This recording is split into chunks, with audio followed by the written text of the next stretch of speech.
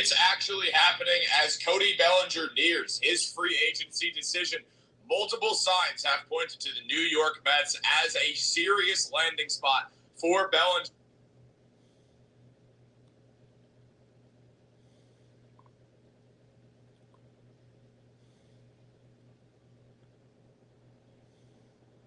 If there were nuclear strikes from Russia into Europe in the next year or two, as you said there may be, what countries would that include? But my choice would be Britain and Germany.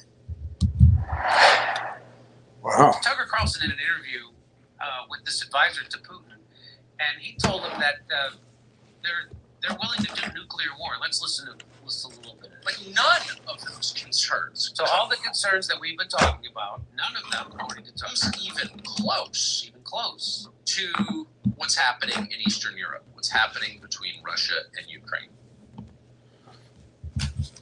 Russia, and prepare yourselves because this is the global headline, Russia is actively considering the use of nuclear weapons against Europe.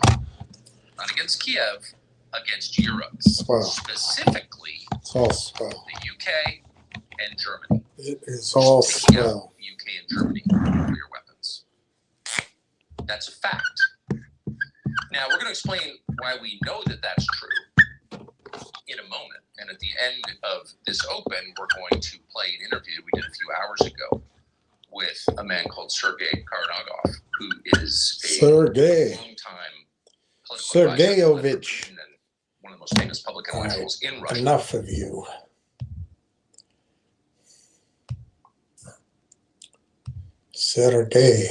Sergeyovich.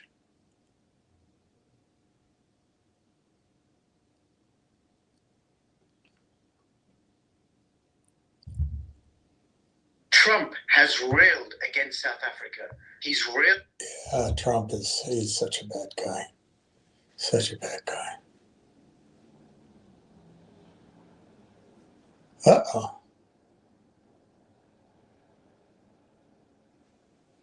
Is that true?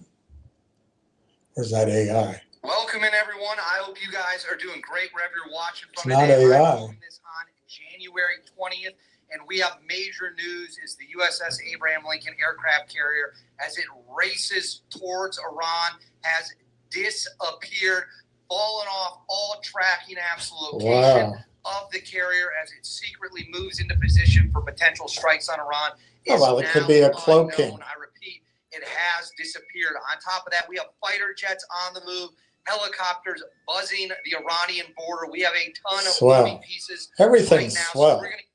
So Let's start talking about other things. Everything is just swell.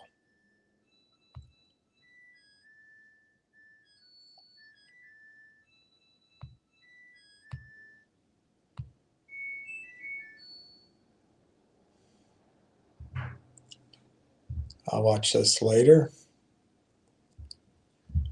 Watch that later.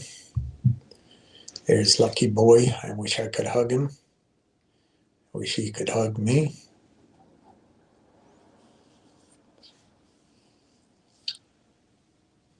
This guy's good.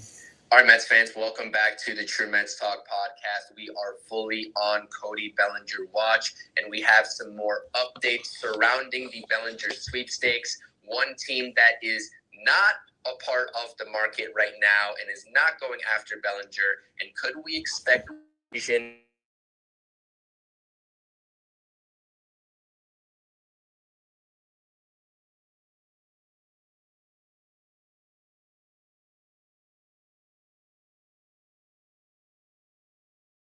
But before we get into this video, make sure to smash those thumbs up buttons. As always, these conversations surrounding our beloved team from Queens this offseason and going into spring training that is rapidly approaching.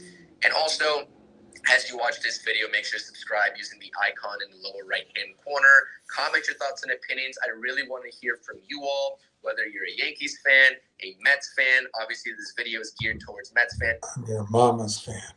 All right, let's skip all this. Let's sign in.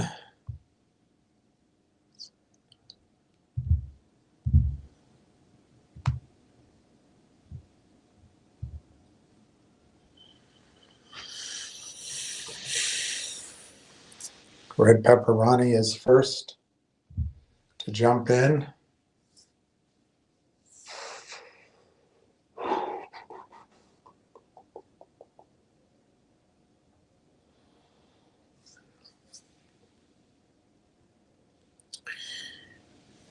Red Pepperoni, how are you? I think you're numero uno in the overall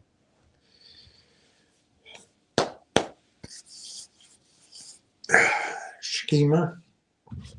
We are Railtown, 17,200,000 shares, 17,200,000 shares. This is our ticket out of here, and this is our ticket to being a meaningful block of stock instead of a block of baloney. I am going to be probably unable to, oh no, that's the wrong day. Or is it the right day? Yeah, no. I'm going to be unable probably unless I do it at evening. I've got a doctor's appointment tomorrow, some exam, I don't know which one it is, and then I have another exam on Thursday. So I'll probably be unable again unless it's late. I do have Friday free, but then next week, well, right now next week's free, but I'm supposed to go in for this effing exam soon, and it might be next week. And one other test next week or the following, and then I have a doctor's appointment the 13th. So my over the next sort of 2, 3, 4 weeks, my availability is going to be sporadic.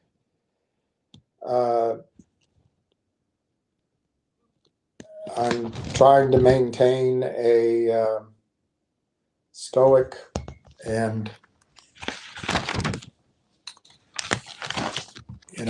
just it happens to everyone type attitude. But anyway, so for the next 2 or 3 weeks, I may not be as predictable as I've been. I don't think I did anything yesterday. And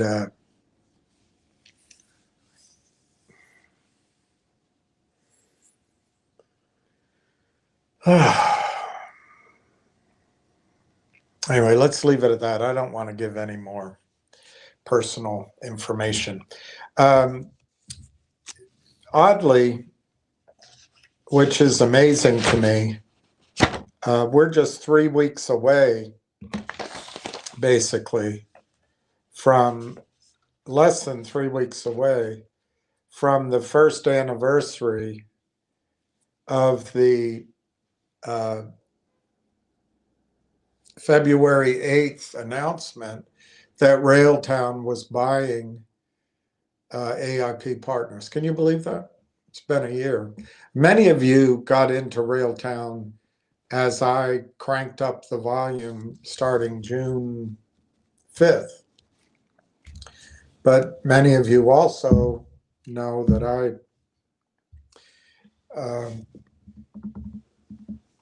I don't remember. I think it was November of 2024 that I first mentioned the story, and then I, was really following it during that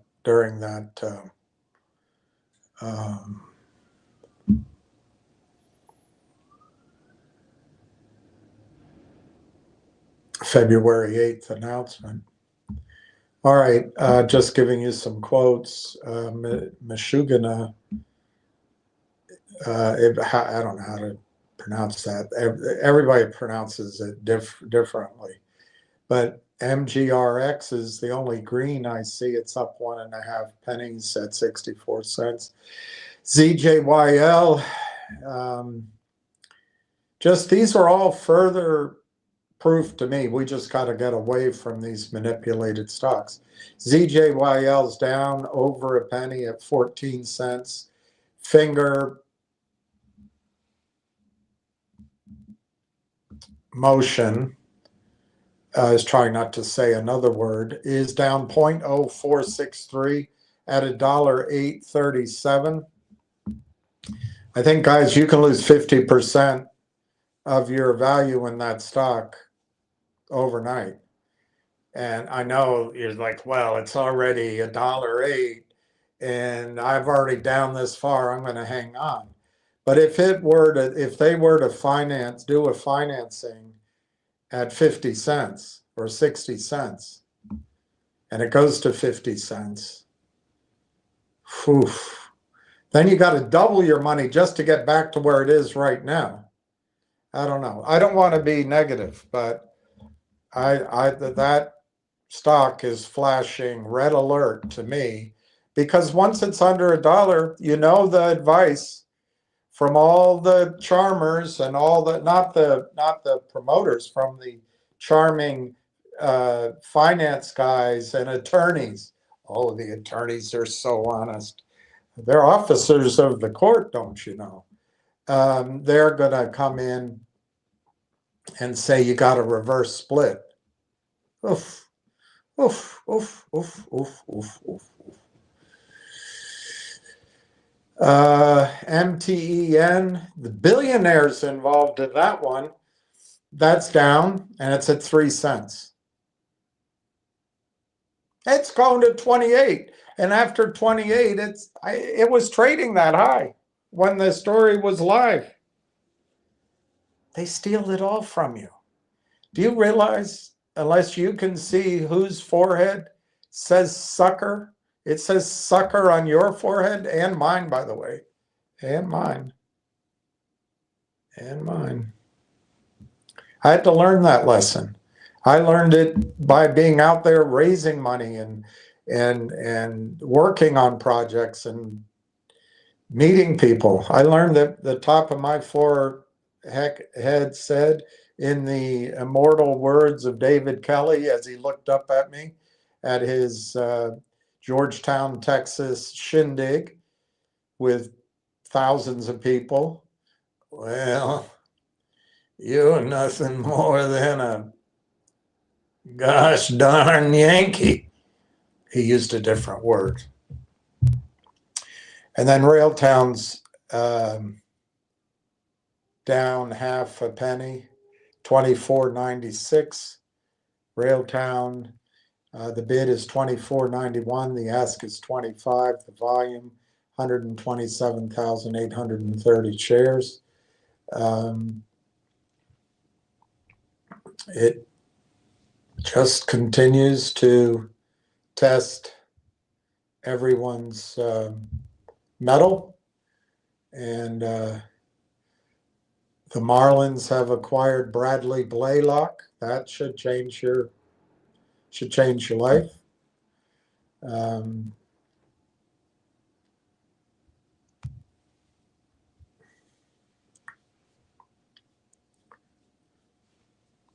Unbelievable. Unbelievable. Unbelievable. We'll get to it. We'll get to everything. Let's go down comments.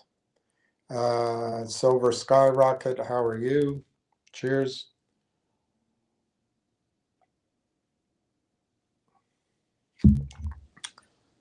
Joe Marty Party, how are you? Jack Hamilton, good afternoon, Mr. William. I hope you and all of our team family are well. D. Macalula, be my baby. Hello, William. Here we go. Well, let's not. Two things. I love your enthusiasm, but two things. This can drag out. I was going to try to come up with a way of expressing that to you. Might as well talk about it right now. I didn't come up with a way of showing it to you in a song, in a graph. But we're in January. Today is January 20th. So we got 2 more weeks of January. I've shown you that Railtown, Rail Engine V1, it's in the filing at the Canadian Stock Exchange, who requires a monthly update. And I've shown it to you many times. That's supposed to be ready by the end of January. So let's take them at their word. Let's say it's ready by the end of January. That means the next 2 weeks, I think not much happens. Sorry. It could. Sentiment, as Jack McCarthy used to tell us over the nationwide system, sentiment can change on a dime. But I don't think it's changing in the next 2 weeks. It could. And then we've got the first or second week of February. My opinion, odds are everything takes time. So I even think we can just expect that it might be the first 2 weeks of February might be a goner too. So we may have a month to wait for the drums, the here we go, as you put it. But it could happen at any time. That's the problem.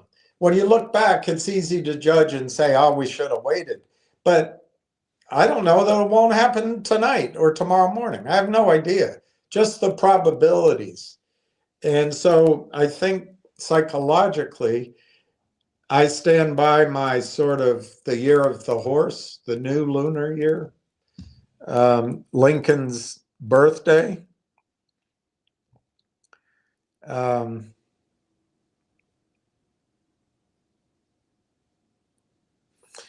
I had a girlfriend, really I did. I think that was her birthday.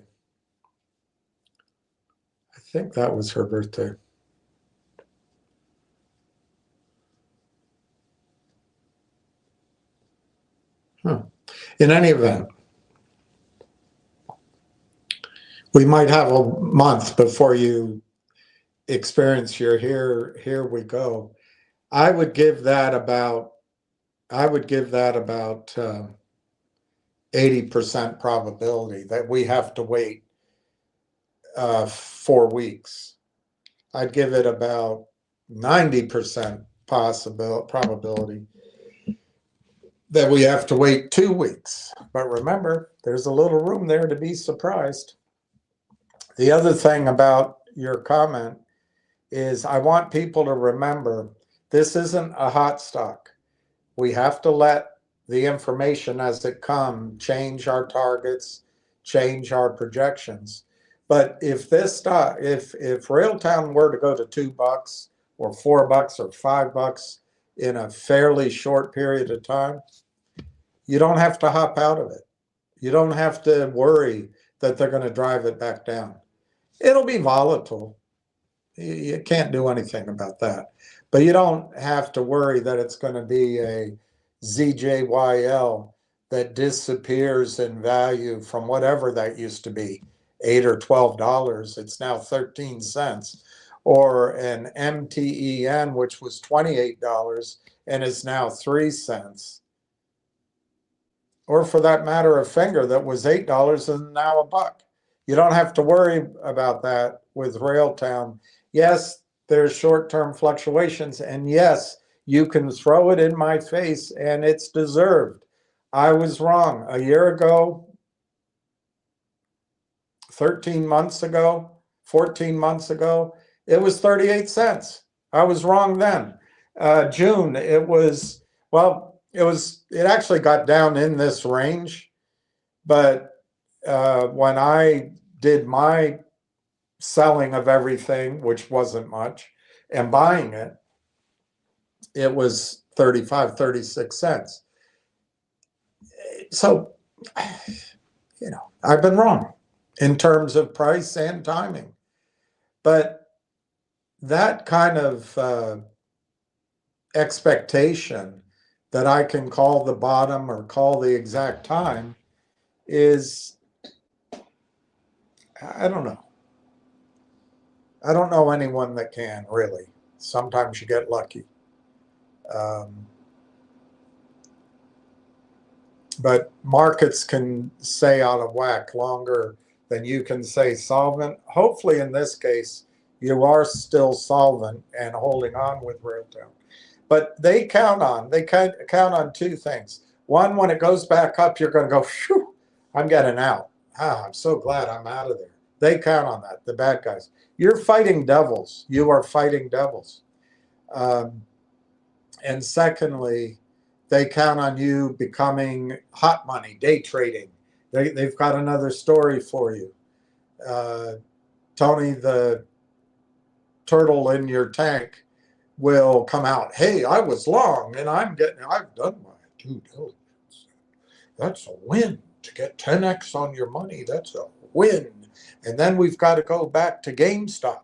How's it been for you with his advice that you go slaughter yourself over and over again in GameStop and AME? I mean, come on. Fast Eddie, how are you? Yeah, I used to say that. I used to say that at the beginning of videos, not live. Well, all right, you guys. Hey, Lewis Shotland. Sky rockets at night. See, good sense of humor.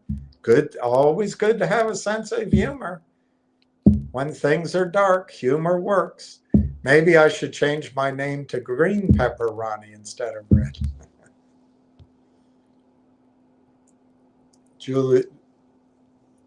Julius Quinn, it's hilarious when you say your mama. Well, why? Because I'm old? Probably because I'm old.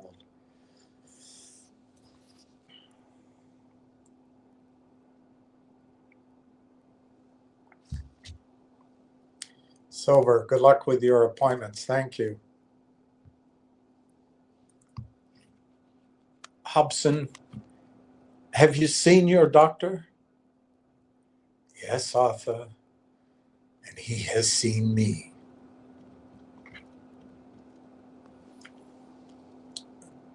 Donna, hi, William, and everyone. Hello. Silver Skyrocket. I made my first purchase around the AIP announcement. Time does fly by, but you know what? Now it'll all be long term. As a really smart and probably the most respected oil man I know told me once, his background was accounting, but he early on he worked at an accounting firm, and he early on was, because of a project they worked on, was referred to work on one oil and gas, I forget the name of the company. We're talking 40 years ago, work on that company's books. And then I think that company hired him internally. And then shortly thereafter, I think he was 26 or something, 24, 25, he started his own company and was very successful with it. But he's a good man and keeps his word. Man, I miss guys like that. He makes a commitment to you, he keeps it. And if he forgets about it, he says, well, Bill, let me check my notes. I'll get back to you. And then calls you back at 6 a.m. the next morning. Well, Bill, you were right. We'll honor that deal. Amazing, just amazing people like that in the world. But he told me, he reminded me, Silver Skyrocket, the best tax environment, the best tax advantage you're ever going to have is long-term capital gains. So that's good in one way. You're going to start rolling into long-term capital gains if it comes to that.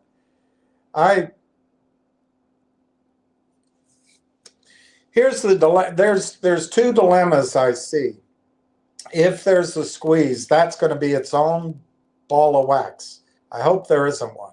The other dilemma is if we're bought by Microsoft, for example, early on, that's going to be, darn it, why didn't they pay more, you know? And we have no control over that.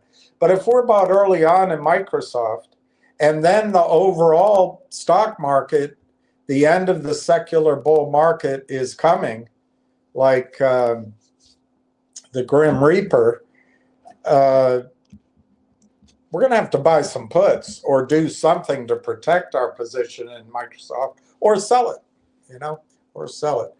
Those two scenarios we don't have to decide on right now, and hopefully we won't. It'll never materialize. But yeah, long-term capital gains is your best tax treatment available. So, hey, Sada Aman, good to see you. I was thinking about you yesterday when I was walking.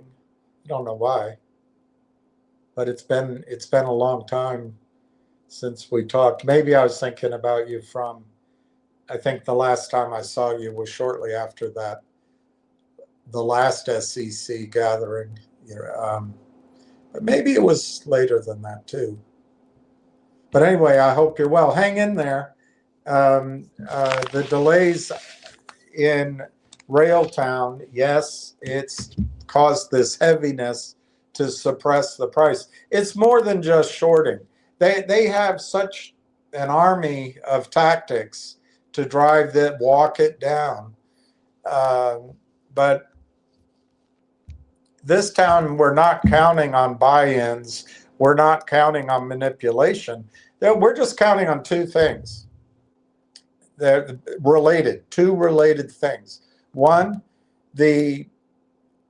whatever the material, non-public information that's holding up this party is released.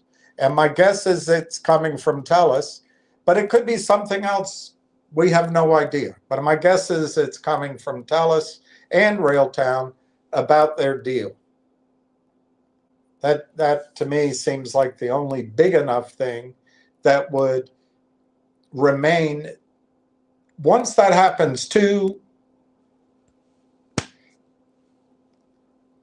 if the news is released, then two separate things. One, all of the buyers, I've heard there's something like 24 institutional buyers, brokerage firms, banks in Canada who signed or just are precluded by law from buying or recommending buying Railtown because they have access to whatever the information is. So maybe with a lag, they can start buying. And remember, there's a limit. If you're a retirement account, it might be $5 a share.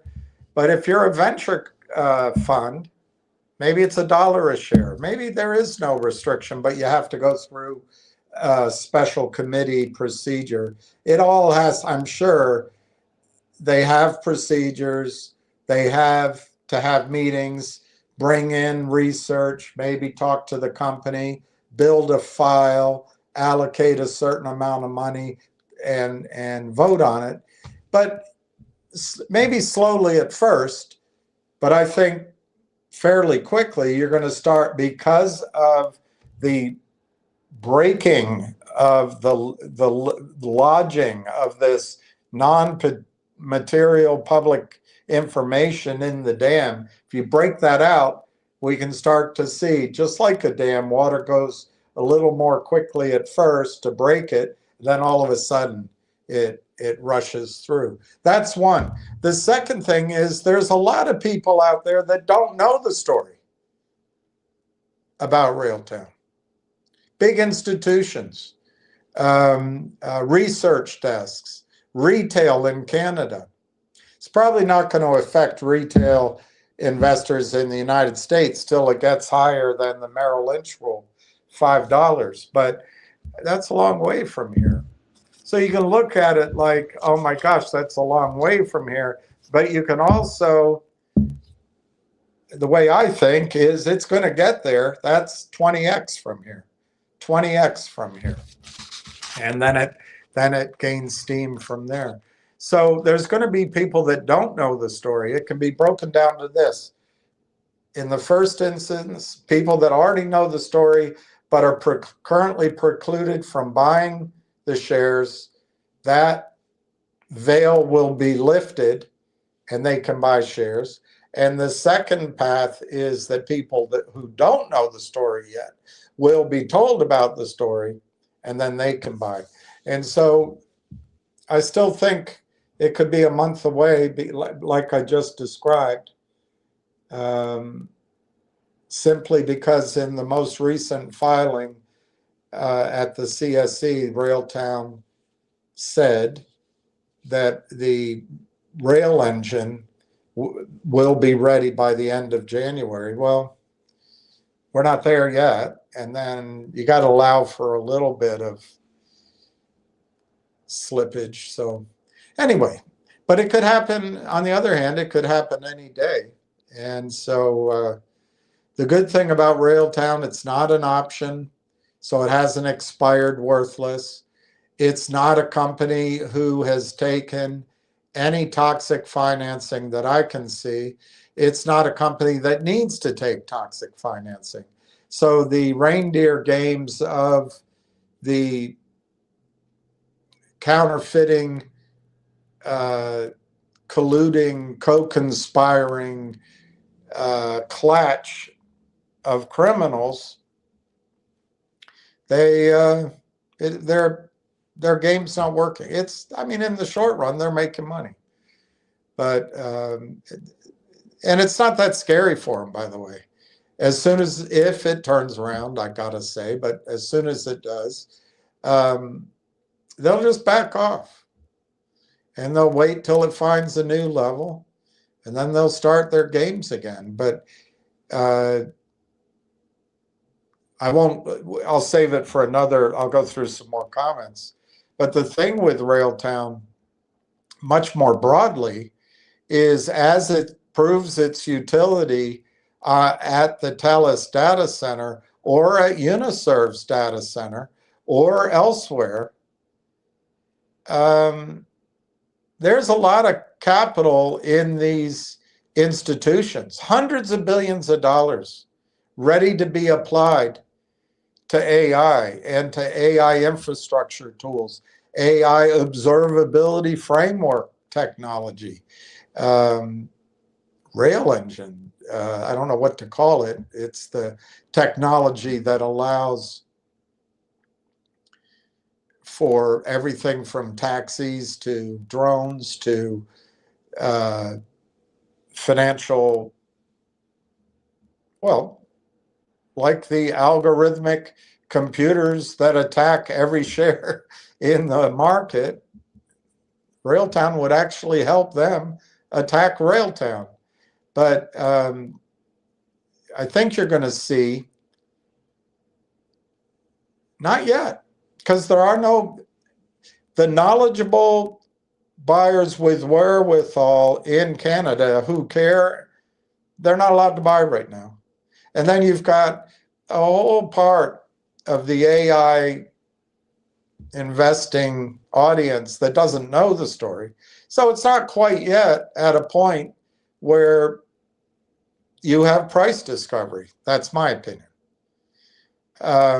Once you start seeing that buying and it's knowledgeable, and by the way, institutions have their own trading desks, they have their own research, they can talk to the company. And I think in Canada, there will be research for retail. You're going to start seeing price discovery and the valuation creation that I think is going to be closer to Lang Chain, which I expect the next time Lang Chain raises money. Of course, it's a self-created value by these private equity pipelines, but I think their next raise will be over $2 billion in value, maybe higher. I think Railtown's enterprise value goes closer to that number than Lang Chain comes screaming downward to Railtown's, depending on whose service you're looking at, $40 million enterprise value, 50 million enterprise value, 35 million enterprise value, I think, or 39 is what Yahoo said. Let me just look at Yahoo so I can give an accurate quote. Do you recognize this attorney? Do you recognize this attorney? Goldman Sachs hired Obama lawyer. Do you recognize this attorney? I do. I have to find it, but unless my memory fails me, she was the Goldman Sachs attorney who worked at the top level of FINRA and maybe the DTCC. I have to find the link. I think it was FINRA, though. That is she.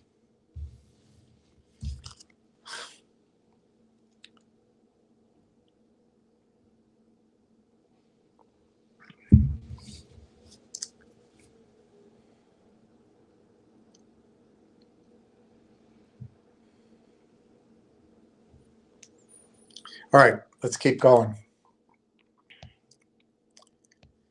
Ward Richardson, William and RT crew. I was watching Navalier Market Buzz over the weekend, how big money is shifting quietly in quantum.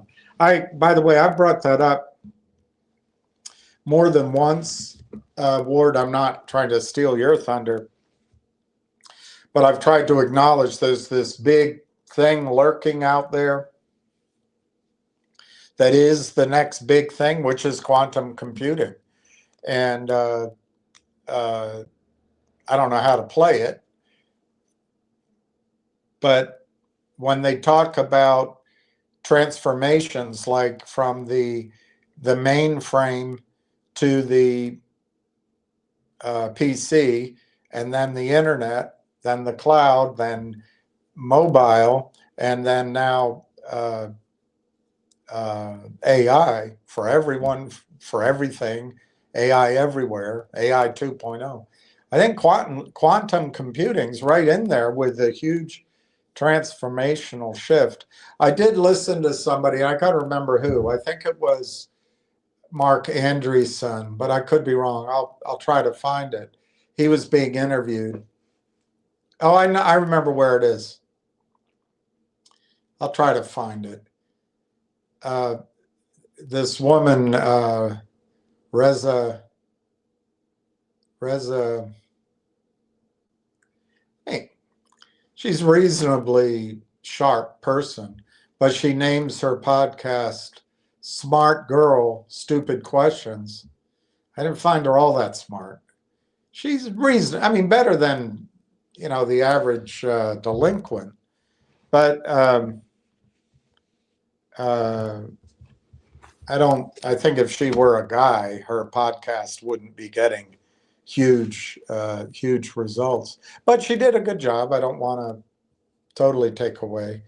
But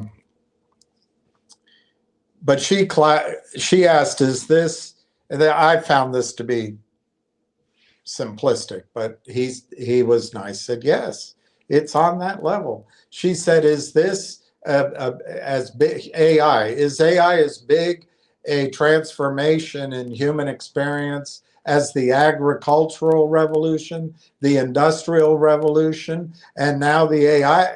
And I'm like, come on. And to him too, to go along with it.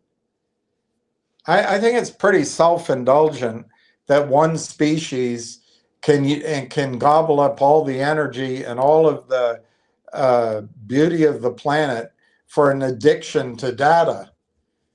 But hopefully technology will change the energy usage, which Railtown is part of that solution now, and change the consumptive effect on the world's resources.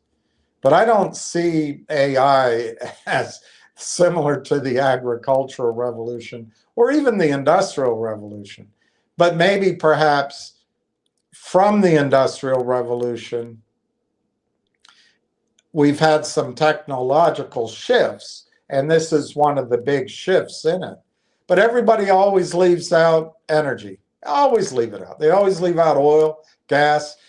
Coal should be left in the ground. This is something I disagree with on Trump. If humanity did one thing, leave the rest of the coal in the ground, we could start addressing climate and global shifts in warming and the destabilization of the global climate. That's what's coming. We've been used to pretty calm weather systems, and I wonder what happens when there's a lot of energy in the atmosphere. Is that why human beings lived underground thousands of years ago? I don't know.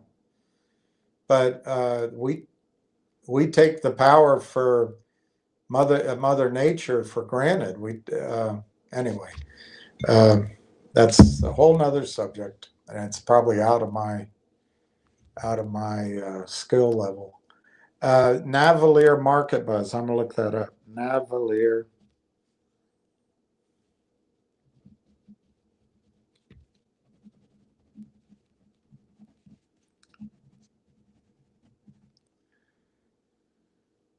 Big money is shifting into the quantum computing space. That being said, I did some research on RT software. Turns out Railtown software will play a key role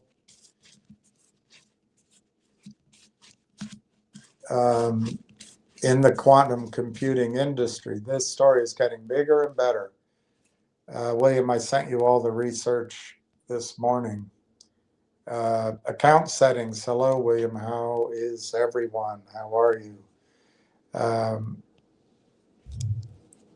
Silver Skyrocket. Thank you, Ward, for your additional research.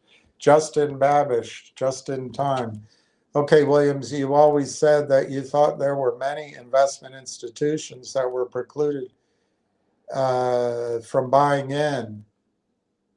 This time you said, I did hear it somewhere. For gosh sake, don't tell us where you heard it from. I don't want anybody to be incriminated for spreading inside information to us. I like the anonymity. I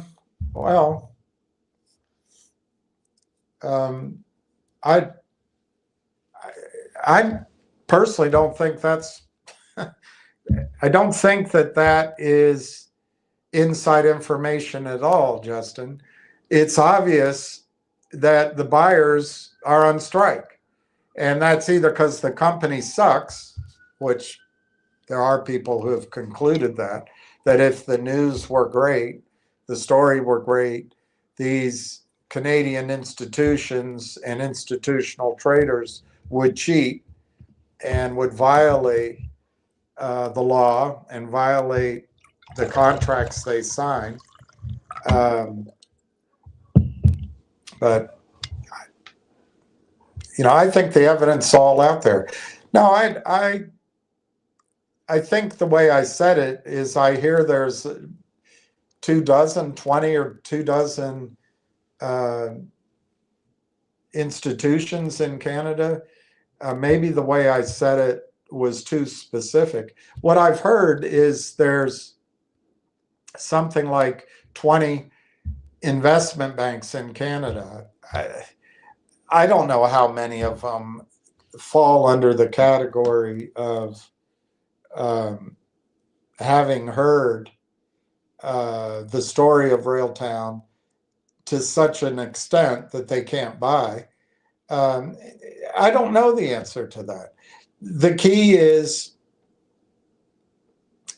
is those who know are not allowed to buy until some piece of information or more than one piece of information is released to clear the deck on any sort of confusion that people have an advantage on inside material, inside information, non-public information.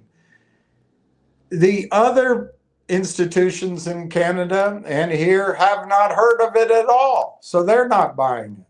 So I don't think there's anything material about that information. It's just putting what your eyes see, putting some links together with public information, and having faith in your conclusions. And there's some people that don't have faith in my conclusions anymore.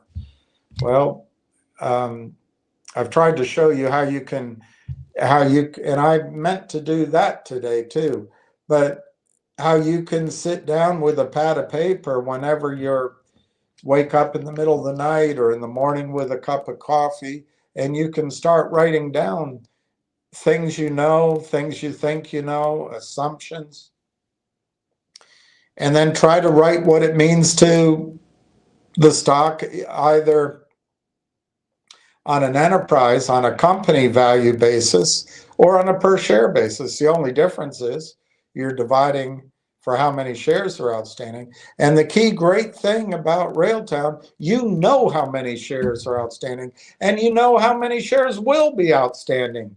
I mean, they may raise money on a strategic deal, but you're going to know what that number is. And the money they raise will have a benefit beyond just the money they raise.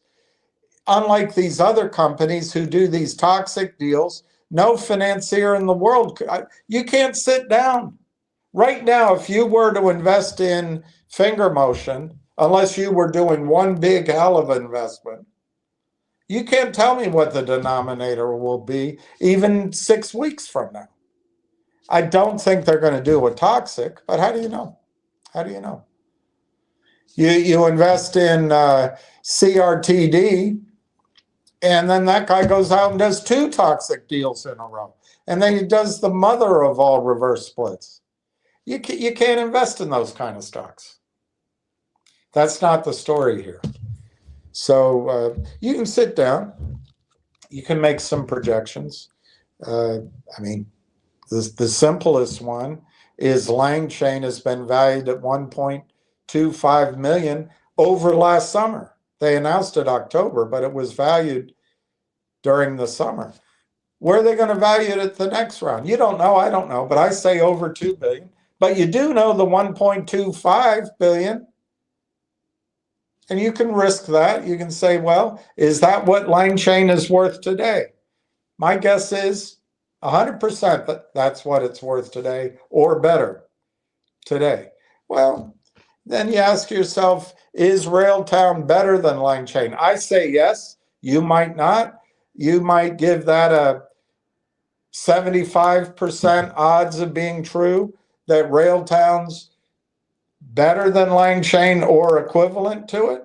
So you take, as you're drinking your coffee, you take 1.25 billion and you divide it by, you can divide it by the outstanding shares, 194 million shares, or you do it fully diluted, adding in the employee options and warrants, roughly 215 million shares.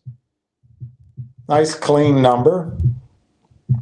You get a target of $5.81 just on the idea that Railtown is equal to or better its product and its potential than Lang Chain, and therefore Lang Chain's value last summer was 1.25, got announced in October. But you might disagree. You might say, I'd say it's 75%. All right, so you multiply that number by 75%. You got a $4.36 target. You may say, I want to risk that even further. So you take a third of that number off, and that gives you a $2.90 target. But as you risk things, I think you should be getting more and more confident that those targets can be achieved. And there's no material inside information about any of that. You're just forcing the electricity in your system, the muscle memory, and your anxiety to be disciplined by, I wouldn't say it's logic, but I would say it's by what you know, what you think you know, what you think are safe assumptions, and then there's some wild ass guesses because we don't know everything. But you risk it. So I just risked the hell out of that calculation, come up with 290. That's over 10x from here. But it's on the premise that the Wall Street private equity boys and girls came up with a valid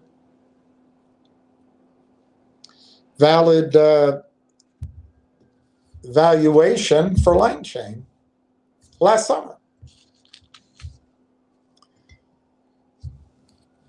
Which one's going to prevail when finally there's a real buying and selling in Railtown? Is LangChain going to collapse by,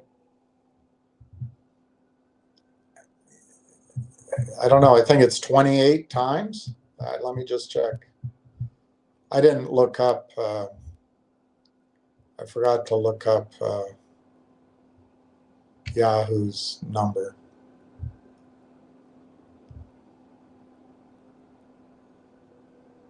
Of course, I can't find it.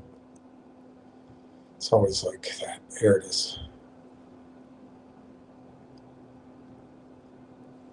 Takes a little while. Takes a little while and takes a little while. And it's a long, lonely, lonely, lonely time. I don't know why it takes so long.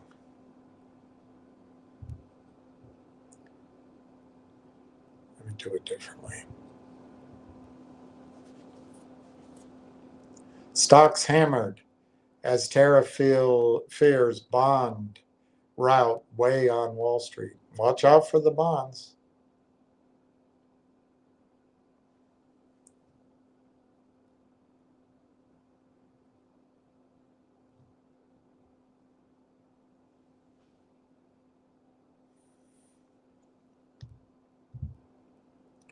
Yeah, the market cap on Yahoo is 36.649 million.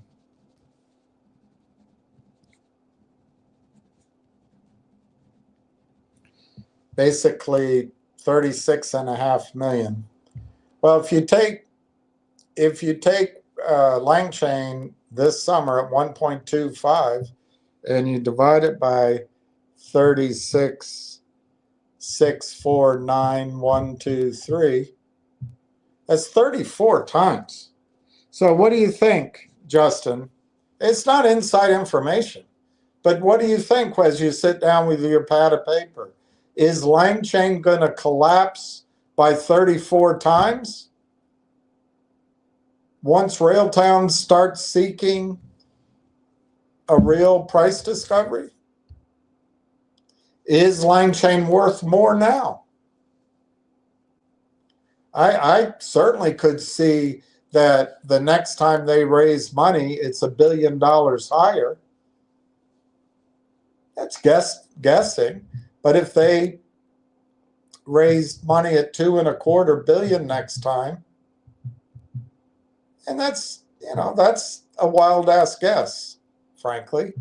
And you divided that by 36 649. That's 61 times. Does Lang chain fall in what I think it might be worth today 60 times? Or if you take the price this summer, does Lang chain fall 35 times? Or does Railtown go up? I already risked it. If you take Railtown to the summer valuation of Lang chain,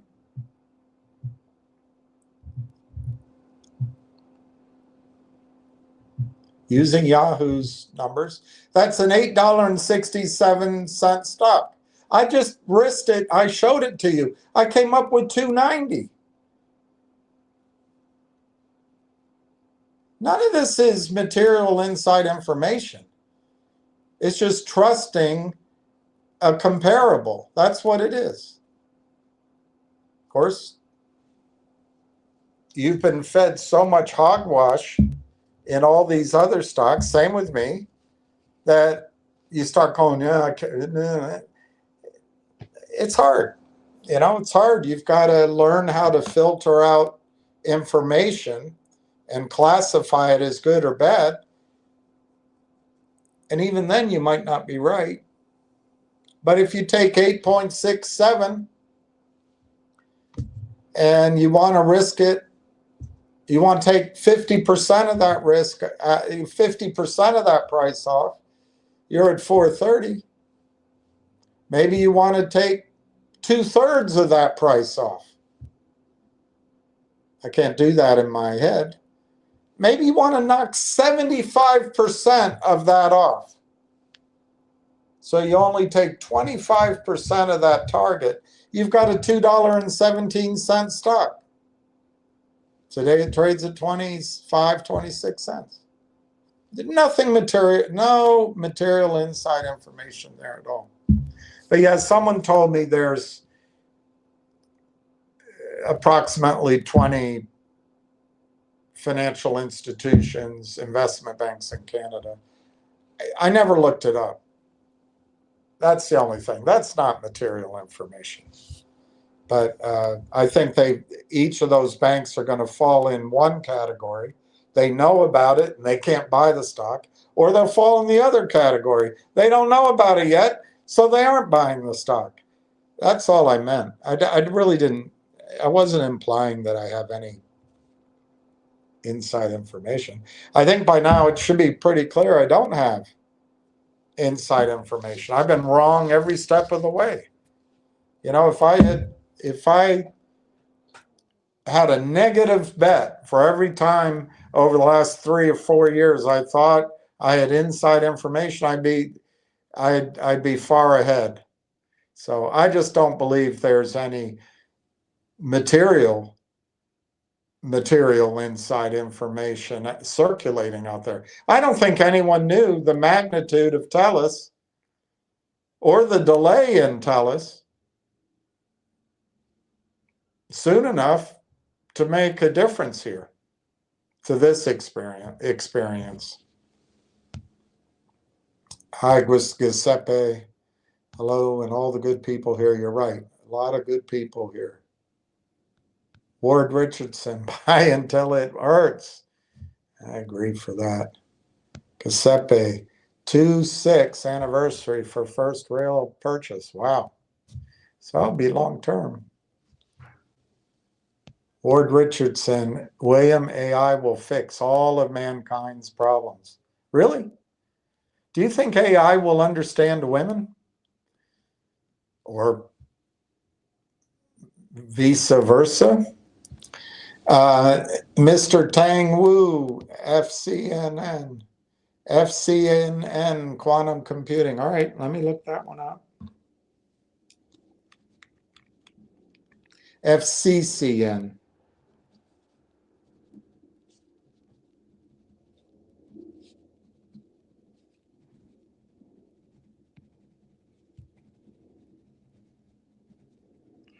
All right. See if I can find something out about that. Thank you, Mr. Tang.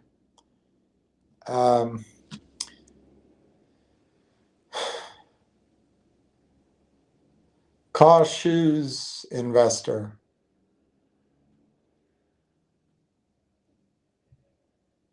The way you keep pushing out your prediction dates only gets closer to what Tony Tutos predicts. The what if Microsoft buys is all Hopian because no one knows anything. It's just guessing. Well, I don't know if that's what Tony predicts. He bought the stock at 48 cents. And yes, he says wait 2 years. But let me be clear. If you wait for 2 years, you're going to miss the whole thing. At some point, sentiment will change and the valuation has changed. When I say that Microsoft buys it, I absolutely admit that's my favorite. But the buyers, there's an arms race right now, and the buyers are probably the MAGA 7,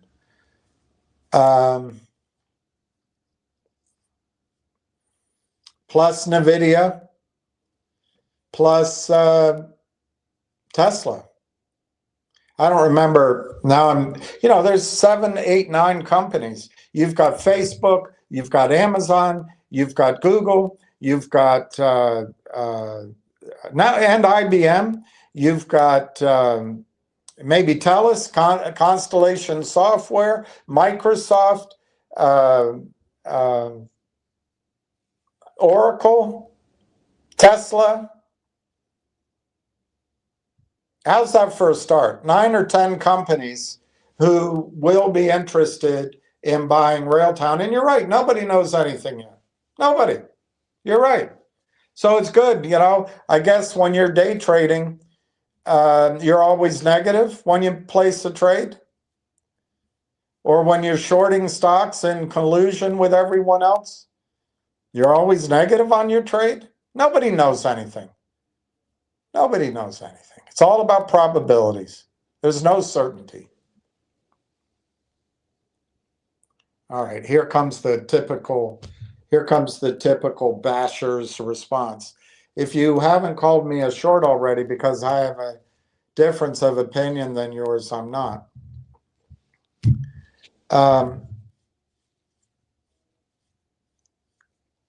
I don't believe that. I think you follow the Basher's Handbook precisely. And if you're on the side of Tony the tiptoeing turtle, I think you're on the side of the shorts. That's my opinion. And when you come in negatively, when everyone else here is pretty positive, there's a lot of people that have asked me. Justin's asked me questions. Sometimes I get agitated. I'm not a perfect person. But I don't mind questions that question my point of view. But you don't come in like that. You come in negative and you want negative. You're not open-minded at all. So I think you're a short, or you work with the shorts, or you're paid by the shorts, or you're an opportunistic day trader to the downside. And you don't add anything constructive to this conversation. Except bumper sticker noise. So yes, I think you work for the shorts. Justin Babish, when is the February 8th. February 8th. When is the 12-month anniversary for the announcement of acquiring AIP? February 8th.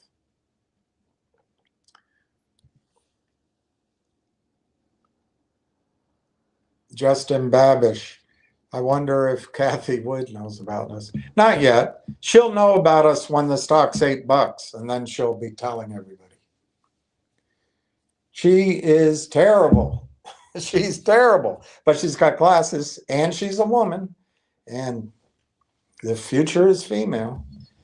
Look, there are great women out there, but there's a lot of women where the thumb's on the scale for them, and they don't have the talent of dozens of men and women, perhaps, who could have had the opportunity in the normal metric of proving yourself first. Kathy, Kathy Wood and ARK Investing. They're terrible. She's always wrong, always after the fact. I don't know how she still has a portfolio. She loses so much money. Just my opinion. I could be wrong. Phil Haynes. I bought silver at 85. Hopefully it keeps going. Yeah, Phil. The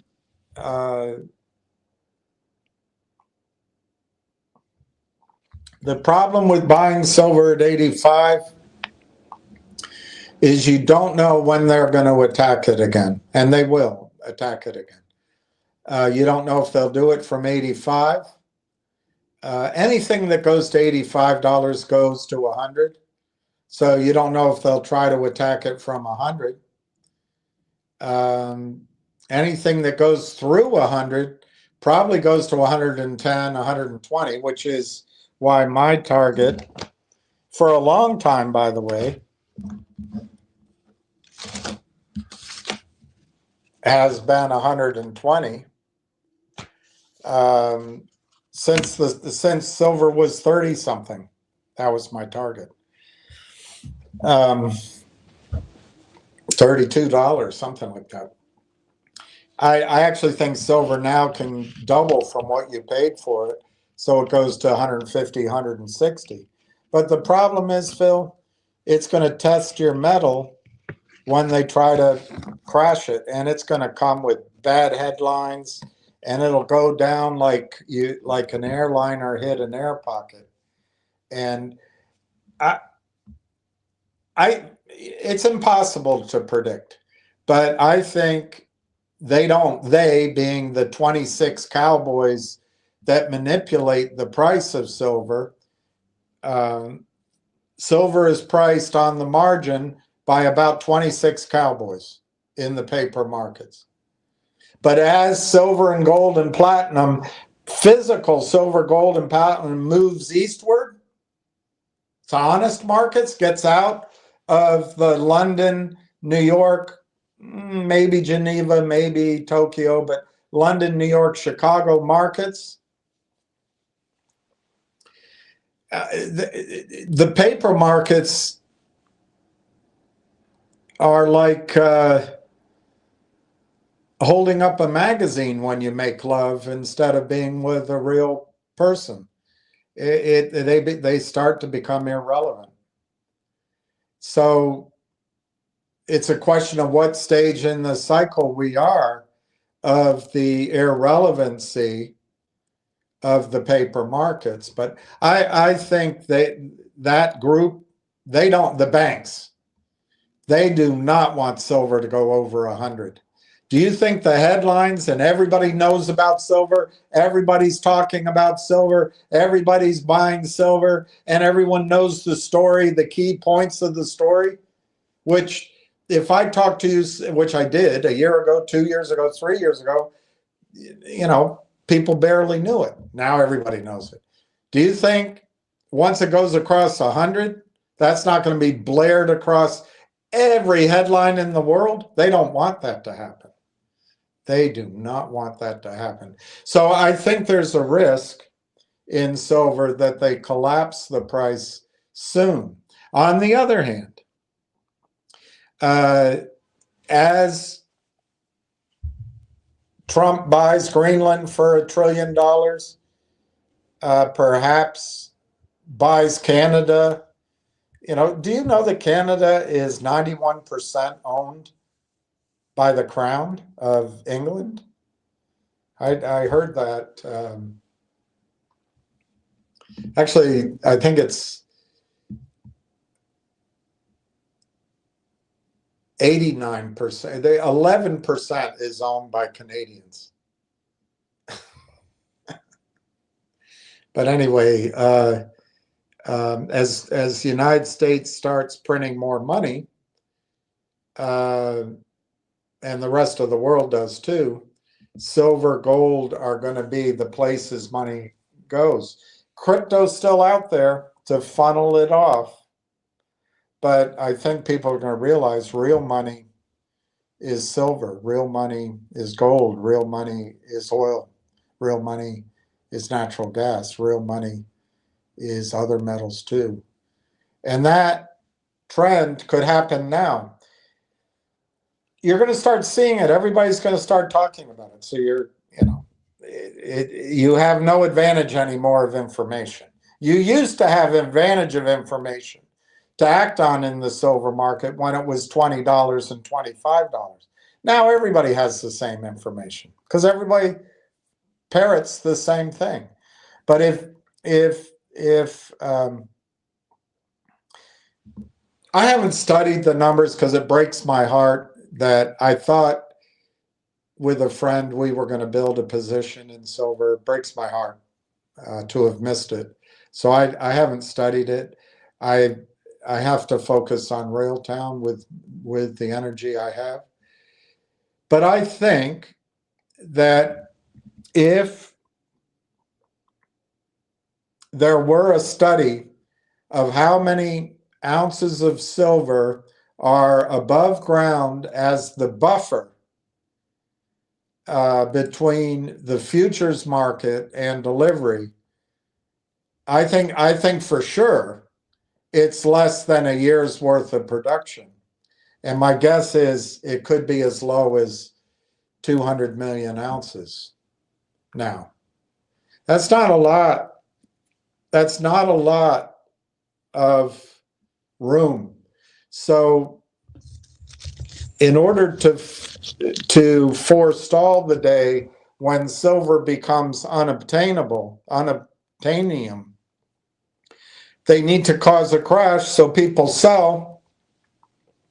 And however they're accounting for things, because silver is the glaring example of the counterfeiting and the rehypothecation that goes on in all Western markets. Everything is turned into a betting, a betting slip. Everything. And anyway, so Phil, I like if you don't own silver and you own it now, just ride it out. But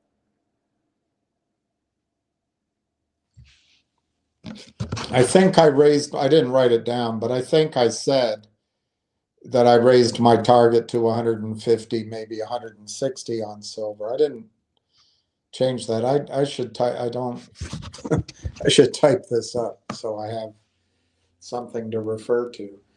But I think if the markets, if the Dow hits 70,000, if the S&P goes to 10,000, if NASDAQ goes to 40,000 or something like that, if the Russell goes to 4,000, maybe 4,500, silver might go to 150. But at some point, the bull market, essentially caused by the baby boom generation, just by a certain population, the secular bull market that started probably in 82, maybe 81. I think there was a bad market in 83. I don't remember when it first crossed 1,000. Let me look it up. Let's Google it.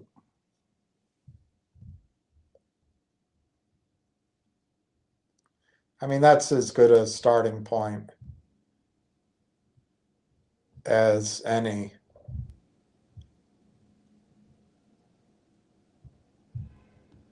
Oh, I forgot to put Dow in there.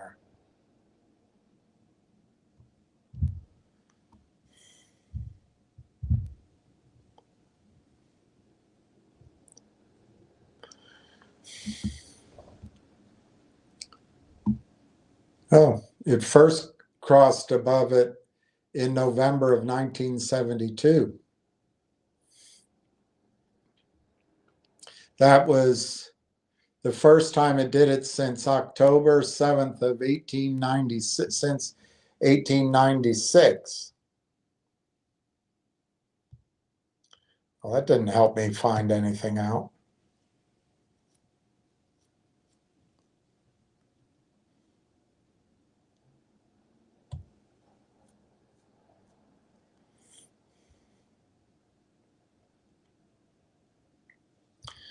All right, here, New York Times headline.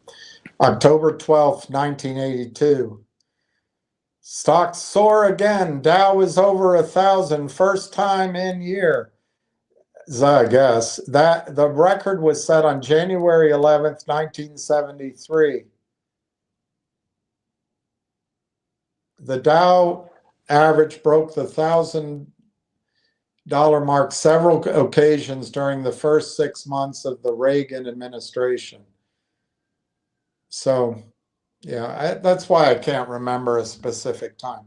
But basically, from that time, from 1980 or so, and here it says 50 years ago. That was 1972. I can't find a date to give me. Not until December of 1982 did the Dow finally hurdle above 1,000 and stay.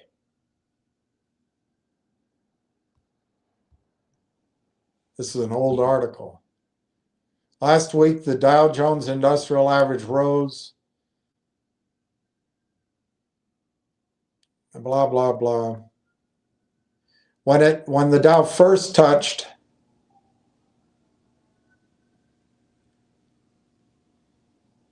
on January 18th, 1966, the Dow hit an intraday, during the day high of 1,000. It broke through that 3 more times that January and February, then faded. The Dow cracked 1,000 again in 1972 and 1976, then fell back both times. Not until December 1982 did the Dow finally hurdle above 1,000 and stay there.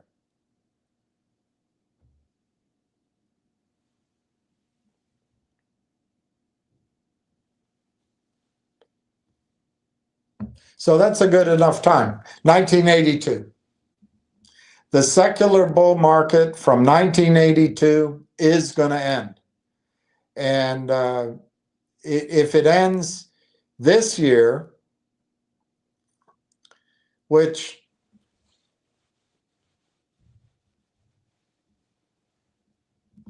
here's how you're going to know it's going to end. When the mania comes, when everything you read is it's going higher, when everybody's buying, when every news story says, oh, Trump buying Greenland was great, and now we're buying Canada and Cuba too, and we're conquering space, and American ingenuity, and NATO's back, and everything's going to be glowing.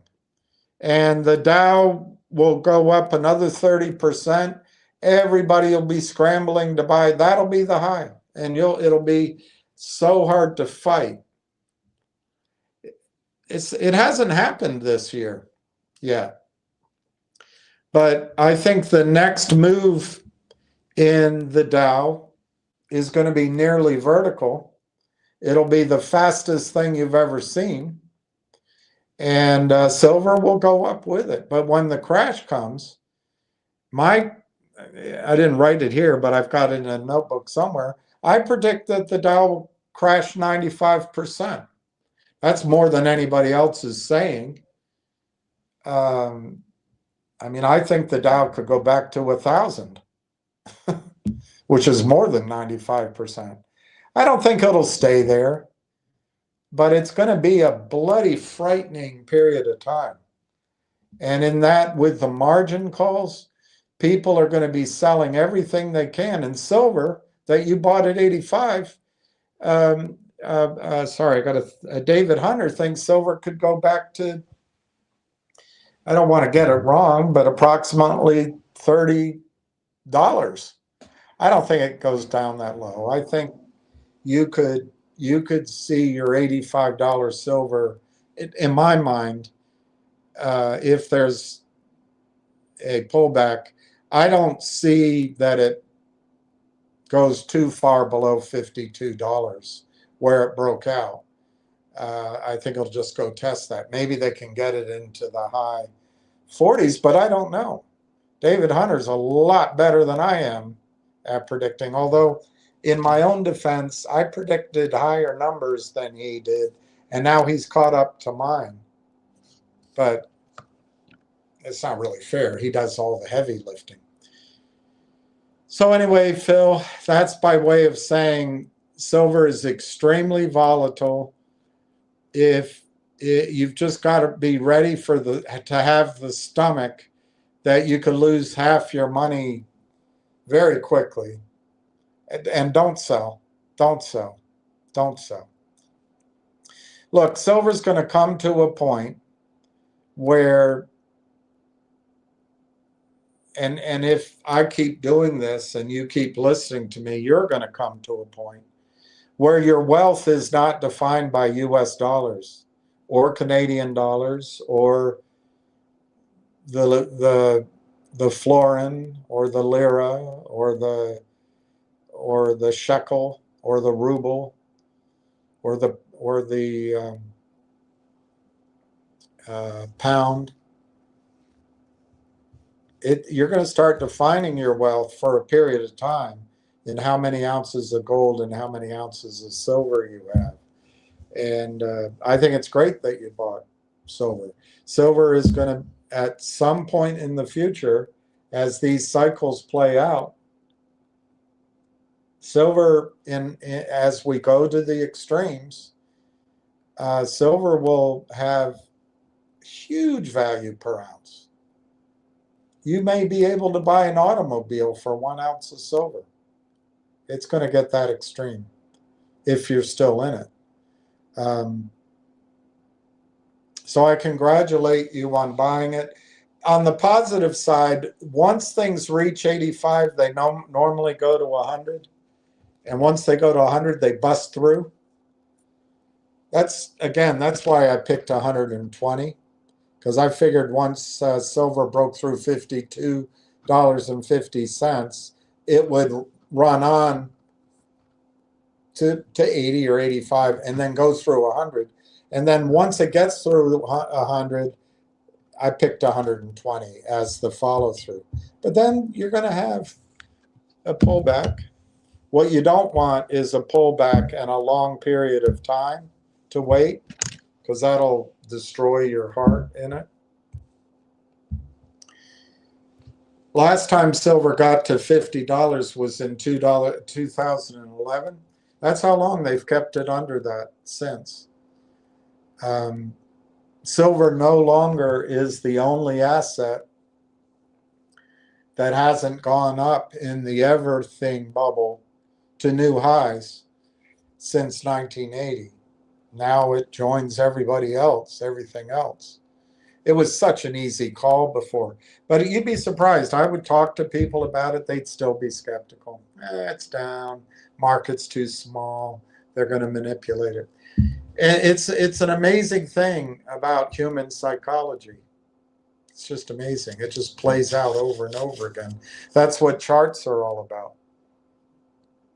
But I think it's a good buy. I think silver...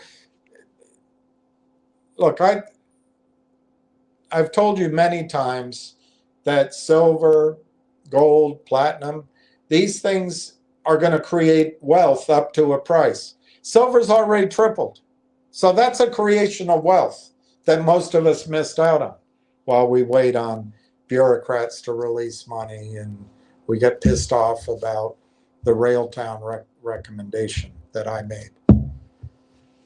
But even after it's tripled,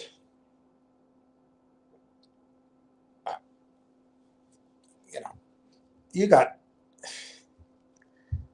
I don't know how high silver is going to go in the wealth creation phase. But in the wealth creation and wealth preservation phases combined, you could see silver at 10,000 an ounce.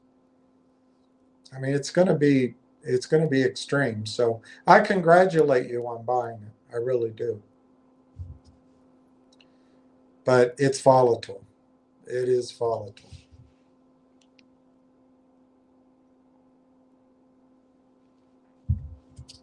And I still love silver. So let's see, what did he say? This is from Jason Zweig. He said that it was December of 1982 that it finally stayed above 1,000. So that's a good time to measure the secular bull market starting. I don't know what a chartist would say, but that's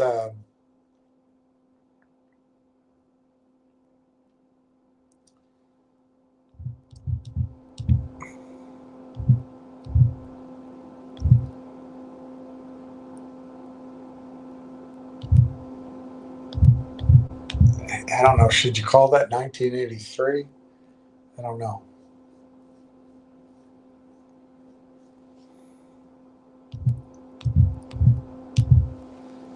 I don't know. It's like 44 years ago, but maybe you call it 42 years, 43 years. Anyway, the cyclical bull market, the secular bull market, sorry, will come to a resounding end at some point. Will it be this year or next year? AI might keep it up. AI might keep us going. It's all about the confidence of billions of people.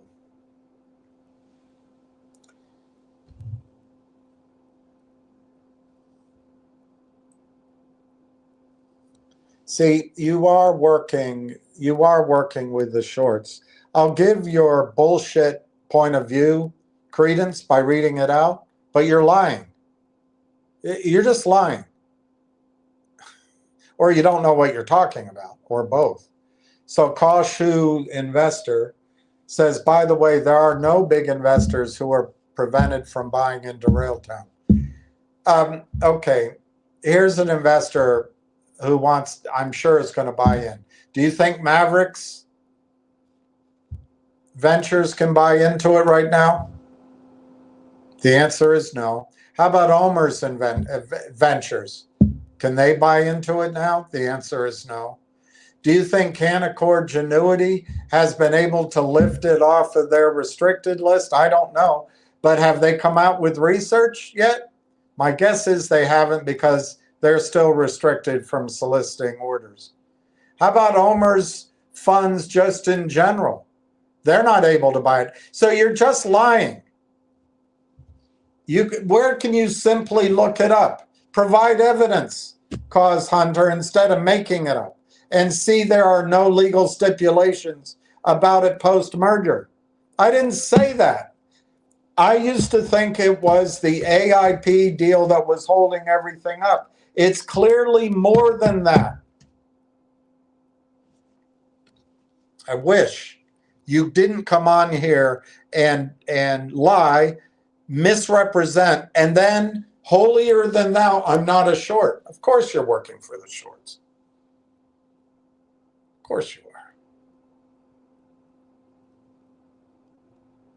Holier than thou. Pessimism always sounds like you're doing someone a favor.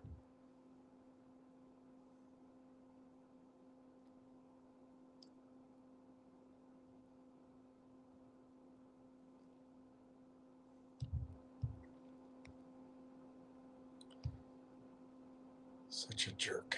Such a bloody jerk.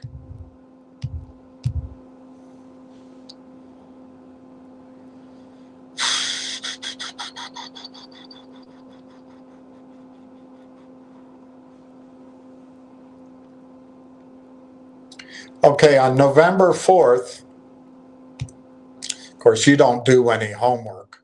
You just sit there with your script. But on November 4th, Railton AI collaborates with TELUS Sovereign AI Factory to accelerate agentic development for Canadian software affiliates. Railtown and TELUS today announced that the Vancouver-based Railtown will deploy advanced agentic software development solutions through TELUS's Sovereign AI Factory. Leveraging TELUS's high-performance, fully sovereign infrastructure, Railtown AI will deliver cutting-edge AI-powered development tools to Canadian software teams while keeping code, data, and intellectual property securely on Canadian soil under Canadian control. The collaboration extends to provide sovereign AI access to Railtown AI's broader ecosystem of Canadian software companies and affiliates. That's their network. So it's both at the data center, that's how I read it, and to their network affiliates. Railtown develops advanced AI agentic frameworks and observability tools which empower businesses to build, deploy, and manage AI solutions efficiently. Railtown's technologies are purpose-built for companies and software development teams creating autonomous AI agents or integrating agentic capabilities into existing products and services.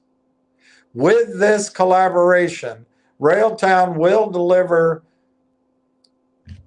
these technologies through TELUS's sovereign infrastructure, which provides multiple layers of security, data residence, and operational control to make sure everything stays away from Trump's greedy hands. And it talks about sovereign AI. The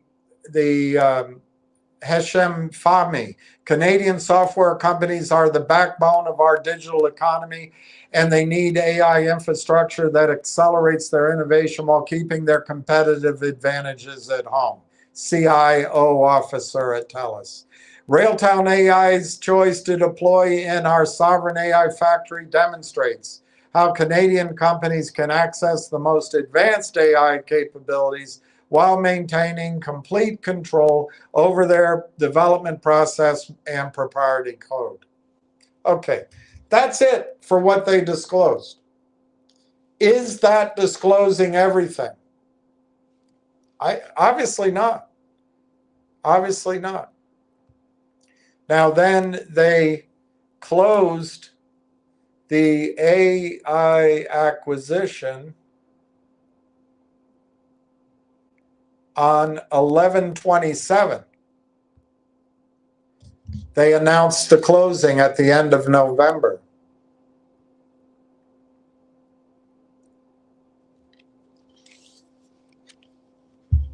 Obviously, people involved in the banking or anyone solicited to buy Canaccord Genuity or anyone else, maybe to do a deal, has knowledge. One, what's the deal with TELUS?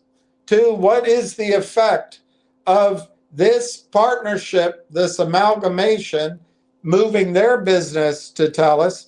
And they have information we don't have about what is the broader impact of TELUS running their data, their clients' data, through the new Sovereign AI Factory, the only one that exists right now, there'll be others, through Railtown. We don't know those things, but these people do. All these bankers and investors and insiders, everyone that's touched this knows it. That is material, non-public information. All right, let's look up. You said you can simply look it up. All right, let's simply look it up. We will ask Google or whatever this AI Google has. Can Canada restrict buying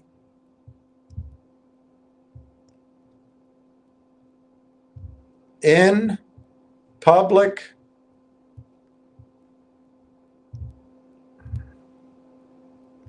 companies if the buyer knows material non-public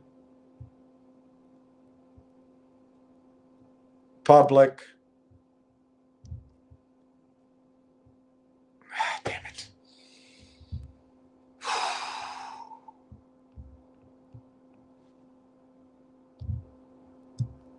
Information.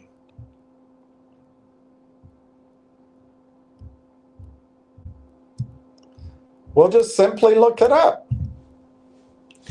Hey, let's just simply look it up. Yes, Canadian securities laws strictly prohibit buying or selling securities of public companies when in possession of material non-public information.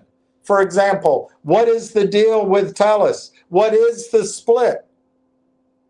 What is the impact on a revenue basis of moving the TELUS, the network companies over to TELUS? What is the impact of Darren Entwistle's statement that he's going to grow his revenue from, my translation is data centers, to $2 billion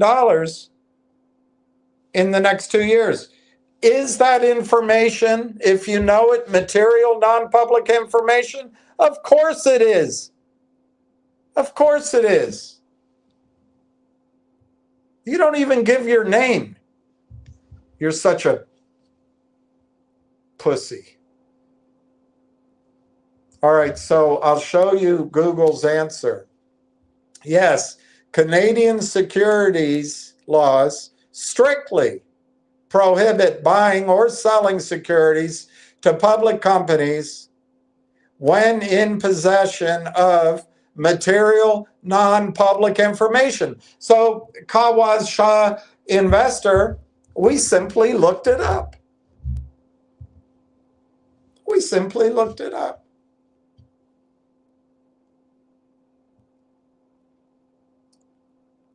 A practice known as insider trading to protect market integrity and ensure fair access to information for all investors.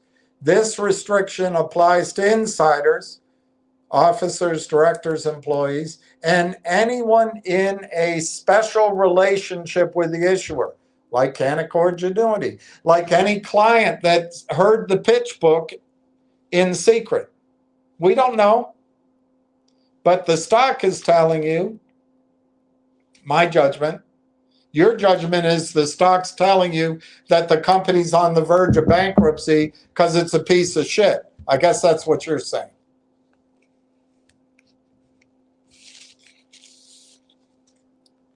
I'd like to say you have an opinion, but you don't. You're just following a basher's script. Mother must be proud of you.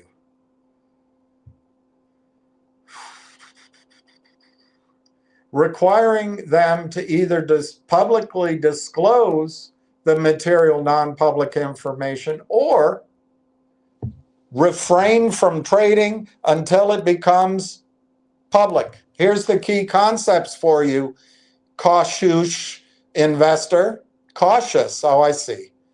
Now I get it. See, that's how slow I am. You're a cautious investor. Yes, you are.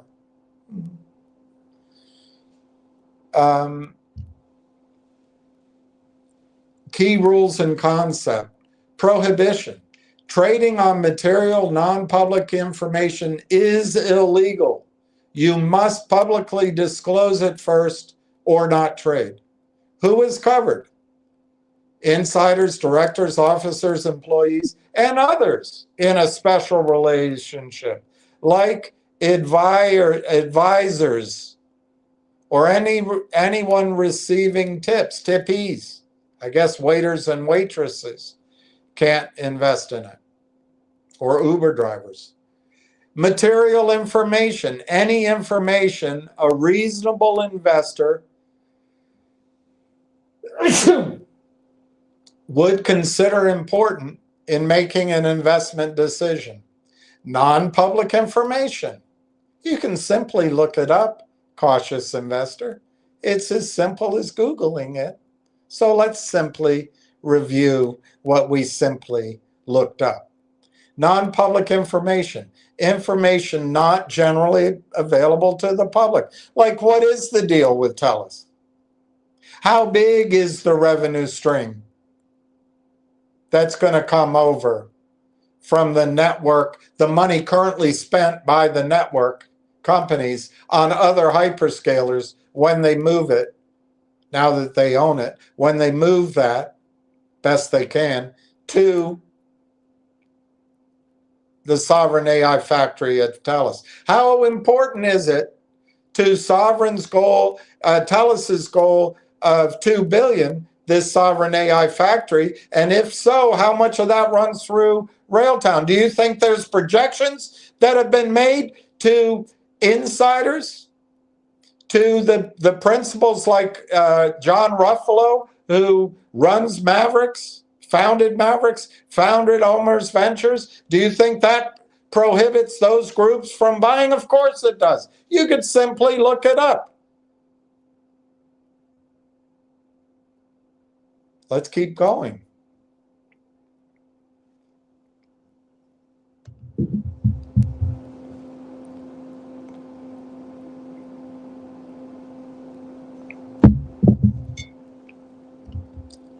How insiders can still trade. I skipped a couple of other points just because it's repetitive. So insiders can use pre-arranged automatic securities purchase plans. Okay. In essence, if you know something significant that the public does not, you cannot use that information to buy or sell shares in Canada.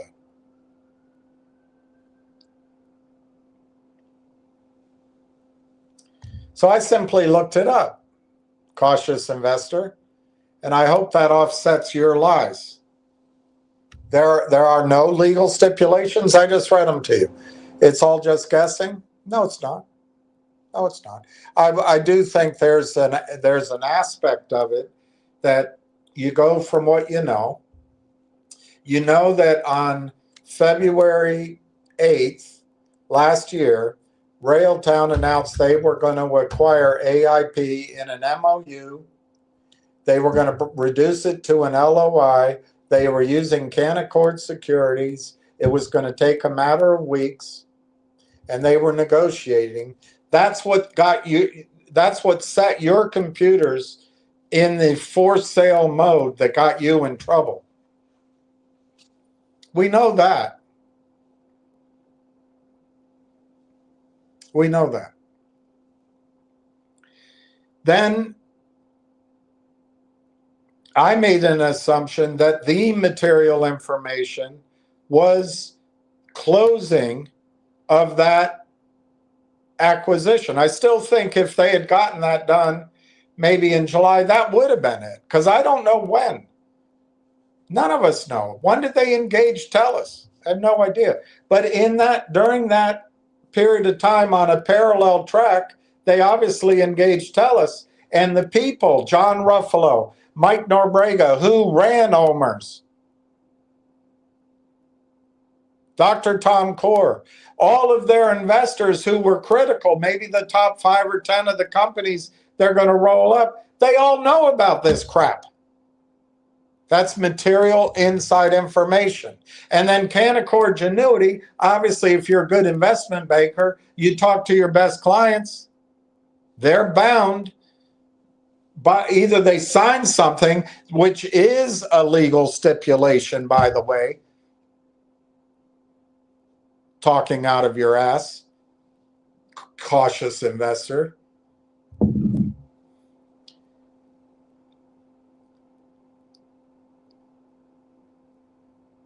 when Canaccord talks to people, they can't buy the stock. When TELUS and all their research analysts learn that Railtown, this is my assumption, so I know that Railtown is the layer between the user and the compute power of the data center. I know that. You know that. Of course, you don't read anything. You just bash. You don't have time to study. You're trying to bash 100 companies that you have positions in. But we know from this news I just read you that they are that layer. What we don't know, are they 100% of that layer? Are they going to be 90% of that layer? 50%? We don't know. Which is why instead of using 2 billion, I used $1 billion. I cut it by 50% when I did my projections. But yes, there's an example. You know part of it. The rest of it, you have to make some assumptions. And that's just life. If people knew the future in investing, if you knew that NVIDIA was going to claim the chip market, but you wanted to wait till it was certain, you pay $400 a share or whatever the equivalent price is now. Of course, investing is about trying to project. Idiot.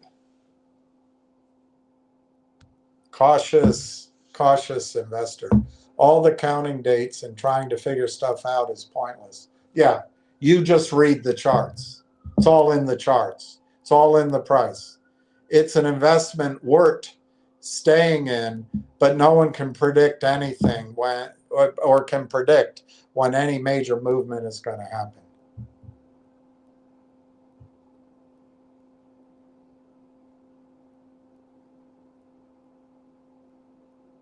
Well,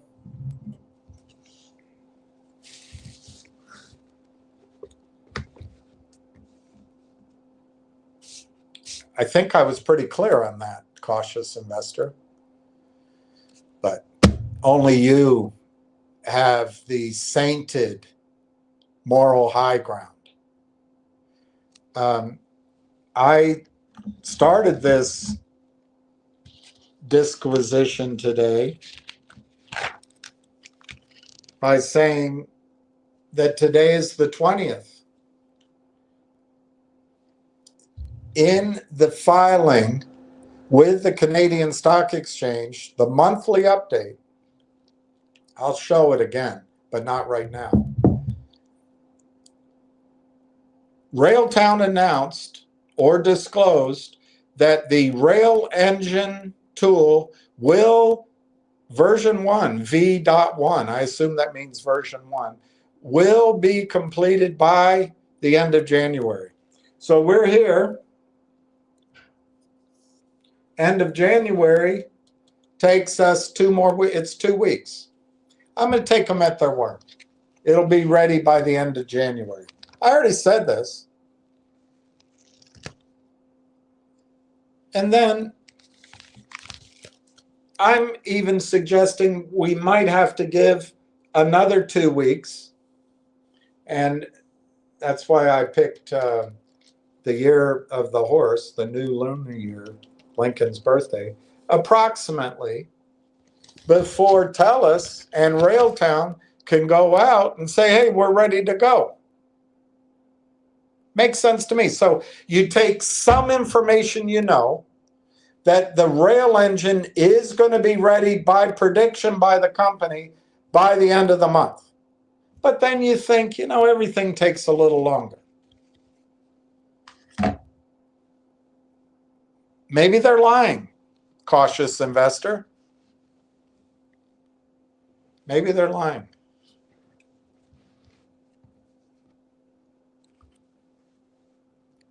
Anyway, I've tried to point out that you can't give exact predictions of time, but that doesn't mean you shouldn't be invested.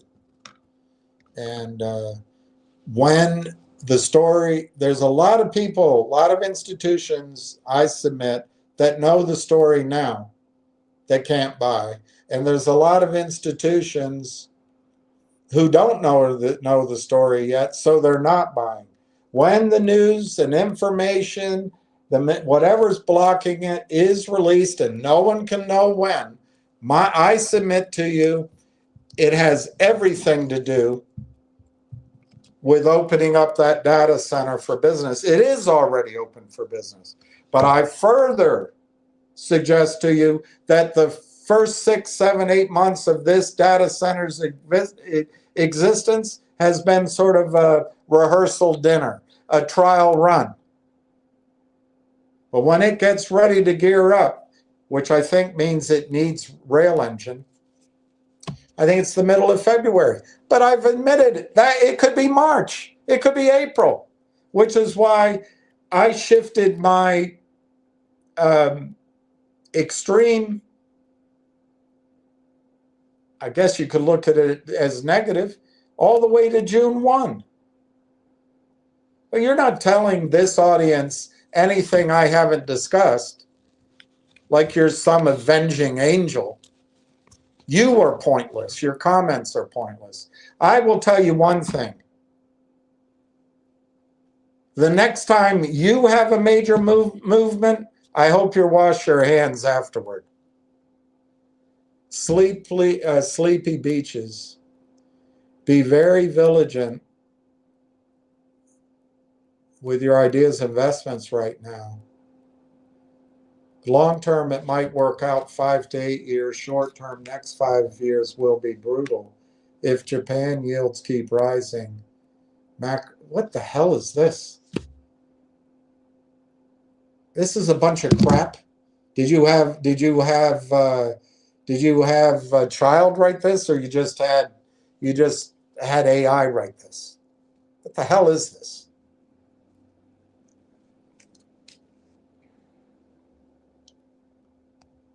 All right, here's Sleepy Hollow. That's what I remember calling it. Sleepy Beaches. William, I watched your video the other day and saw the news about Thales doing housing. What does that have to do with the data center angle? That confused me a bit. With like Apple selling shoes. Exactly.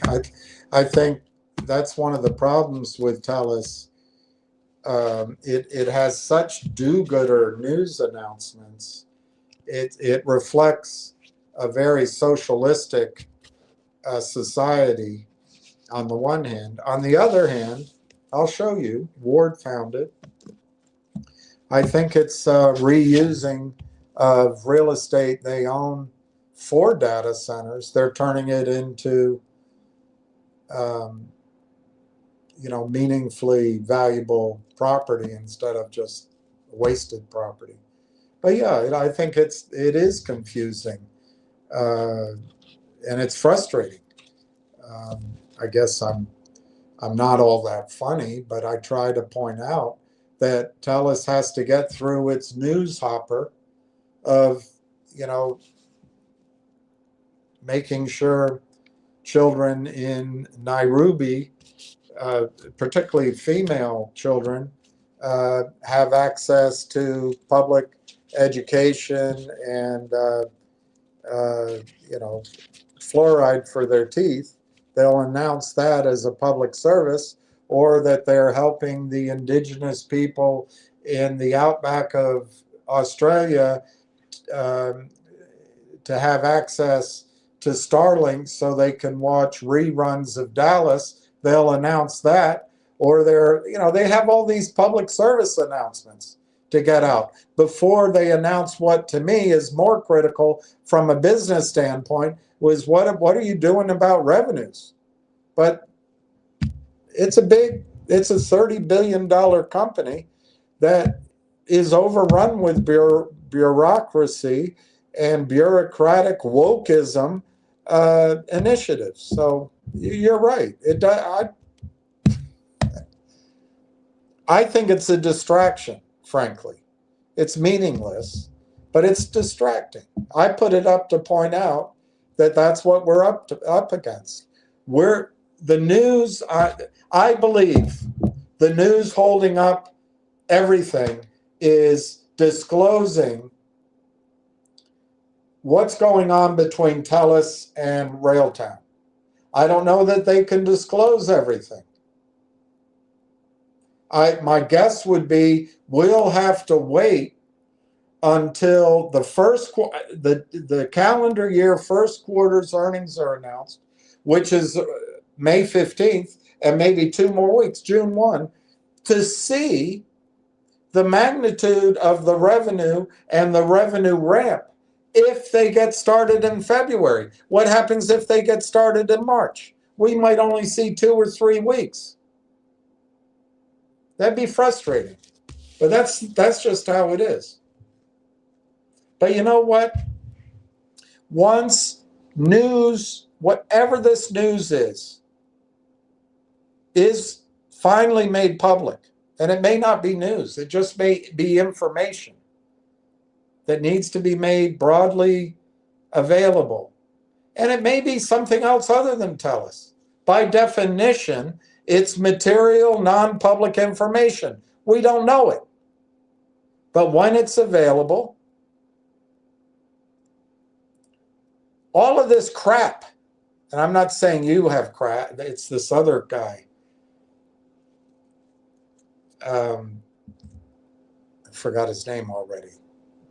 Cautious investor.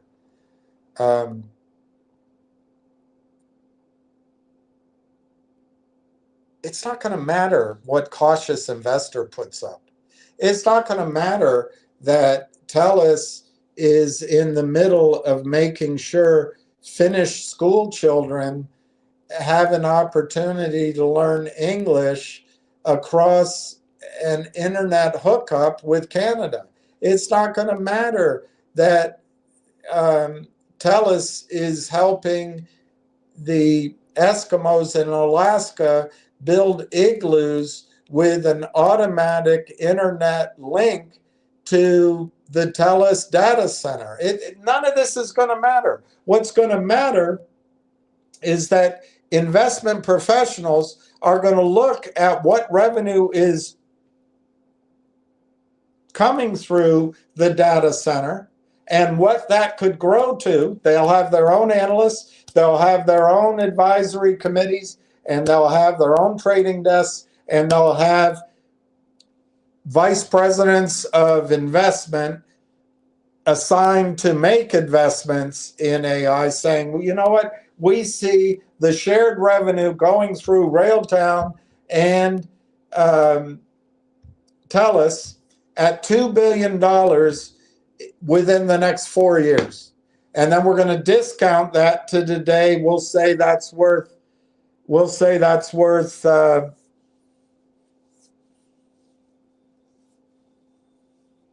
that 20% of that is 400 million coming to Railtown. Let's discount that to today's number. We'll say that's worth 250 million today.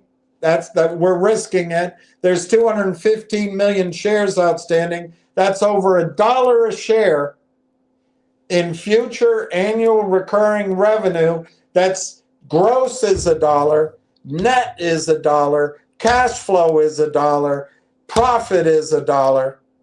They'll be able to make all that analysis without saying, you better be very vigilant with your ideas of investments right now.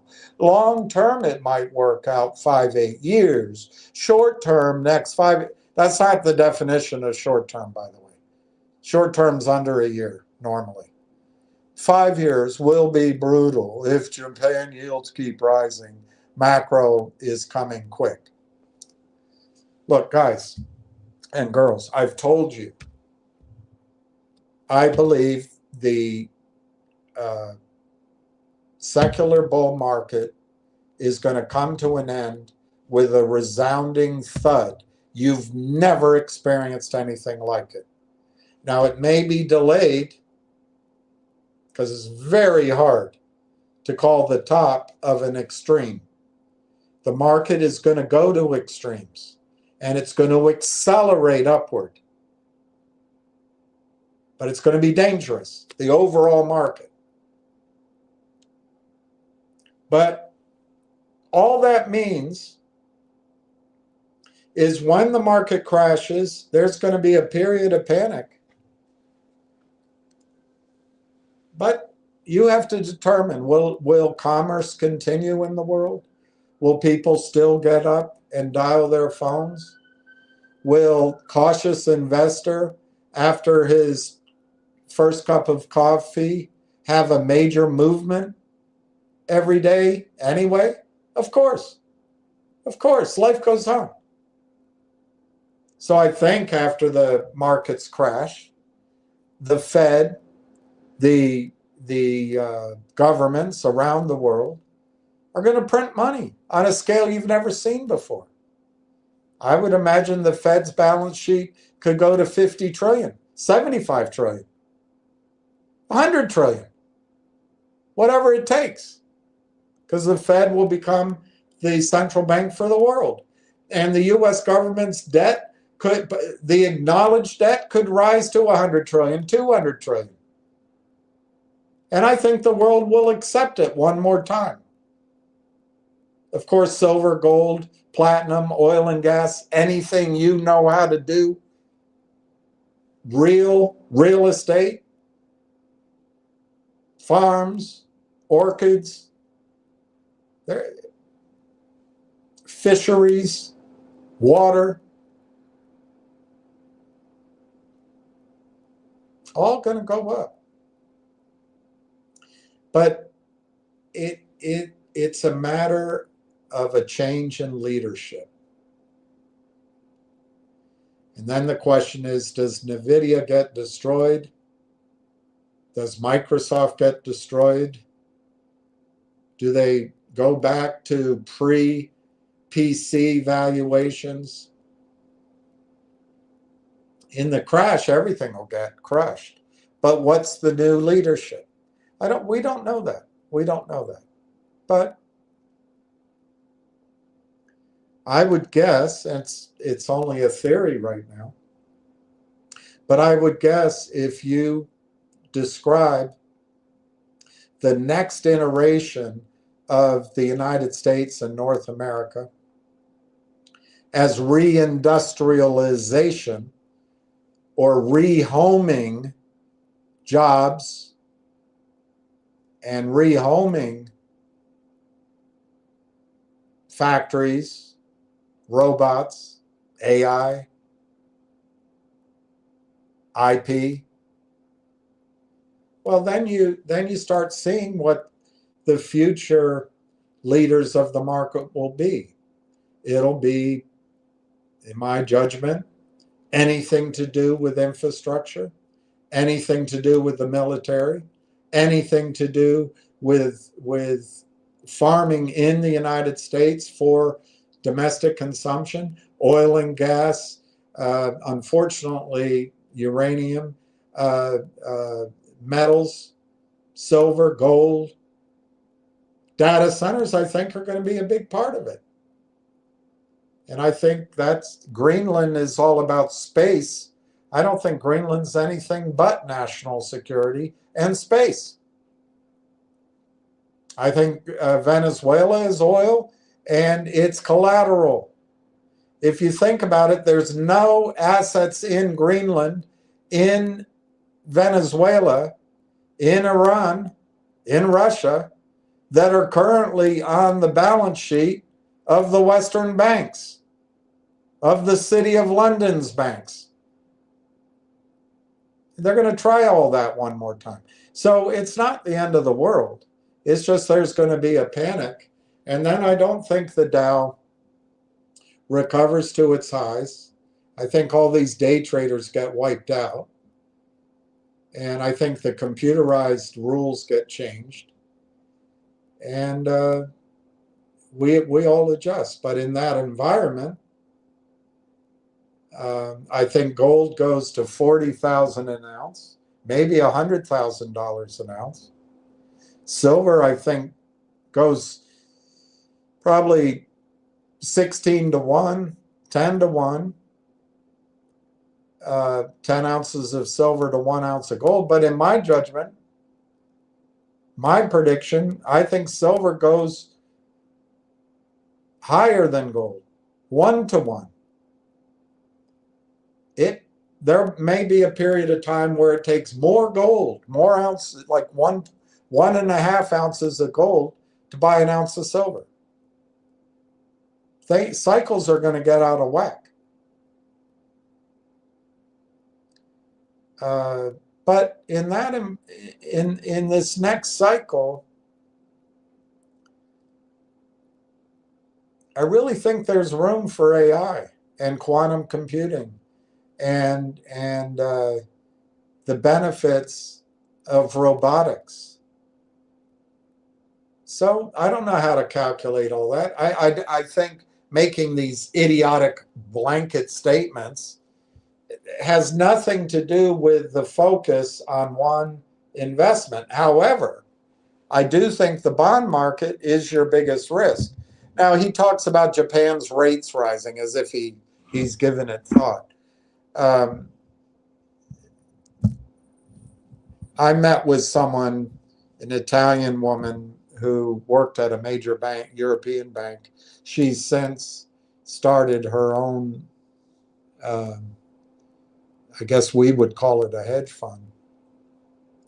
But I met her when she was here at a World Bank conference, and I had a drink with her, and she taught me something I never forgot. It was probably about 15 years ago. But she said all of the Western banks' strategies, they experiment in Japan first. And she told me back then I was predicting high interest rates and all that. She said, no. Look what they're doing in Japan. They're going to create, this is before they did, they're going to create negative interest rates, and then that's what's going to happen in the rest of the world. So Japan has I think we can agree a suppression in interest rates, or at least Mrs. Quintabi, whatever you call it, has been glad to reinvest her money in Japanese bonds. That is going to change, and it is changing. The carry trade is being shaken, and it's all leveraged by the brains, the cowboys on Wall Street. And it's a huge threat. If the bond market gives up the ghost, that's what'll bring down the stock market. But again, and I'm sure in a panic everything will go down. What comes up after that? And it's good to have cash when that happens. We're not in that position. I had hoped that Railtown would have done its business and washed its hands afterward this past summer, but it didn't happen. We just got to go with where we are. But thank you, Sleepy Hollow, for trying to point out things to have fear, uncertainty, and doubt about. Mr. Tang Wu, FCNN and Radar, aka Televantis.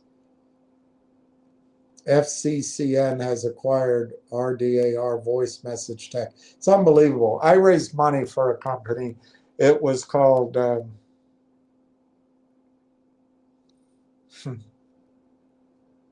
it's amazing. I can't remember now. I'll think about it in a second. That's exactly what they did, but too soon. I recommend RDAR a couple of months ago, microcap. I remember you did. It's in my head now that you mention it. Justin Babish, do you think the shorts would give me some money if I make stupid comments in the chat? Yeah, I'm sure. Just check in with Tony or these guys. I don't think they want to share their source of revenue, but I'm sure you can find a website to put your name out and get paid $10 every time you bash a stock. I've shown you the Basher's Handbook. They sit around a table. They're probably looking at each other, or they're looking at each other in a live video hookup and having fun. It's a game to them.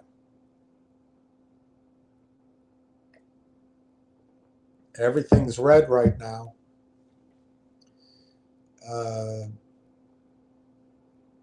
Michigosh is, MGRX is down a penny at, no, it's not. It's less than a penny. It's down though, 0.6236. ZJYL's down over 2 cents at 0.1304. Finger is down 5.5 cents at $1.07.5. MTEN is red, but it's hanging in there at 3 cents. And then Railtown is down half a penny, a little bit more than half a penny, at 24.84. The volume in Railtown is 189,000 shares. You know, somebody just has to get out. I mean, it's so manipulated. 1,000 shares out on the bid. 2,400 out on the bid. 2,400 out on the bid. 100 out. And the last trade at 3 o'clock that I see, I'm sure there's a dark pool somewhere, 500 shares at 24.84. So, I don't know, $130 worth of stock is pricing the whole bloody complex. It's a joke. The offer is 25 cents, 22,389. The bid is 24.6, 64,250. It's all absurd. It's all absurd. There's nothing real about it. Mr. Tang Wu, RDAR has acquired a Mercury crew. They will be laying, Mr. Wu, my eyesight, laying down fiber optic and infrastructure for data center, 2 million reoccurring revenue monthly, waiting next earnings. I'll look at it. I don't know anything about it. Remember that just Mr. Tang Wu, when you look at Railtown, ignoring the TELUS customer revenue, ignore all that. Just focus on the network companies. Railtown acquired AIP Partnerships Corp, a network of approximately 200 companies. According to Dr. Tom Core in his interview, excellently led by Rebecca Kurzweil, he disclosed that over 100 million in revenue from about 125 companies is going to transfer from other hyperscalers to the TELUS data center, the sovereign AI factory in Rimouski, Quebec, on the St. Lawrence Seaway. This 100 million, if you presume it grows over the next couple of years, fine. If you don't want to presume it grows, that's fine too. But it's over 100 million at 20%. Maybe you can say, maybe you can reasonably say it's 110 million. Well, at 20%, that's 22 million in revenue. If you adjust it just slightly, say it's 120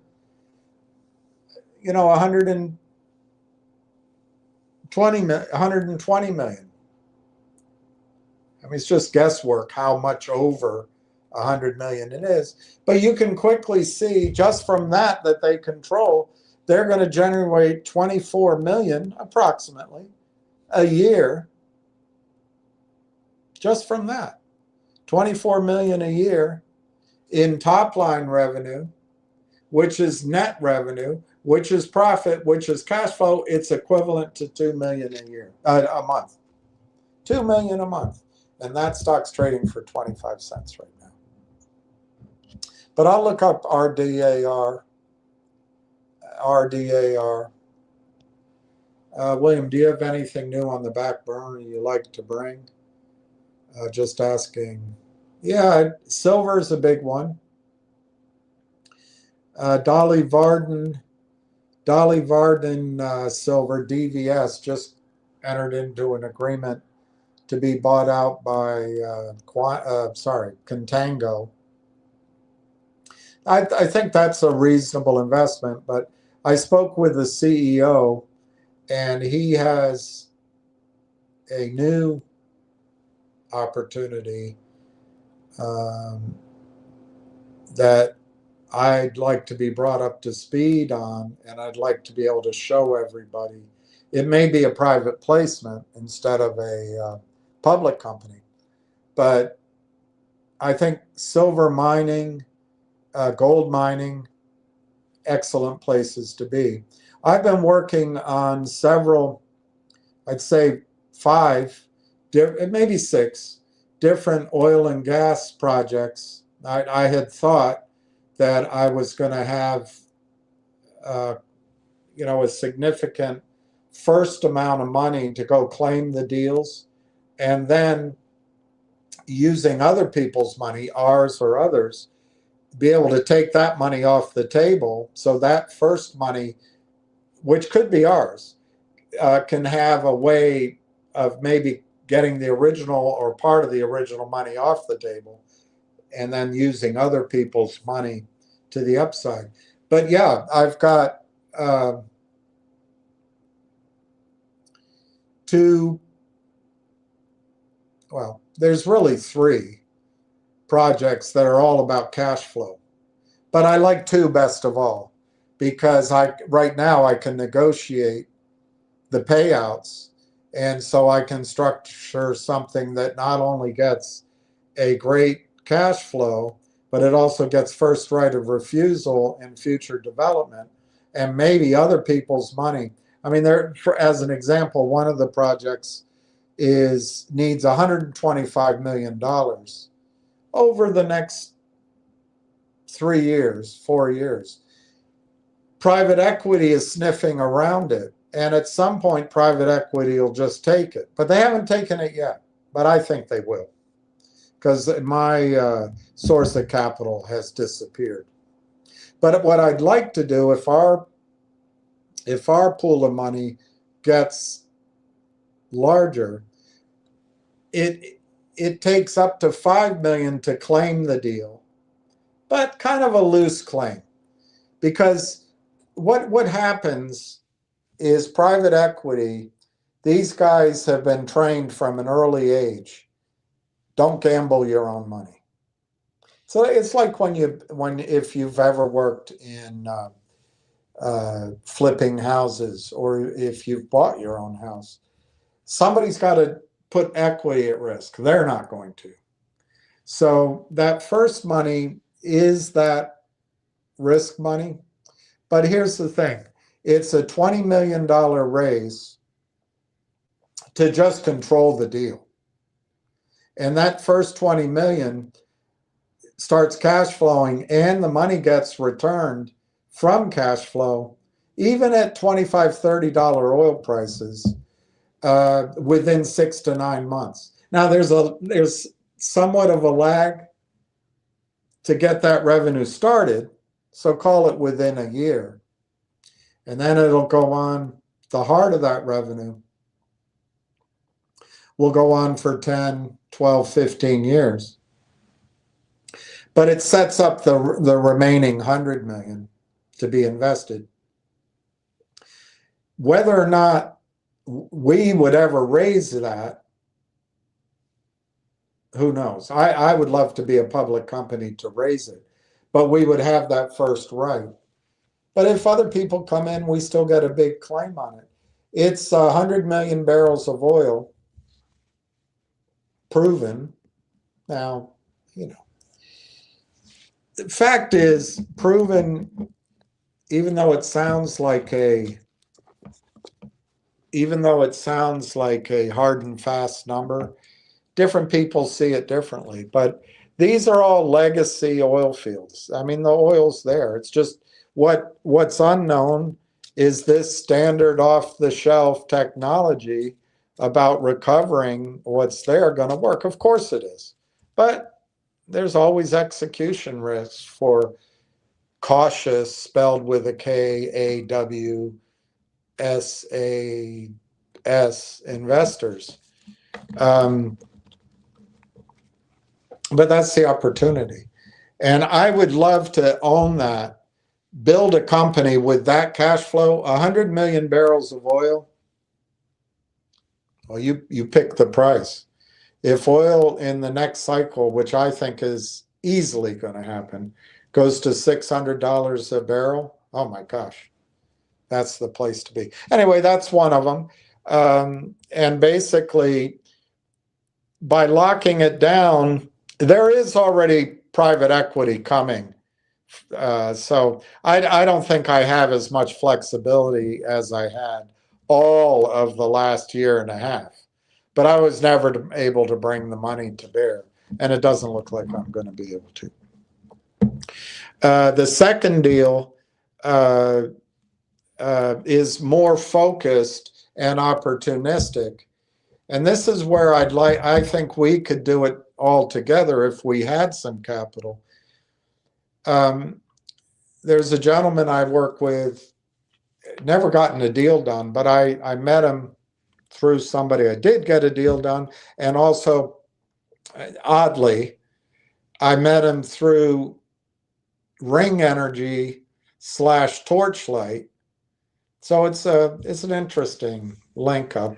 And then I met him when I met his associate at the Democratic, what is it, the DCCC or the DNCC? Anyway, the National Committee. He was a congressman. So anyway, have a long link up, but there's two ways of approaching it there. One is if we created the balance sheet, there's a way of going to settlement on picking up, because oil companies are always disposing of non-core assets. There's a way of picking up cash flowing assets. Again, if I'd been able to do it over the last year and a half, 2 years, you pick up cash flowing assets at a discount, as much as 30%. I don't know if that's still available, but it might be, because oil, unless we go to war, oil is soft a little bit.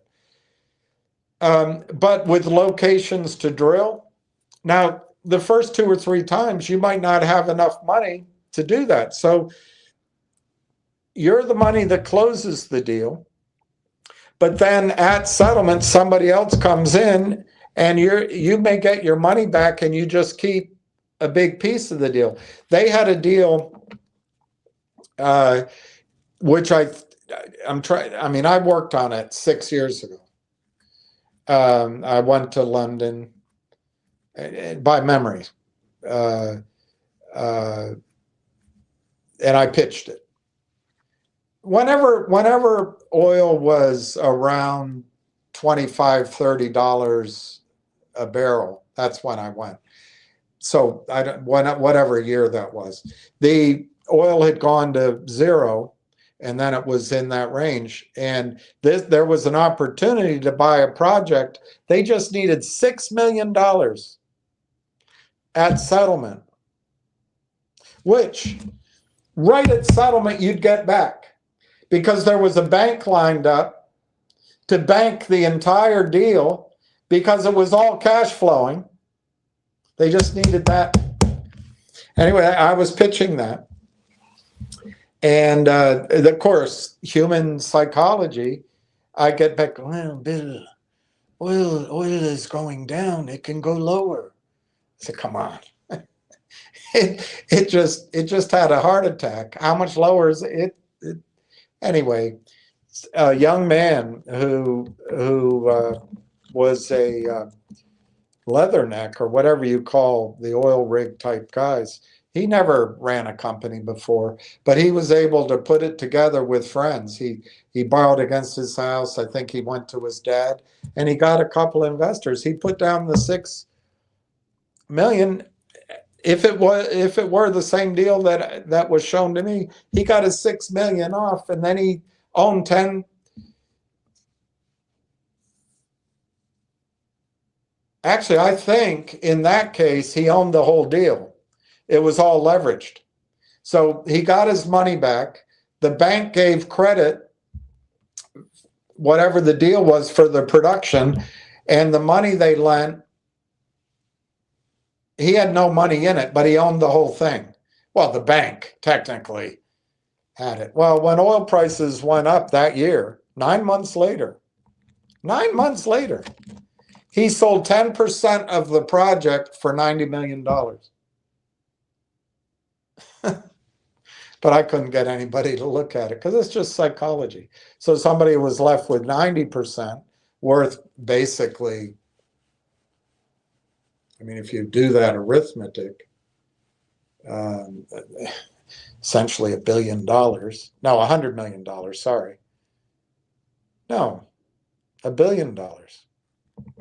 He got rich. But people, it's hard.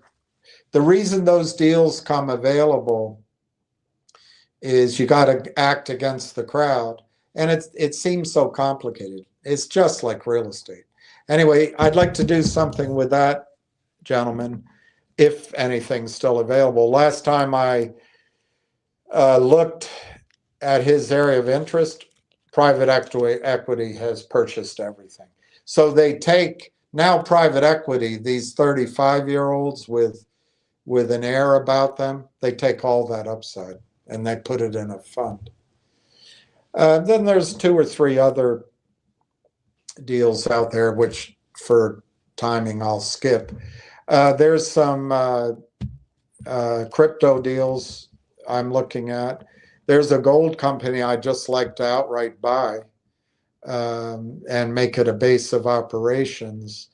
I think it would take about $2 million in capex, somewhere between $2 million,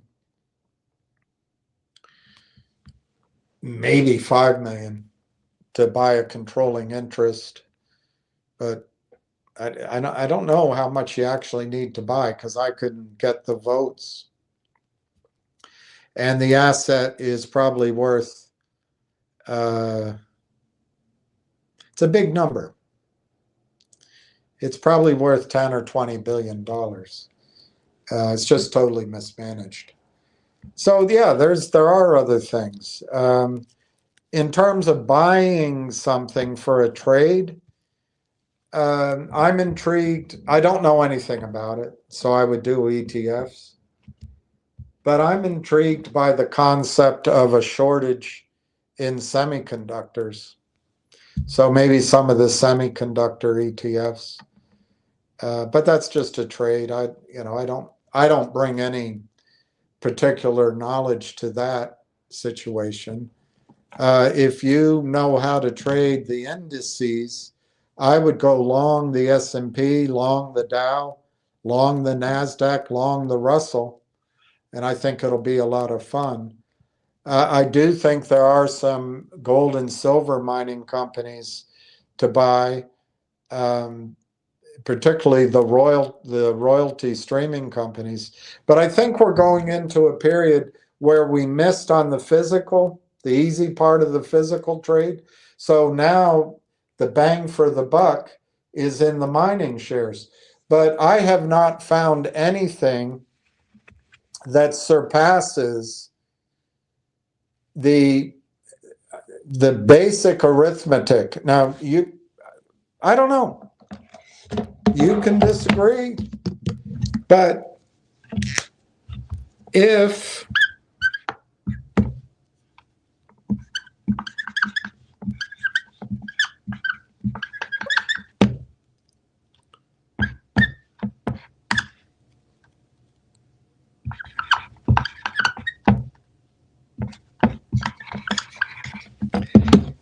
Lang Chain is equal to or better than Railtown, but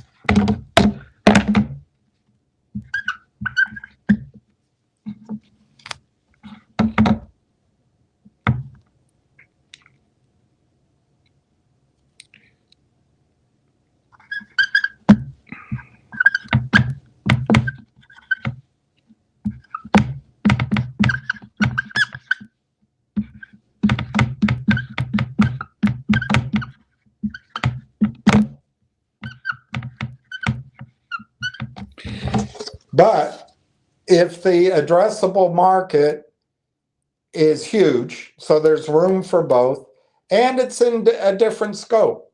LangChain's out going company by company, which Railtown would be doing, but Railtown is going to be on top of both at Uniserve and at TELUS. They're going to be in front of dozens, hundreds, tens of thousands, hundreds of thousands of users all coming to the data center for the electricity being half price, for the scalability of NVIDIA and HPE, and staying there for Railtown.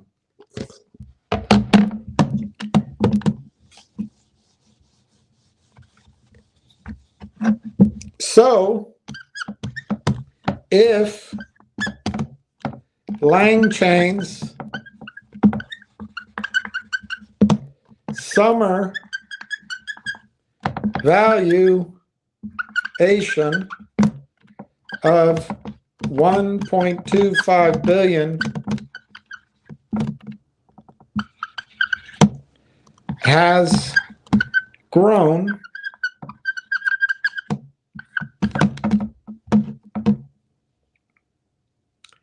and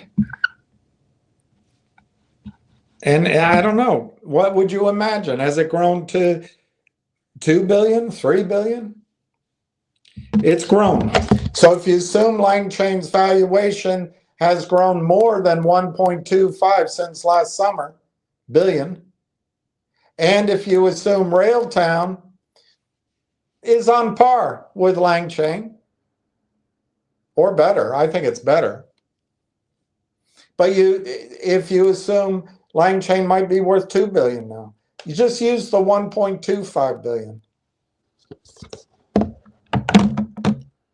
So you become cautious, KAWSHUS,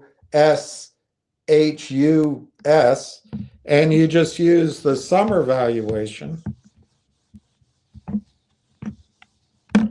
of Railtown. Remember, Railtown makes no money.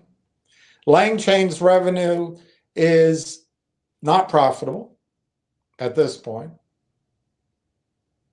So they're betting on the comp. Yet, Railtown's revenue from the data center, we don't know it for sure, but it's likely to be 100% profit, or as close as possible.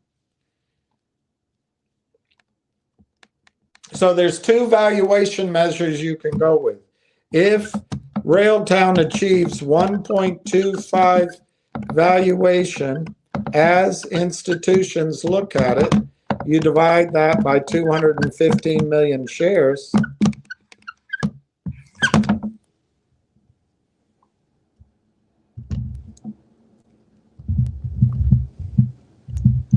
and I really wish this had happened sooner, but it hasn't. Sometimes you gotta just deal with it, and it's a pain in the ass. I hate it.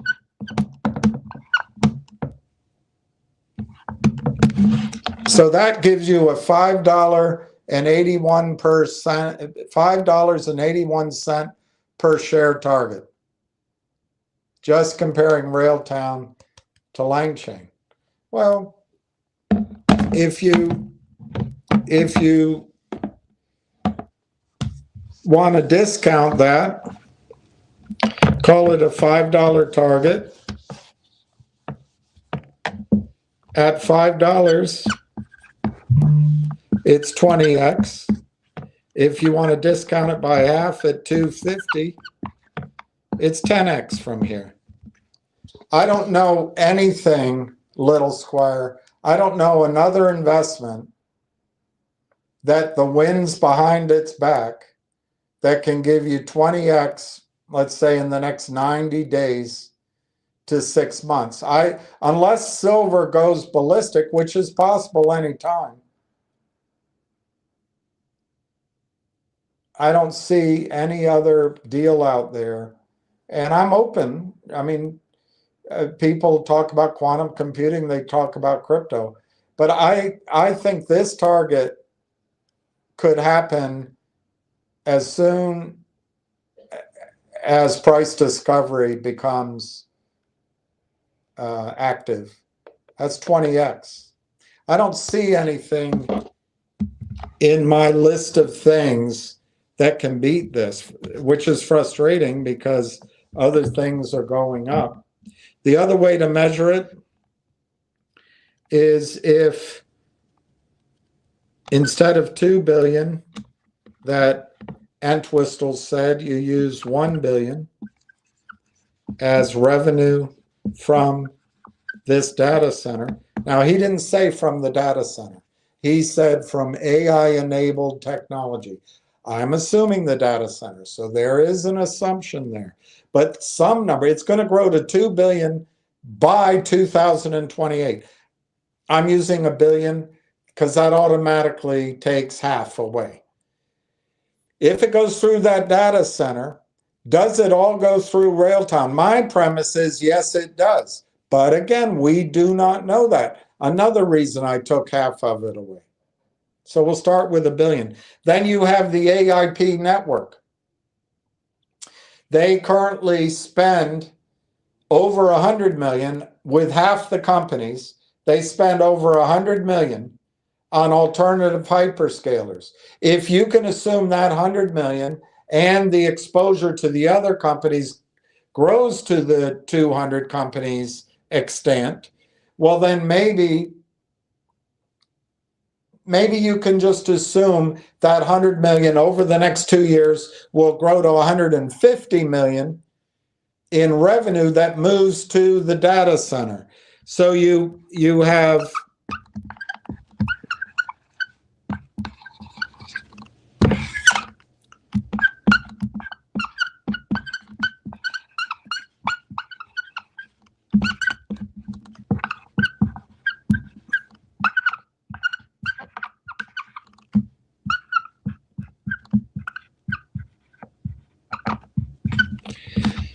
so in my example, using half of 2 billion, using 150 million, assuming the over 100 million grows to 150 million. Remember, it's 125 companies, not the 200. And the space grows. You get shared ARR in 2028. They said by 2028. For the year of 2028 of 1.15 billion. Then the question is it a 30% split, which is not known now? Is it a 50% split? Is it a 10% split? I come down at 20%. It could be 15. It could be another number, but I come down at 20. So if we use 20% as our number that goes to Railtown,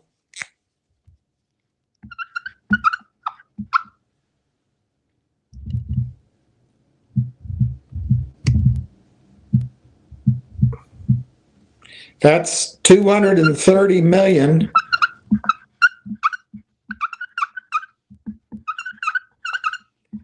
in ARR to Railtown. That means by 2028, potentially, Railtown is going to have forward 12 months revenue of 230 million gross. But it's a revenue split. Who do you think paid for the Telus data center? Not Railtown. Who pays for the electricity? Not Railtown. Who pays for the guards? Not Railtown.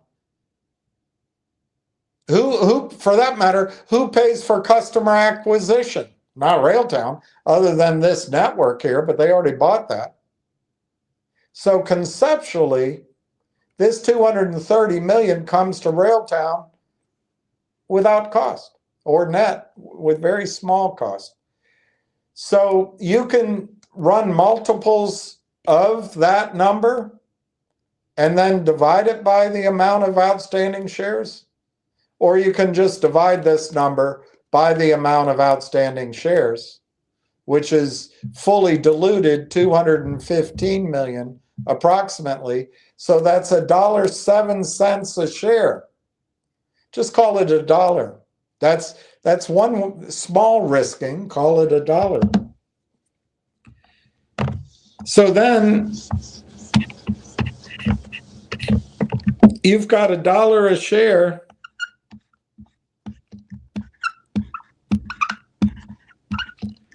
in ARR, in cash flow, in profit.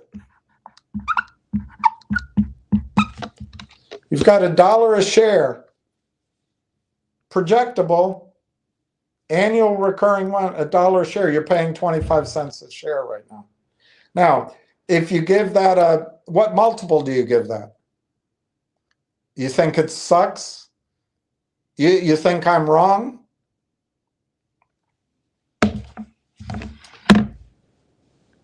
Take 3/4 of it away. Say that by 2028, there'll be 25 cents per share in ARR and profit. What's that worth today? Is it worth 1x? You're buying this company right now at 1x of, another way to look at it, why don't you just look at only the revenue from the network and assume that revenue network grows to 150? I think you can go to 200 or 250, but let's just say 150 million.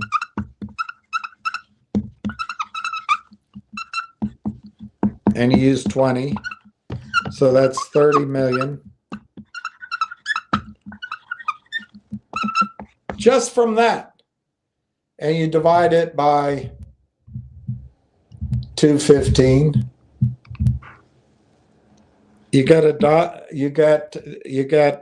14 cents per share. 14 cents per share, just looking only at the network company growing to 150, and it repeats and repeats. It's 100% profit. What's that worth? 2x, where the stock's trading now, 2x? It's worth 2 times? I don't know. I think the single best idea I have out there right now is Railton. And it's a perfect storm of bashers and the heaviness on the stock price. It's a perfect storm of those in the know not being able to buy, and those perhaps could buy since they don't know, but they don't know, so they're not buying. So we're all waiting for whatever the material information is, which could be more than TELUS. I don't know. Maybe they've already done a deal with Elon Musk. I don't know. Something's holding it up. But when that breakthrough comes, I think you're going to see research. And then my projections, you can throw them out the window because I'm not a research analyst. You can look at what analysts, and I don't think analysts will give really high numbers like I have, because that's not their modus operandi. But you might see research come out with a target of $5 or $7.50. And then if that research actually has people who follow it, you could see the stock go to $5, $7 fairly quickly. So anyway, I think Railtown by far is a better place to be than I have ever done. It's a far better death, far better life I live than I have ever done, a far better death I go to. Why don't I remember that? Pauvre Jean Valjean. It's a far better thing I do than I've ever done. It's a far, far better thing I do than I have ever done. It is a far, far better rest that I go to than I have ever known. The famous poignant last words from Charles Dickens' novel, A Tale of Two Titties, spoken by Sidney Carton as he faces execution during the French Revolution, sacrificing himself for Charles Darnay to save the woman they both love, Lucy Manette.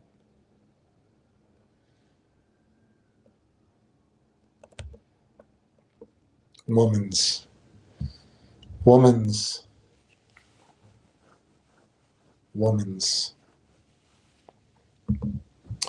All right. Yeah, I have other ideas, but I still think, Little Squire, that diversifying into an idea that might double, which has, frankly, the same volatility and risk, that to me, that's silver. Except silver has this explosive upside if it becomes unobtainable. But, you can't factor everything in.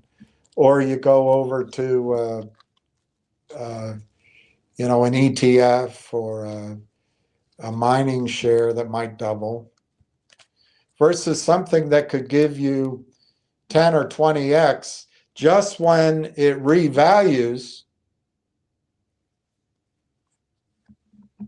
I mean, Railtown it's got a $35 million market cap. I would guess that Langchain, when they raise money next time, they'll try to double the value. 2.5 billion, 3 billion. That's how they think. Will that be legitimate? I don't know. They're going to try to get it up to 10 billion before they dump it into your retirement accounts or sell it to Microsoft. But does Railtown have to go to the Langchain valuation to make it 10x for you? No. To go to 10x, it basically has to go to, the problem is that stupid 15 million shares. I can't do it in my head. But to go to 10x,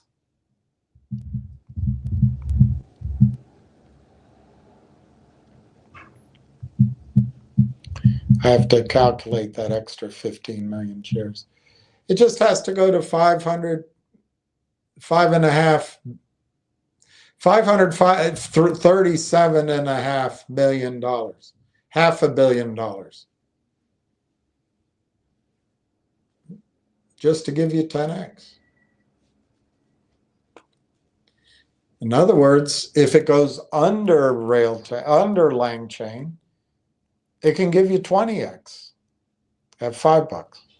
So I just think it's the best chance out there. So Sleepy Beaches is making a statement that has no proof. It's just a theory of his. The bull market correlates with Japan having 0% and negative yields. There's no evidence for that. It's one explanation out of dozens. The carry trade is highly leveraged. So if it's already been blowing up, not in a major way, but if the carry trade truly blows up, you could see banks go down and hedge funds go down, and it's going to be a huge strain on the market. But I would argue that the central banks, before that happens, will flood the Japanese markets with purchase orders for their bonds. But we'll see what happens. I would guess that they know more about the mechanisms than you or I do. But it's your statement that that's the correlation. There's no evidence of that. Could be the other way around. It could be the bull market allows Japan to run 0% or negative interest rates. Your statement really is a non sequitur. Those times are over. Watch Japan closely. Well, I do agree that with both of those last statements, I think the blind acceptance that the carry trade is the easiest trade out there, I do think those times are over, at least for quite a while. But that doesn't mean we couldn't have another 6 months or a year and a half where interest rates collapse and people think happy days are here again. You don't know. Watch Japan closely. That's your opinion, that Japan is the hand grenade in the market. Could be. I personally think it's private equity and the loans to private equity. Everybody knows about the carry trade. You're not a genius pointing it out.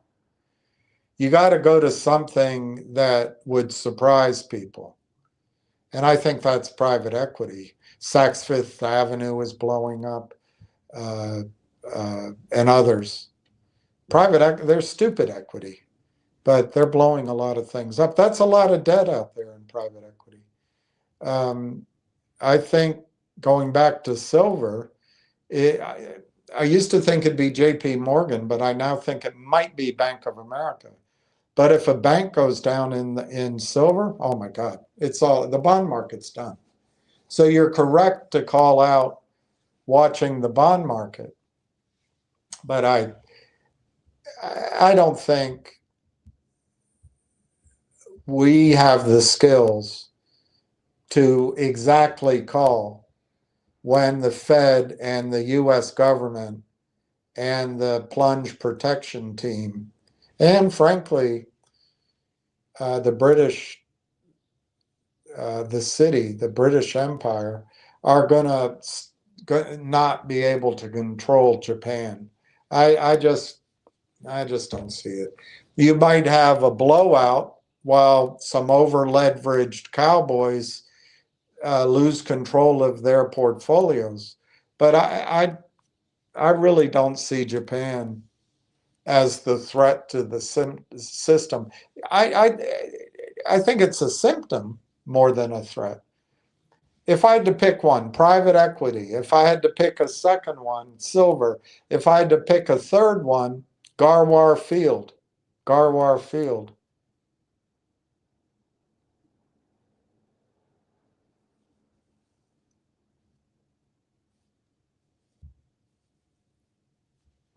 That's where I would start.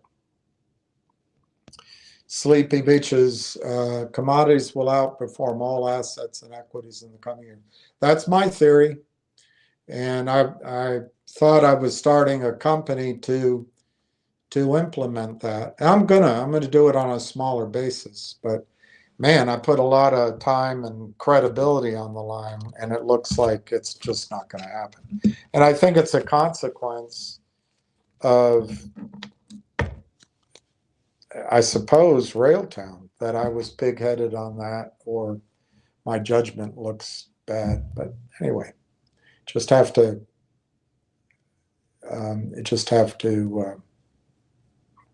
move on. I mean, that's life. Sleepy Hollow, once Japan yields go over our yields, it's 1929 very quickly. Well, I don't know if that's going to be the cause or just the effect, but it does seem like to me, and there's one other person that pointed it out, but it's really eerie how the timing of everything almost is identical to the 20s. It's like 100 years ago is happening now. Yes, if the bond market, if yields, I don't think the Japanese bond market is big enough. Yes, that'll blow up hedge funds. But if the U.S. bond market collapses, in other words, yields skyrocket, it's all over. But I'm not sure that's how it's going to happen. Nobody knows for sure. When confidence breaks up, when panic sets in, it's usually from an unexpected source that no one's prepared for. And then the panic erases all rational thought. And yes, we could have a 1929. That's exactly what I think can happen. Which was followed, I think, by a 1933, where I can't remember, I have to look at a chart, but where everything recovered quite a bit from the bottom. It just didn't go back to the previous highs.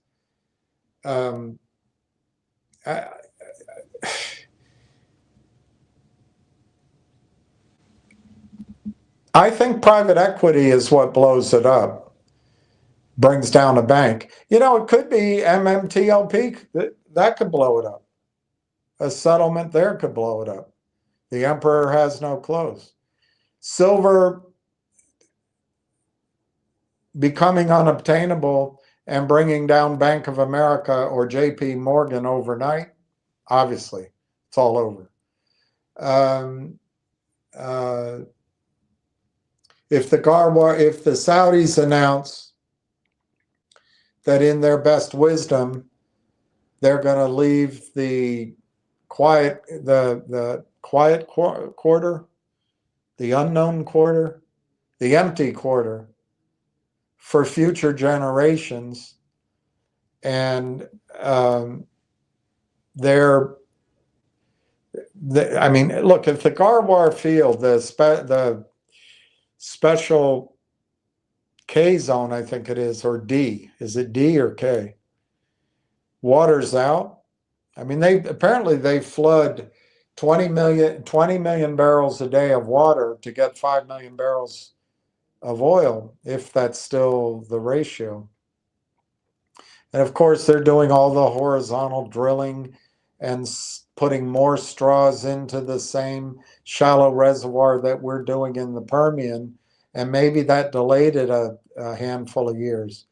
But if that watered out, they can't. I don't think Saudi Arabia is capable of producing 12 million barrels a day. But the world still thinks they can turn a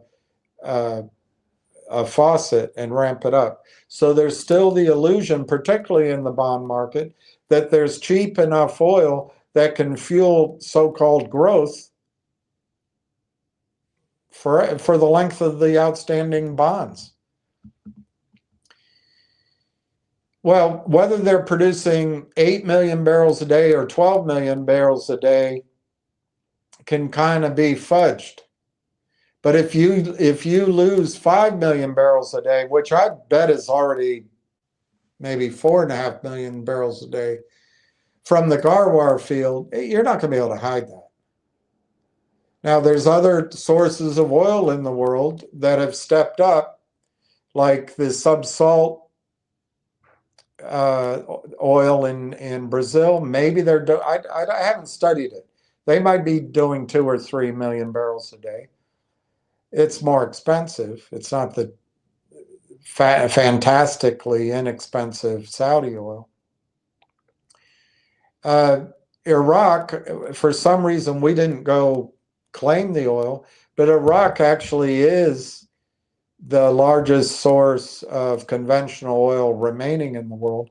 I think they're up to 4.5 or 5 million barrels, so that's kind of offset a bit. I don't know.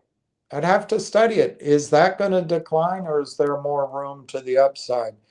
Libya was wiped out by Obama and Hillary Clinton. They've come back online a bit, and there's probably a little bit of room there, but that government is out of whack. The UAE used to have some extra oil. They've been producing pretty much full out. I'd have to re-examine that, but there might be a little room there. Russia, somehow they're doing it. But could it be, just like in the United States, could it be whatever remediation they've done is going to start peaking, and just like it has in the United States? So can they sustain it? It's possible the world can go on for a while without the Saudi 5 million barrels a day from Garwar. But I tell you what, the shock to the mentality of the bond markets to realize that Saudi Arabia does not have an endless tap to turn, it'll change bond yields and oil prices forever. That's coming. I'm just not sure it's coming in the next 2 or 3 years, but it's coming. And that's the huge opportunity to invest in oil and gas. Huge. And I think if Trump were smart, we'd stop shipping natural gas to Europe or China. And we would take over Canada for their oil and natural gas. And we'd be fair to Canadians. Maybe we just take over the 91% of Canada that's owned by the King of England. Maybe that's all we do.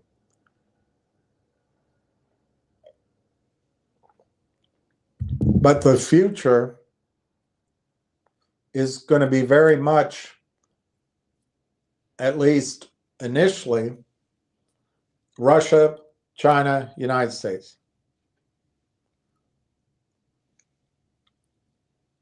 European Russia, which Germany should turn on their light bulb and join Russia.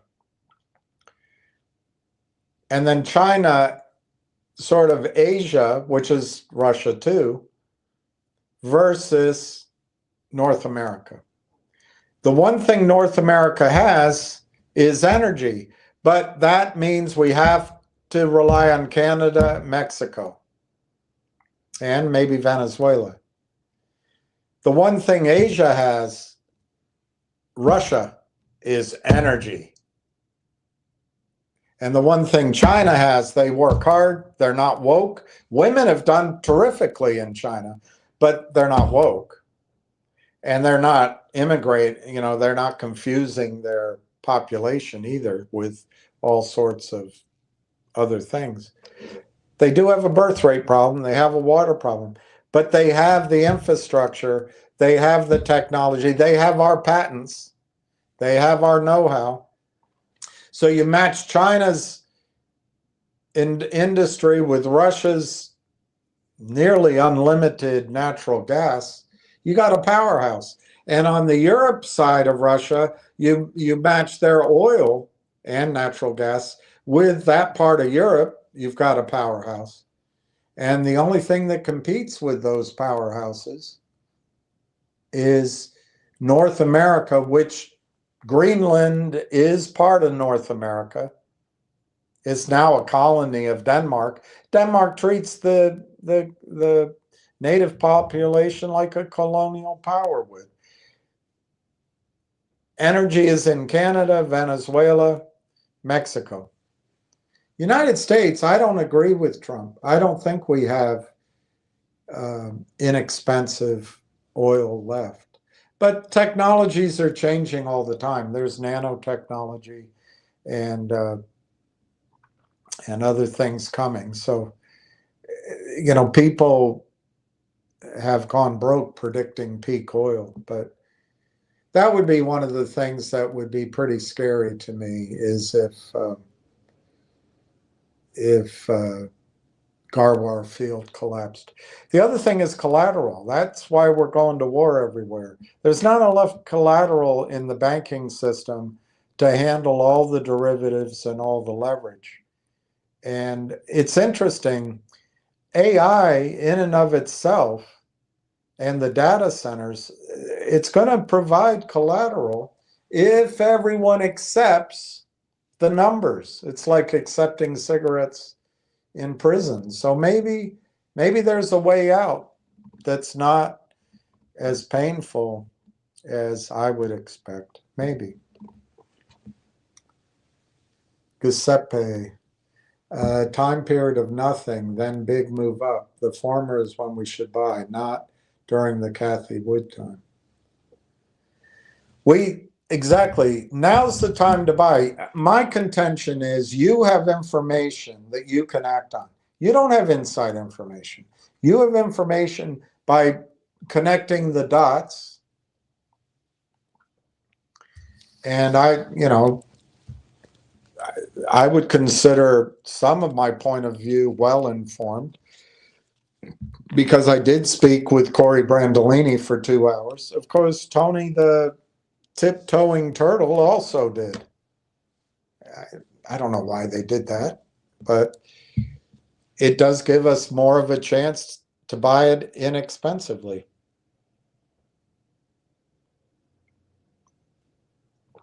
That's my theory.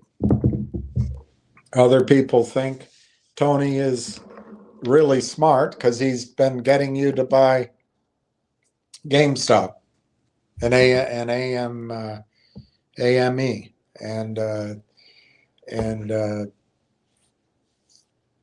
Railtown at 48 cents. Once Kathy Wood joins in on Railtown, it'll already be up 20x, 25x. But I also think Railtown, a lot of the risks, some are well-intentioned, others I think are just bashers, but some of these risks are the reasons I believe Railtown will be willing to sell itself. Some of the risks also, to me, are the reasons the arms race to buy Railtown will occur. Technological obsolescence, competition from other hyperscalers and other big companies are a threat. The best answer to it is go buy as possible. Giuseppe, I will update my number by Friday. Great. Julius, tell the bashers your mama. Yeah. Neil Gondek, good afternoon, William. Look, I don't mind negativity. It's just, it's got to be done in good faith. If I told you I was correct all the time, I would be lying. I'm not, obviously. Neil Gondek, good afternoon, William, and fellow RT shareholders. Seems to me that shares are being transferred as part of a deal. Seems an endless amount at 35 cents. Well, back out. Well, that's interesting. It's interesting. Yeah, there's a lot of volume in Canada. That's interesting.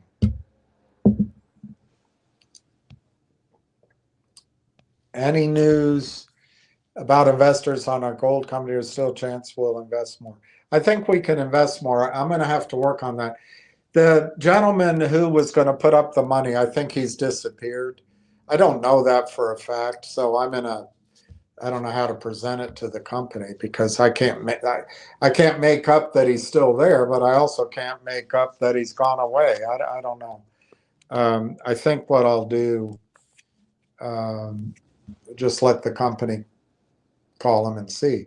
But realistically, we're going to have to come up with that money from some other place. And one idea I have is that we collectively could add some money now, keep the company alive, and then when our ship comes in, if it does in Railtown, we could be the ones funding that next round. Now, I would have married the investment with an investment in silver, but I think silver now is at a price that it doesn't offer the same hedge that it did unless you're willing to wait 2 or 3 years. I think by then for sure, but I think the volatility, it's a different thing. There was one other investment I wanted to do in a private company that I think will be bought out at 5x, 10x, but it's sold out. So I don't have a hedge. I don't have a perfect hedge anymore.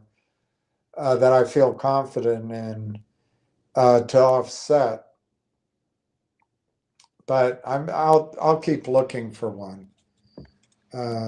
Maybe simultaneously doing a cash flowing property deal in oil and gas would do it. But yeah, I'd like to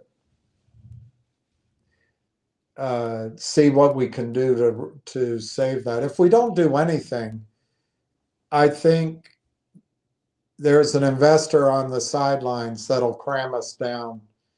He'll try to cram us down to 20 cents, and he might get away with it. It's a shame. It looks like that my judgment is part of the problem. So if I remove myself, maybe they can get something done. And I'm willing to do that. It's not about me. It's not about me making any money on it. It's about success. So I have to think about how to do that. And I don't exactly know how, but it's what I have to do. And I would guess I have to do it tonight or tomorrow. I have to do it this week. I have to do it soon. How much U.S. debt does Japan hold? Well, let's go through I think it's not clear. I think a lot of the debt holding is opaque, but some of the narrative out there, I just don't take at face value.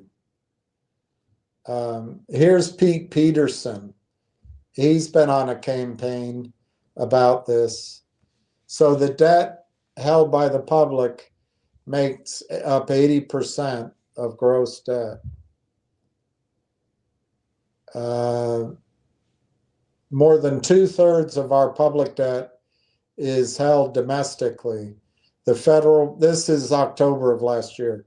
The Federal Reserve owns 4.5 trillion, mutual funds 4.5 trillion, depository institutions 2 trillion, state and local governments 2 trillion, pension funds 1 trillion, insurance companies 0.5 trillion, other domestic 6 trillion. Japan owns 1 trillion. The UK owns 1 trillion. China owns 1 trillion. And 30 other countries own 6 trillion. I rounded. So percentage, the Federal Reserve owns 23%, mutual funds 22%, state and local governments 9%, pension funds 9%, insurance companies 5%, depository institutions 3%, and other is 29%. The foreign holders, Japan and China remain among the largest holders.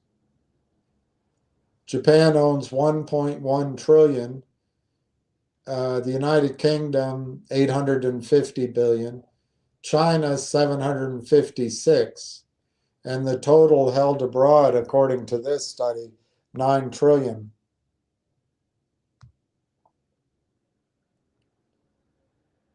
Let me just get another source.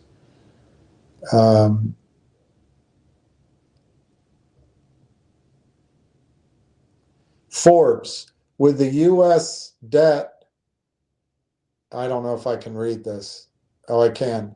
With the U.S. debt a staggering 38 trillion, who do we owe? As we enter 2026, there is no better time to review our finances.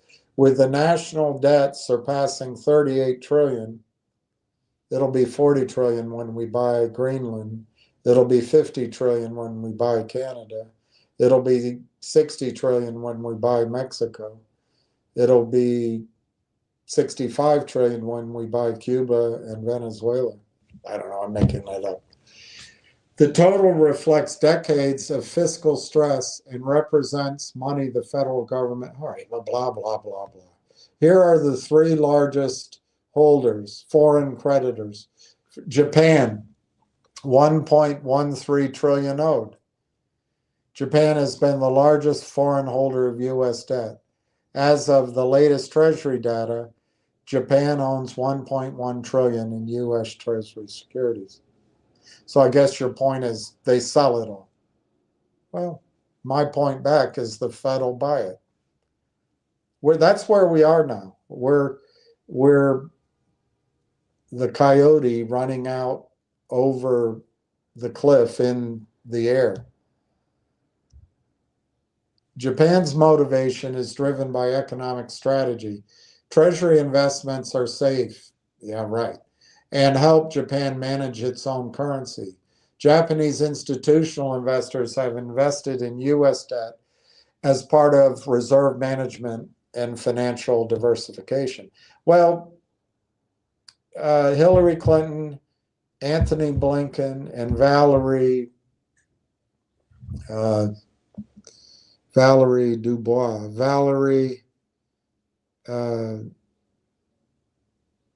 Robert Kagan's wife,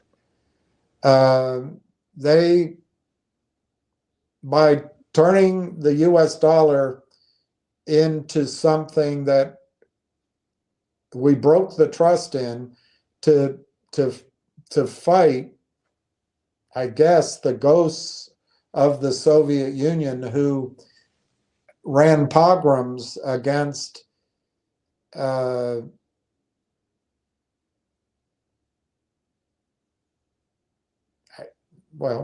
Ukrainian Jews.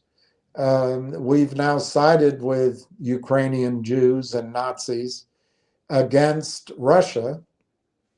And the most perplexing foreign policy disaster I can imagine. But one of the consequences is we've destroyed trust in the dollar. But whatever, I'm sure they know what they're doing. From America's perspective, having a major ally as a principal creditor can be seen as stabilizing, but at the same time, it also reinforces mutual dependency. If Japan suddenly reduced its holdings, U.S. borrowing costs could rise sharply. Yeah, maybe. It's only $1 trillion. The United Kingdom, 807 billion owed. In recent years, the United Kingdom has surpassed China to become the second largest foreign holder of U.S. Treasury securities, with over 800 billion.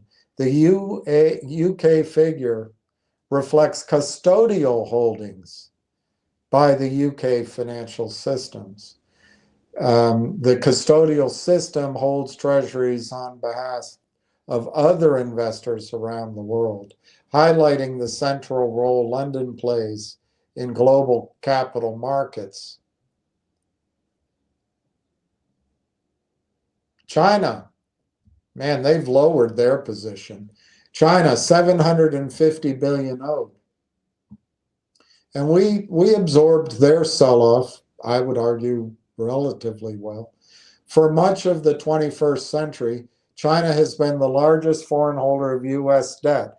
Today, it still ranks in the top 3 with 700 billion in treasuries. Beijing has modestly reduced its holdings.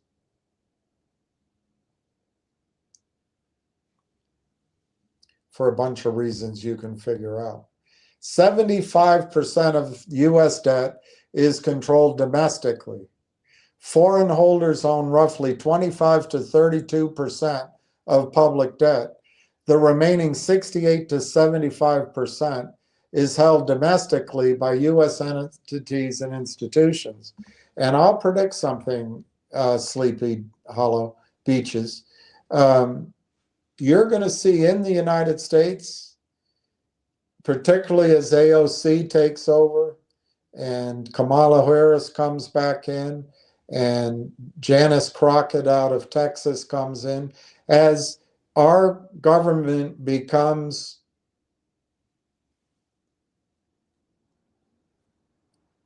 there's no easy way around it, more feminine, more woke and more socialist, I think you're going to see a mandate that all IRAs, all individual retirement accounts, all 401ks, I guess it'll be SEPs and Roths and all of that, but all US retirement accounts will have to invest up to all of their money in US federal debt. That's going to come. I think the options to invest, and maybe it'll be new money, or maybe it'll be 10%, but it could be as high as all will have to buy US treasuries. I'll look that up, how much we own in retirement accounts. Domestically, intergovernmental holdings, Social Security trust funds, Medicare trust funds, federal employee retirement and disability funds control 20% of our debt. The Federal Reserve holds 13% of our debt. Domestic private investors control 50%. Retirement accounts, mutual funds, ETFs, pension funds, insurance companies, state and local governments. We have $900 billion in interest costs. The federal government pays interest on the trillion it borrows. Trillions. Much as a household does. Yeah, thank you. Pete G. Peterson, we spend $880 billion a year, 2024 numbers, in interest costs. At our current pace, our interest will reach $1 trillion per year, $83 billion a month. There are 128 million households in the United States. If you divide it out, the interest will amount to $650 per household per month going to interest. All right, I'm going to save that article.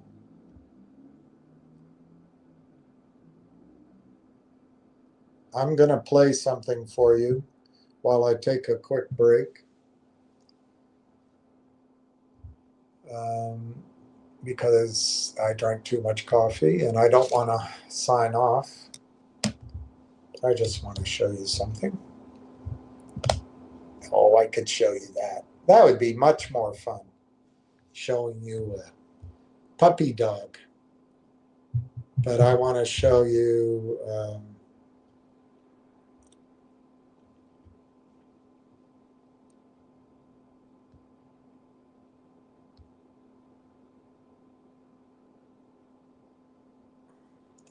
may not be able to find it.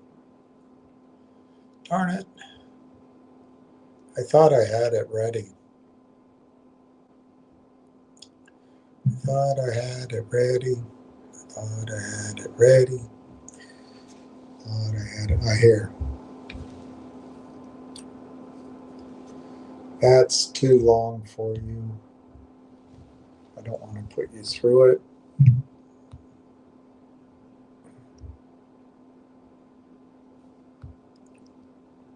Okay, here's one. 5 minutes.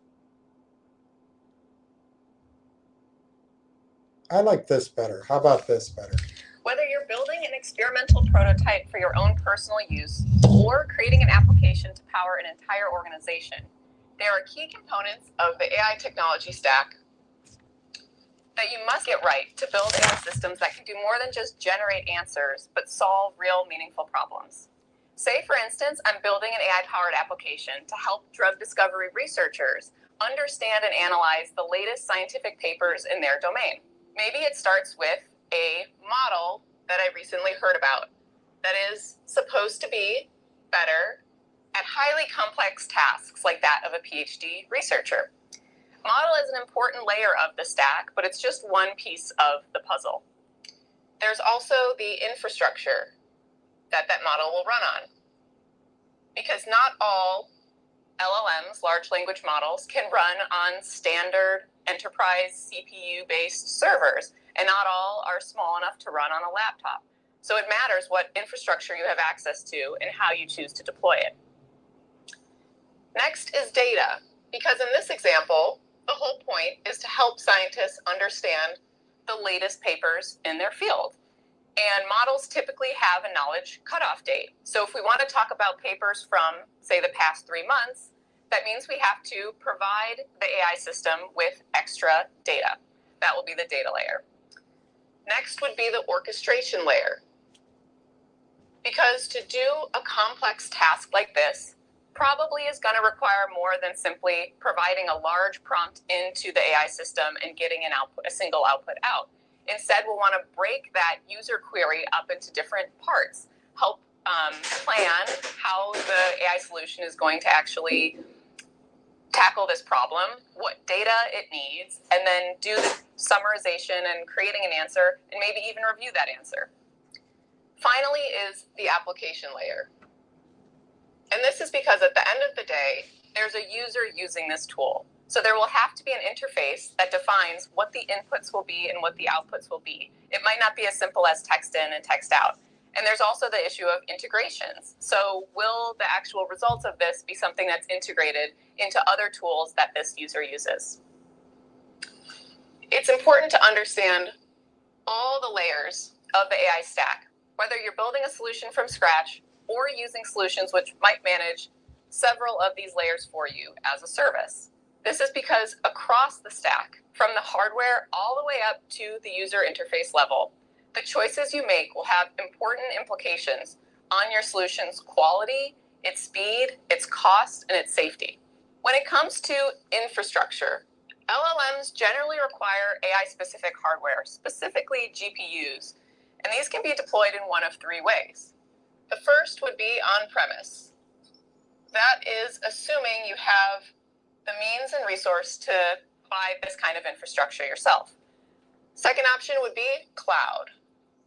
And that would allow you to rent this capacity and be able to scale it up or down as needed. Finally would be local, which usually means on your laptop. Not all laptops can support LLMs of different sizes, but there are certainly LLMs on the smaller end of the range that can be run on the kind of GPUs available in a standard laptop.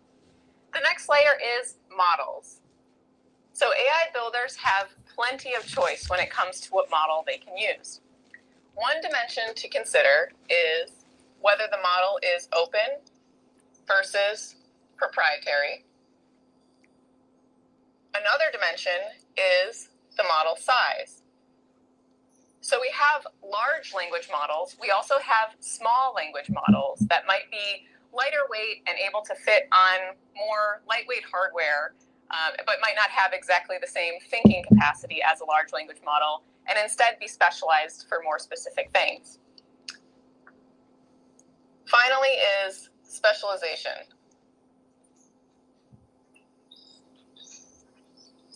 Which sometimes goes hand in hand with size. Some models might perform better on things like reasoning or tool calling or generating code.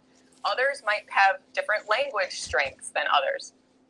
There are plenty of new models, over 2 million already in model catalogs like Hugging Face, that can serve any mix of these different needs that an AI builder might have.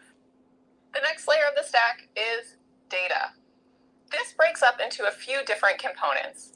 So the first would be data sources themselves to supplement the model's knowledge.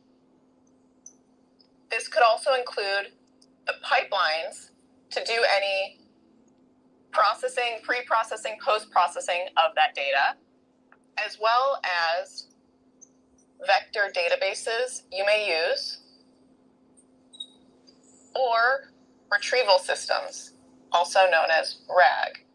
Vector databases is the step where that external data is actually vectorized into embeddings that are saved so your model can retrieve that context more quickly and augment it with this additional knowledge that the base model does not have.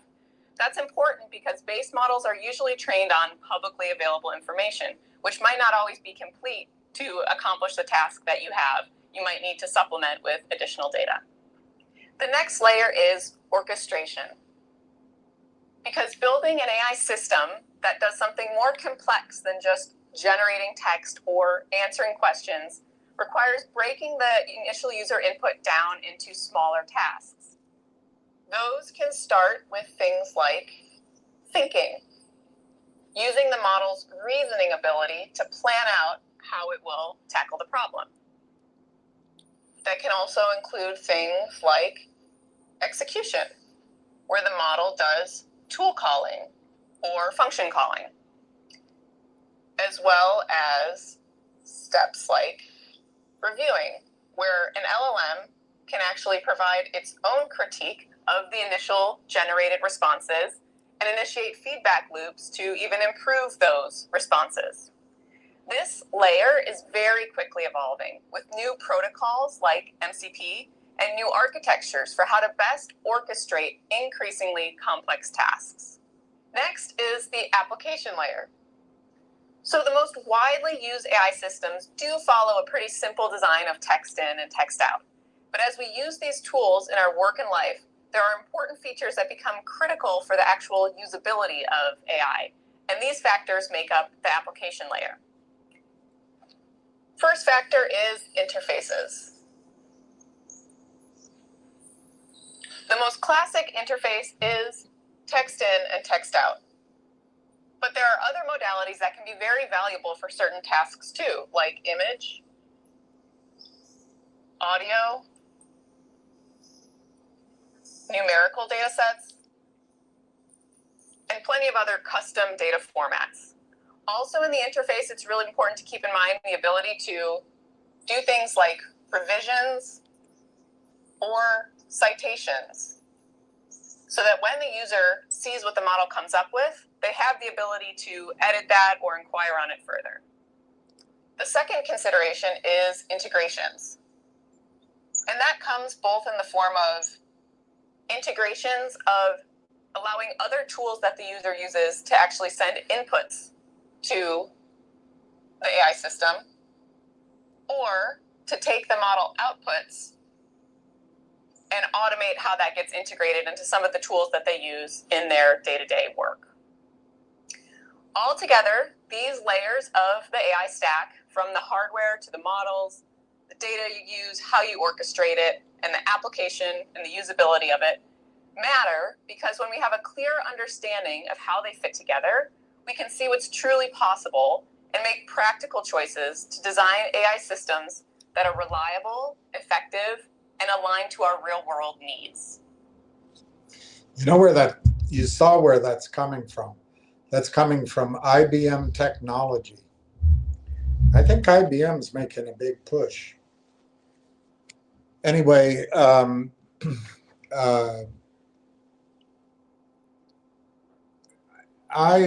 I don't personally think that any source of selling, at least in the near term, in the treasury market, is gonna scare us. I think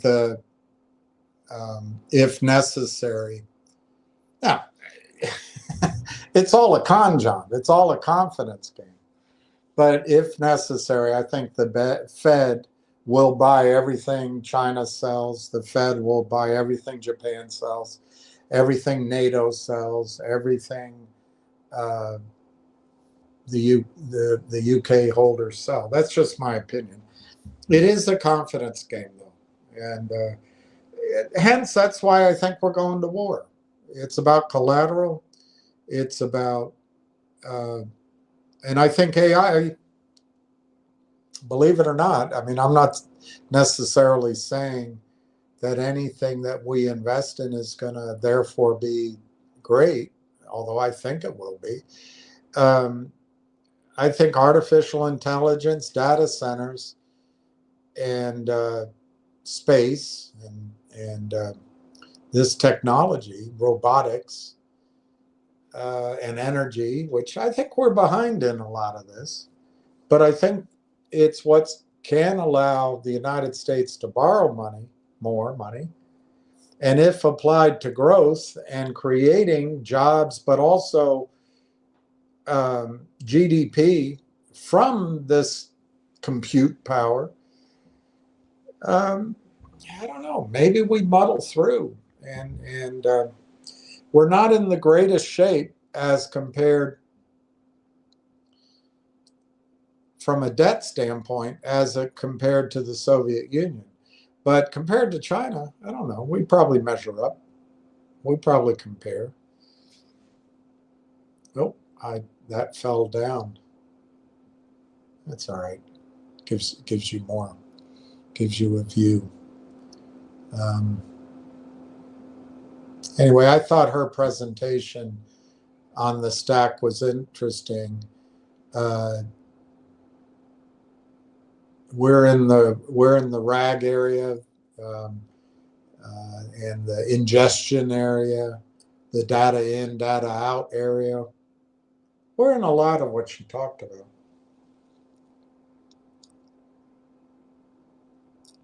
Justin Babish, we're not going to measure our wealth in dollars. We're going to measure it in cigarettes, like in prison.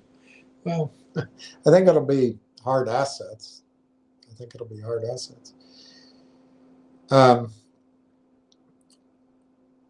The one thing that's hard, and I've either right behind me or over there, I ordered, I guess, 2 years ago. I'm not able to read as effectively right now. I'm too distracted. But I read a couple of books on the Weimar Republic. And, this idea that the market is going to have a blow-off top is something I've believed in for,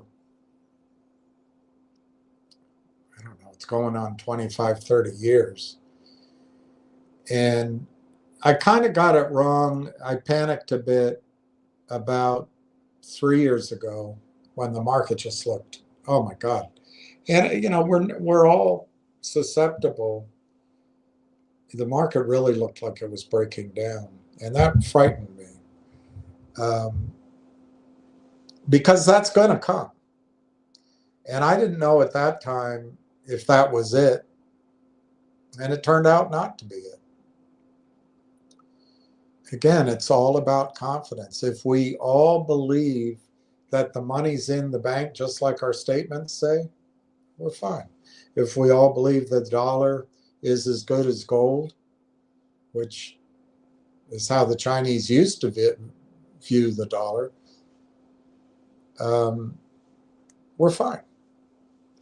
If we believe there's enough cheap energy in the world to cover the units of work, whether human or robotic, that will allow the economy to grow, fine. I mean, I think it's a really interesting question.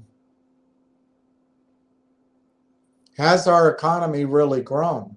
Our GDP looks like it's grown, but wages haven't really grown. There's inflation. If you follow some of these baseball salaries, just in less than 10 years, the inflation is incredible. And we've doubled the workforce without putting a value constraint on it. But obviously, women are 65% of medical school, legal schools, graduate schools, college, they're 55, 60% of, and they're getting jobs. So we've expanded to, but we're not marrying anymore, but I guess you call it two-income families. So it looks like our GDP has gone up, but are we doing more work, productive work? Are we creating things, building things? We can't even fight a war. I don't know the numbers by heart, but I think in one day, China builds more drones than we build in a year. I think a similar number for our ships. They build ships. I don't think we build military jeeps and tanks anymore. I think our tanks are built in Turkey or somewhere. So I think it would be an interesting study if you could measure on some real basis whether or not we really have a growing economy. Sure, our GDP in nominal terms has grown. Anyway, that's for a subject to study elsewhere.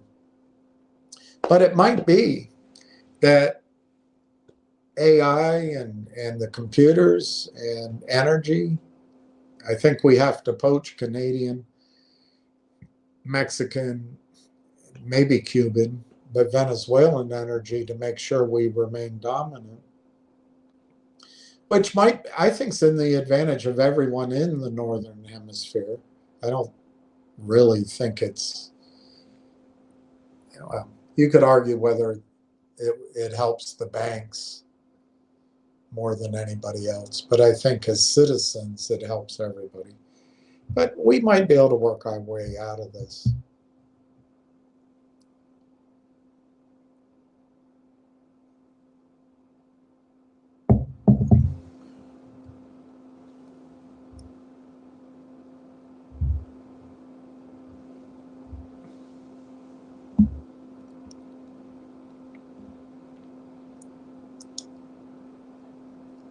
Nationals have claimed Mickey Gasper.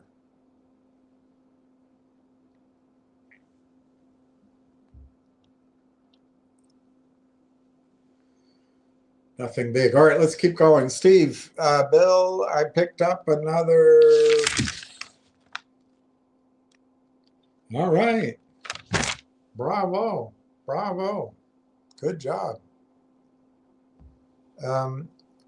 The last thing on the Japan thesis, how much debt caused the 2007 housing crisis, the market sell-off? Have a great night. So I guess you signed off. Yeah, you throw out numbers. I mean, it's good to speculate. My working thesis is anything you can come up with that's generally known is not going to be the trigger of the sell-off. And you argue how much debt caused the 2007 crisis. I don't think it was the debt that caused the crisis. I think it was the derivatives.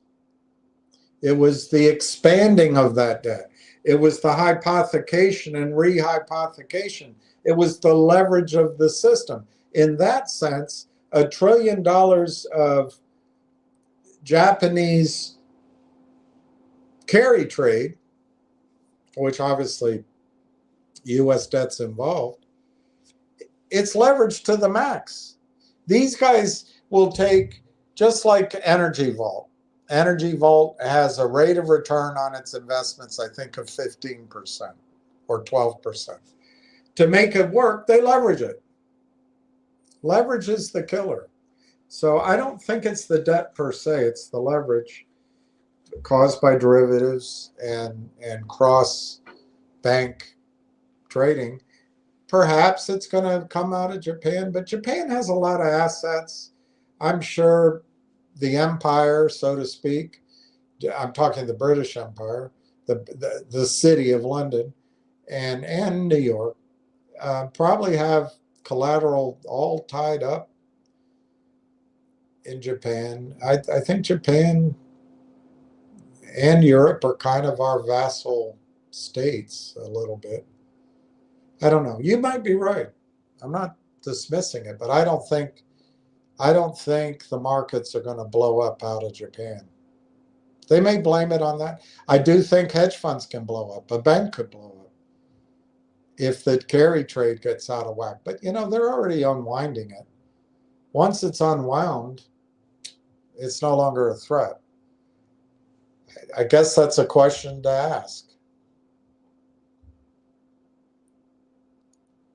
Is the carry trade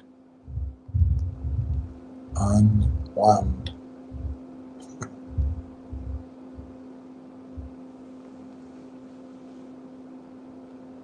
Yes, the yen carry trade is actively unwinding because of rising Japanese interest rates and the Bank of Japan's policy shift, forcing investors to sell risky assets like US stocks and crypto to repay yen loans, which creates market volatility, but is viewed as a funding shift rather than a systemic credit crisis like 2008.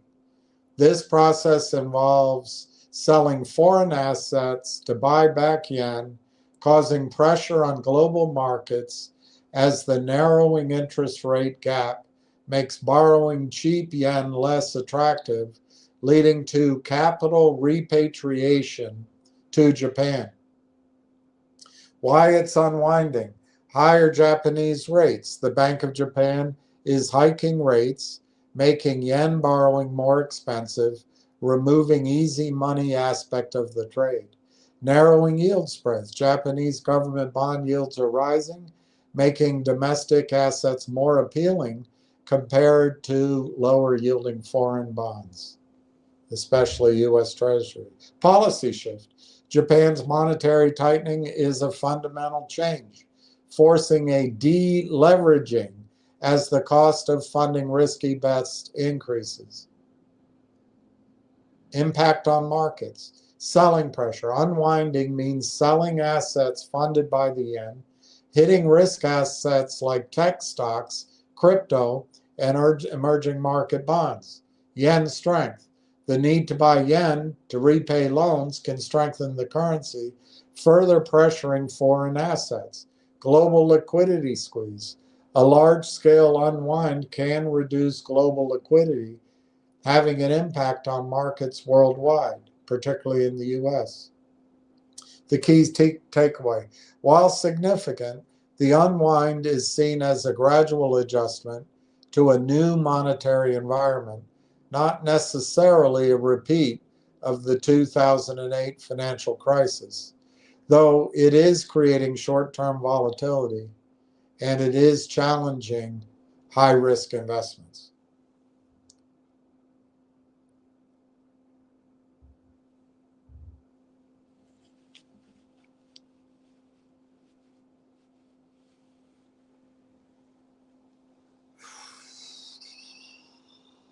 Okay.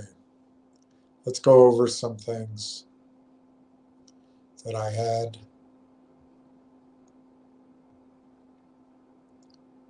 Step right up. Come on in. If you'd like to take the grand tour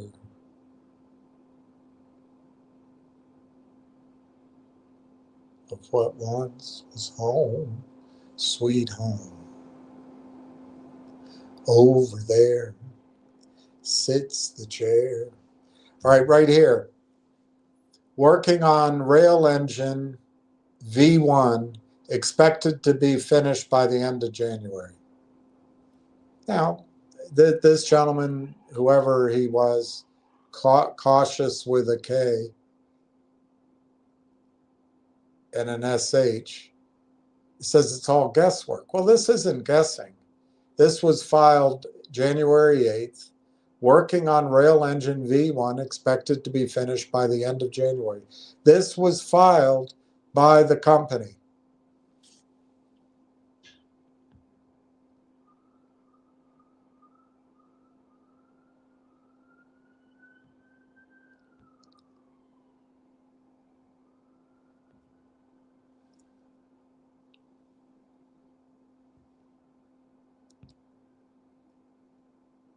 Over there sits the chair where she used to bring the paper to me.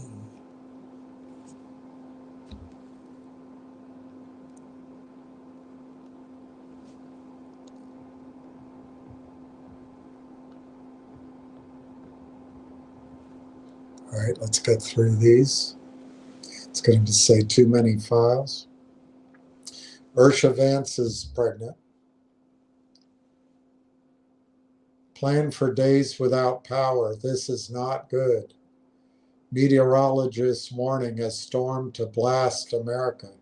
This would be a great time to have already purchased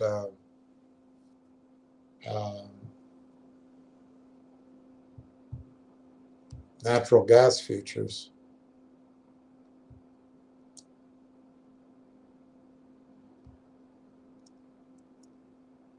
Over there sits the chair.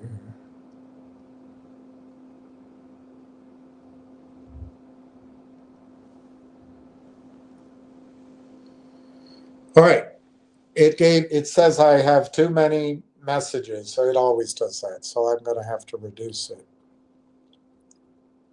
But let's start with something. This is an example of TELUS News. This was announced either yesterday, today, I can't remember.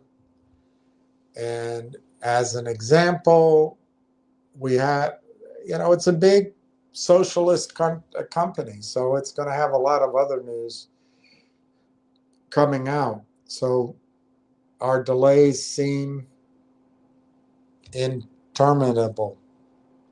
I didn't go very far with this, but I tried to write this to show Justin, this is what you can do. You can start with an assumption. TELUS is going to share revenue by 2028 of forward ARR of 2 million from TELUS. And then the AIP shared revenue by that time might be 175 million, 12 months. And then you take that, add it up. You might risk it before you make a calculation. So I risked it by taking half of the 2 billion and called it 1. I took 75%. So I risked it by 25%, actually. I should have written it differently. I took 75% that number. I got 131. And another way I risked it, I ignore all other sources of revenue, whether it's Uniserv, cross-selling, rolling up, other data centers, any independent contracts. You ignore all of that. Anyway, I went on with that, but I couldn't make my pad work. But you can just sit and do that. You can do it endlessly and just keep risking and come up with your own numbers. Do it from memory. And you'll find that you'll get more and more comfortable with your investment. Oh, this is an interesting article. Let's skip that for another time. That's about Marco Rubio and cocaine. Written by a pretty good journalist. I forget her name right now. This was Corey Brandolini. We'll leave it up. I need some space, though. I need some space. All right, let's go. I'm going to skip all of this because I'm not going to do that today. We'll go here, here, here, here, here, here. Let's see what it is. It's so hard to read. It's so small. So there's a risk here that there's something you don't want to see.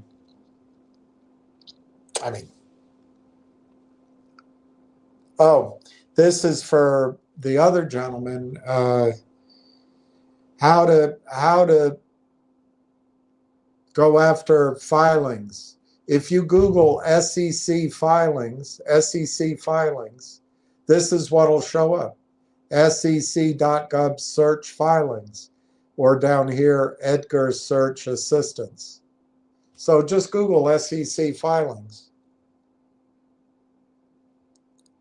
Another thing you can do is just search Edgar Allan Poe. Just search Edgar, and it comes up SEC.gov search filings. And you click that. And then you get this page, and down here you search by name or by symbol. I typed in finger. You get a chance to click on finger motion.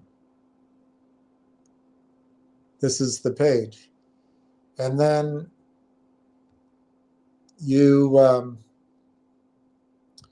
get a page called finger motion. You have the 8K current report. 8K is what it says. It's new information, current information. The 10Q is the quarterly report.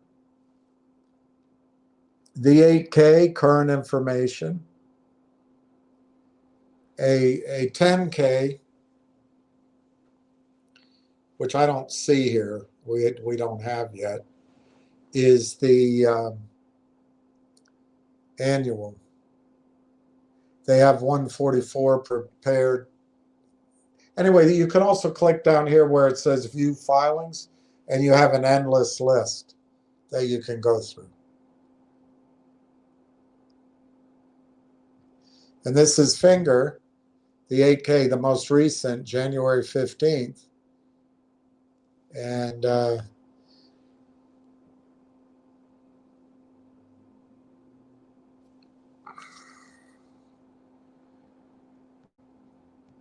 what's the next page? I'd like to go to the recent developments or management decision discussion. And they talked here that they entered into a purchase agreement with Jiju Management at 157 a share. They did a placement of shares and a placement notice.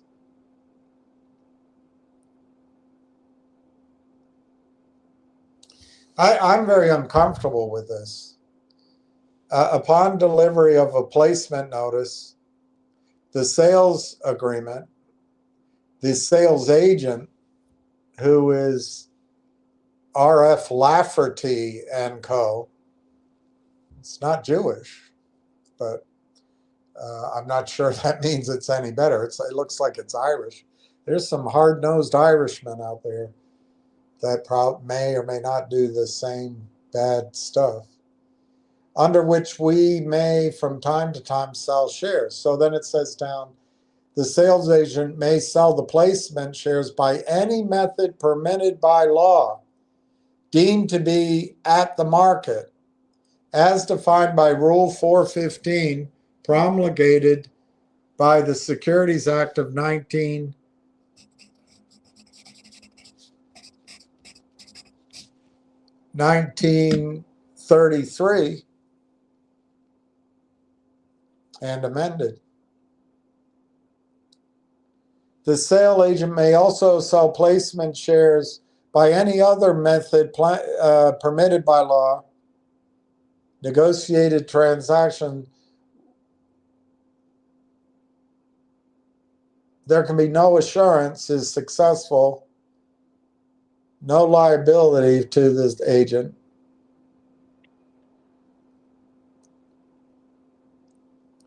And they'll pay 2.5%. Anyway, I don't trust it. I think RF Lafferty could easily be a toxic funder, but I don't know. I've never heard of him.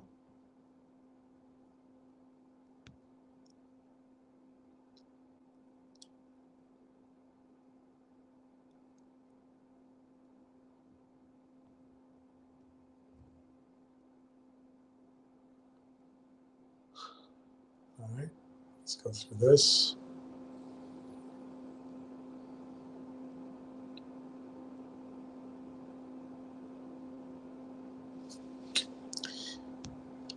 This I find a little frightening for finger motion, but I'm not trying to be negative. It's the kind of thing you can find in filings, which they might have a solution to.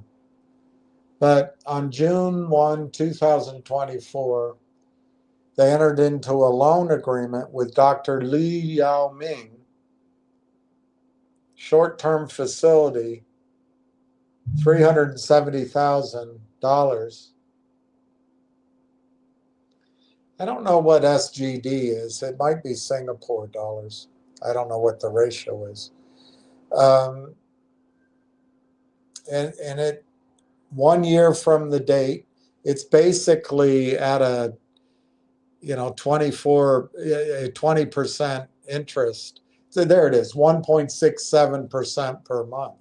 It's pretty high. And then they have another one for 1.5 million loan. These, as I read this, these have to be paid back or extended. And then Finger Motion entered into another loan with Rita Chow Phui Har, 250,000. Anyway, they've got to work through those, and it can be done. You don't have to panic about it, but you just have to know they're out there. Somebody sent this, right now I'm forgetting, but somebody sent this to me, and I appreciate it. Google's track record acquired Android for 50 million. Now it's a 200 billion ecosystem, 4,000x. Acquired YouTube, 1.65 billion. Now 300 billion. And this brings a good point. Like, look at YouTube.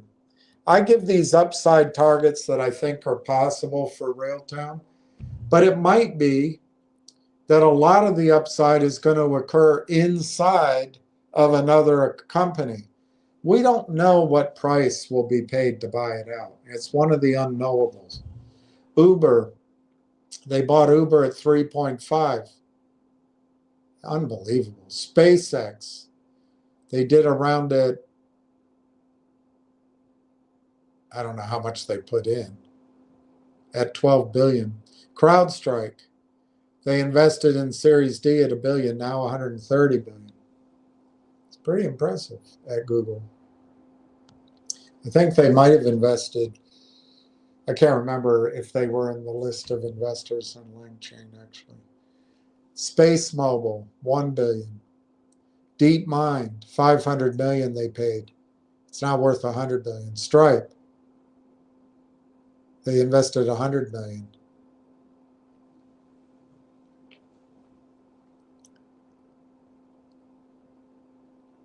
Google invested early, stayed patient, and focused on long-term impact instead of quick exits. That approach helps explain why its investing track record stands apart. Well, and that's one thing I'm telling you about Railtown. I don't think it's a hot stock. There's a lot of day traders out there. That's their mentality. And that's the mentality I don't think we're any good at.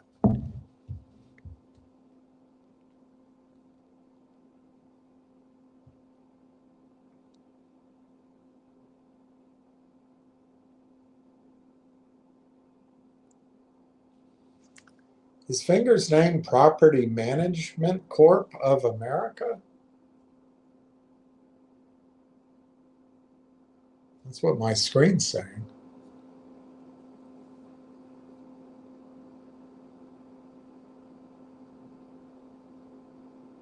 That's what it's saying for Finger. The name is Property Management Corp of America. Must be a mistake.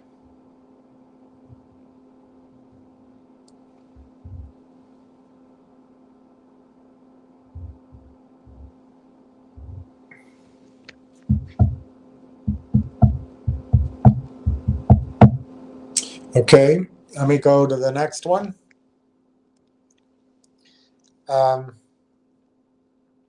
This came from Ward. Railtown AI software positions itself as a key enabler in the quantum computing industry through strategic partnerships and hybrid platform development.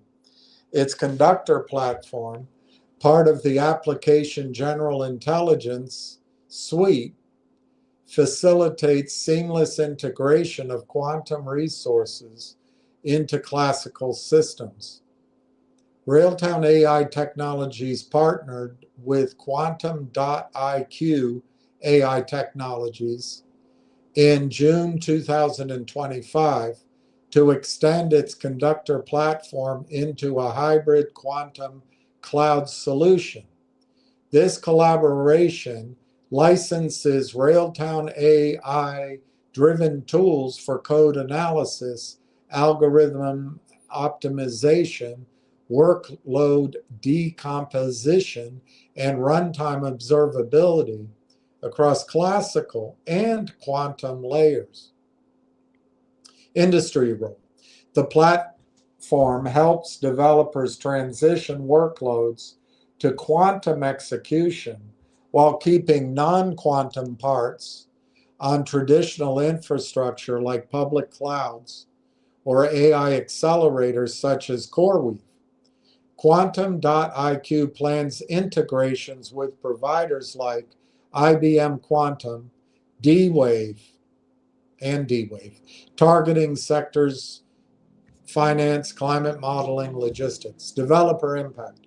By embedding agentic AI frameworks, Railtown's tools simplified quantum-ready software development life cycles,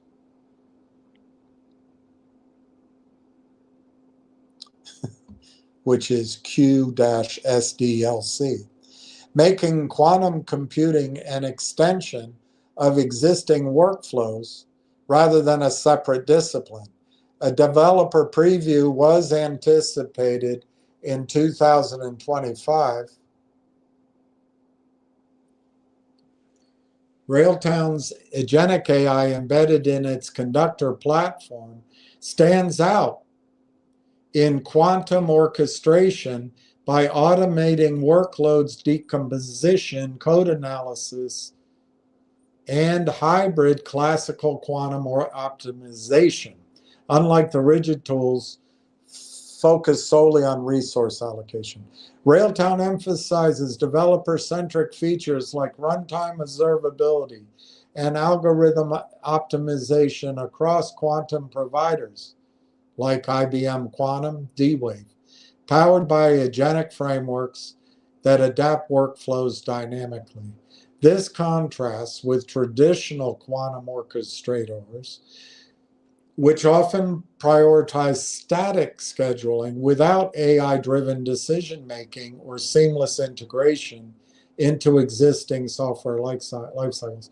I think that describes a little bit of Rail Engine and also their RAG feature.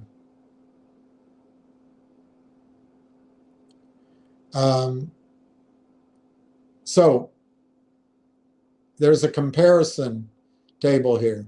Railtown Agentic AI versus other orchestrators.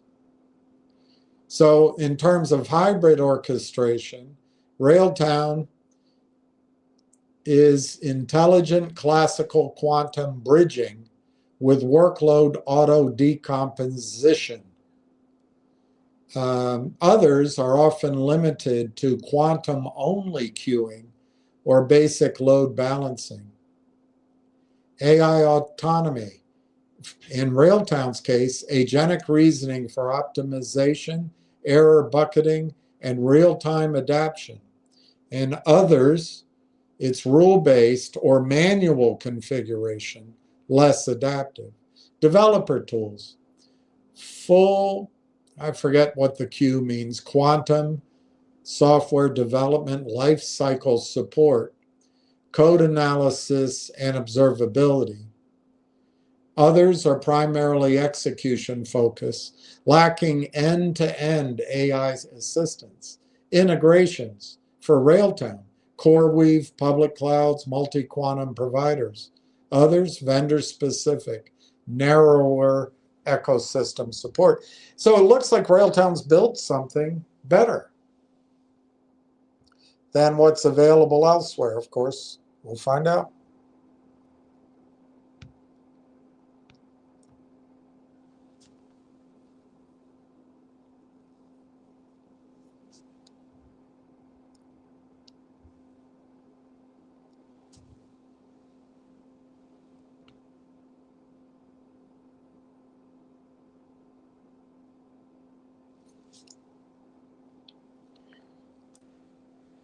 Railtown's approach via its Quantum IQ partnership positions it as an extension of classical DevOps, reducing quantum entry barriers for a bunch of sectors. Competitors may require specialized quantum expertise. This agentic edge enables faster transitions to production scale hybrid apps compared with less autonomous alternatives. Railtown's observability in quantum stacks focuses on hybrid classical quantum runtime insights, setting it apart from classical competitors by embedding AI-driven error bucketing and workload tracing across quantum providers. Railtown's Conductor platform delivers quantum observability through detailed application performance monitoring, including code-level analysis and real-time adaptation for quantum workloads.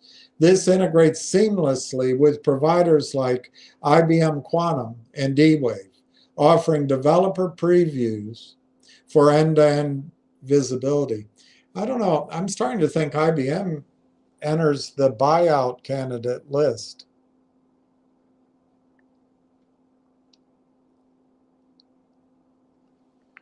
All right, here's the comparison. Railtown observability versus classical tools like Datadog and Dynatrace, or the quantum-specific tools. So Railtown hybrid support has full classical quantum tracking and decomposition. Classical tools are strong in classical APM, limited quantum bridging. And then the quantum specific are quantum only, as it might imply. No classical integration. That sounds like Railtown solves the problem. AI automation. Railtown, agentic error bucketing and optimization. Classical tools. AI root cause, which I think Railtown has, but classical focused. Quantum specific, basic metrics, manual analysis. Developer workflow, a quantum software development lifecycle embedded observability. Classical tools, broad integrations, high setup overhead. Quantum, provider dashboards, siloed views. Scalability, Railtown, multi-provider, workload aware. Classical tools, enterprise scale for infrastructure, not quantum native. Quantum specific, hardware constrained.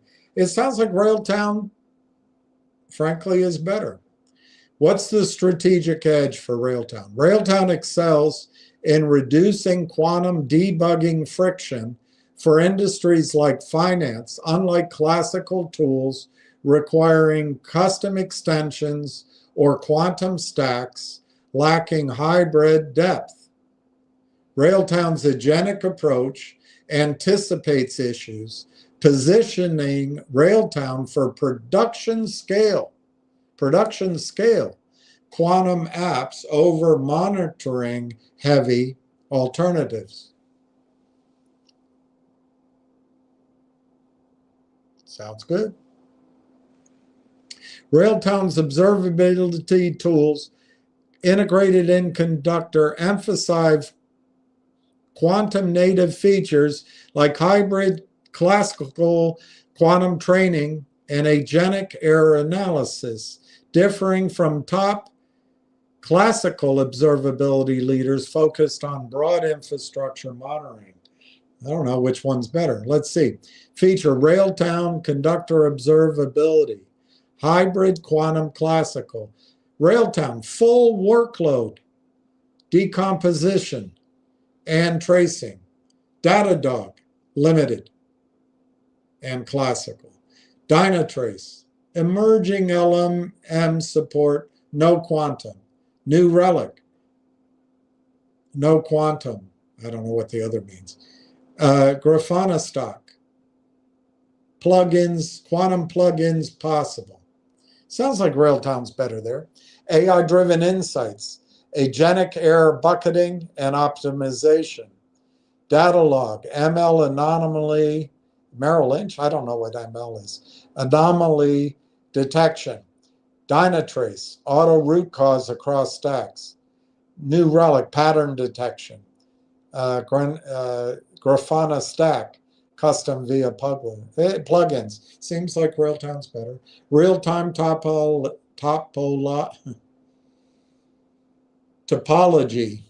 QSDLC workflow observability, end-to-end, data log, service maps, Dynatrace, auto discovery, New Relic, deployment linked views,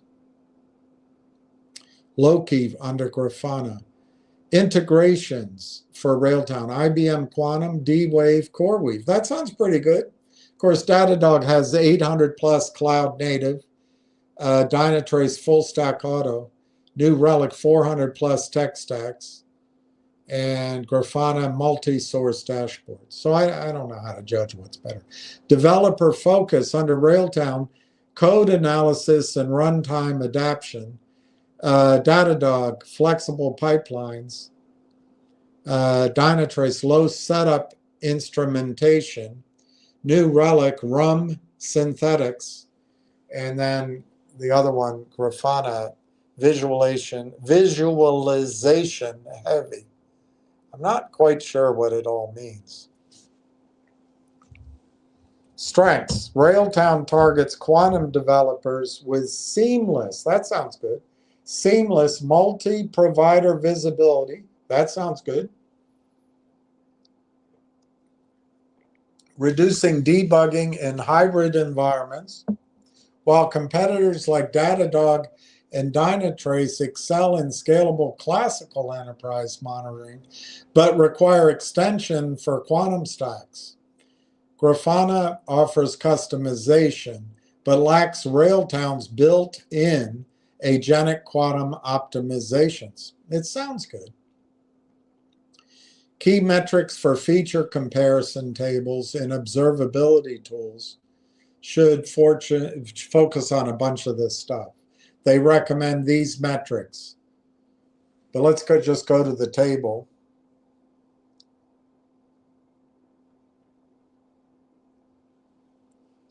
These are the metrics they recommend. So they use the scalability, which I think is important. But anyway, we'll go to the next one. I have to pull them up.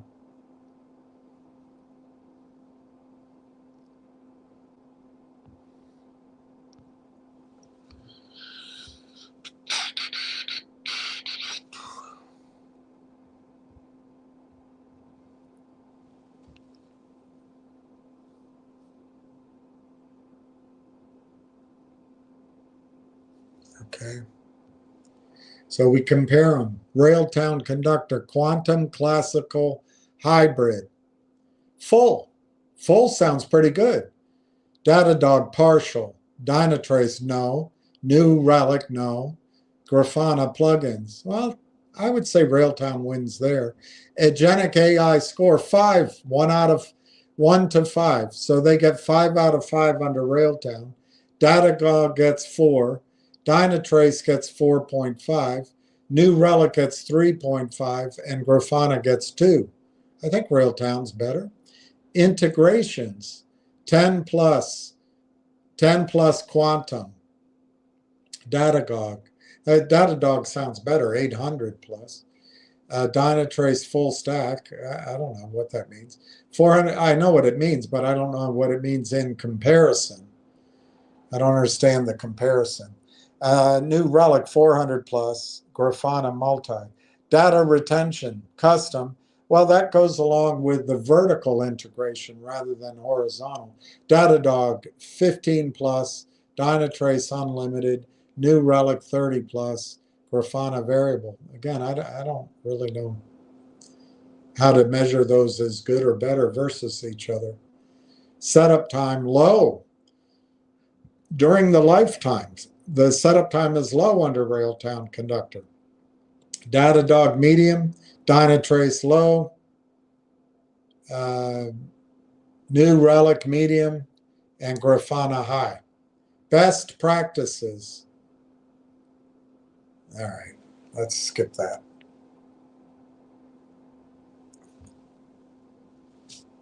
For observability tool comparison, targeting Railtown's quantum focus, they're going to use relevant competitors alongside classical leaders. And these are the competitors they're going to compare: Datadog, Dynatrace, New Relic, and Grafana. Maybe we already did that. These four cover 70% of the market share in observability, allowing side-by-side metrics like integrations and AI scores. Add IBM Quantum's dashboard for pure quantum contrast if space allows. So let's see what it goes to.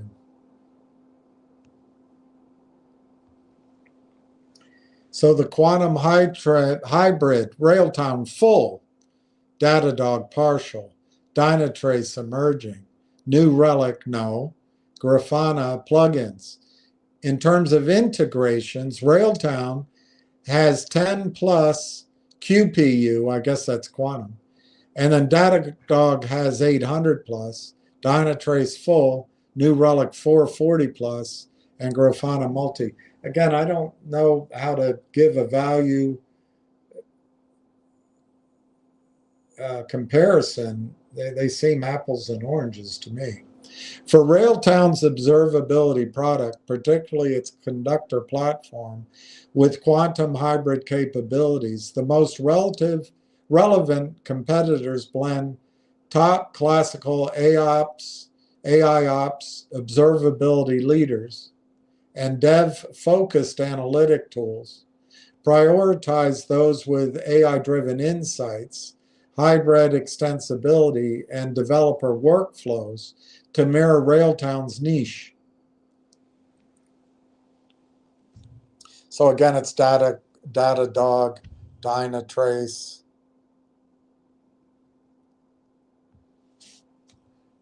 New Relic, and Lightrun. Classical giants, Datadog, Dynatrace, New Relic, dominate Gartner-Forrester quadrants and serve similar dev teams transitioning to AI quantum per prior tables. Niche picks like Lightrun address Railtown's dev app productivity focus, runtime insights without restarts, while avoiding dilution from pure data tools like Monte Carlo. All right, let's go on.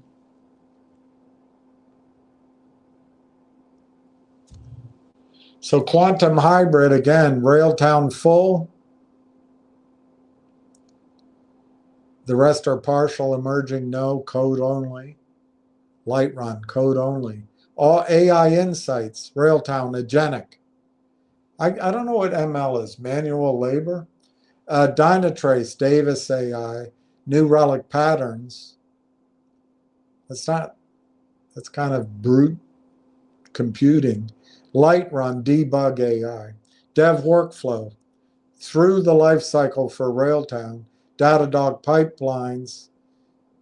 Anyway, I don't know what the value differential is there.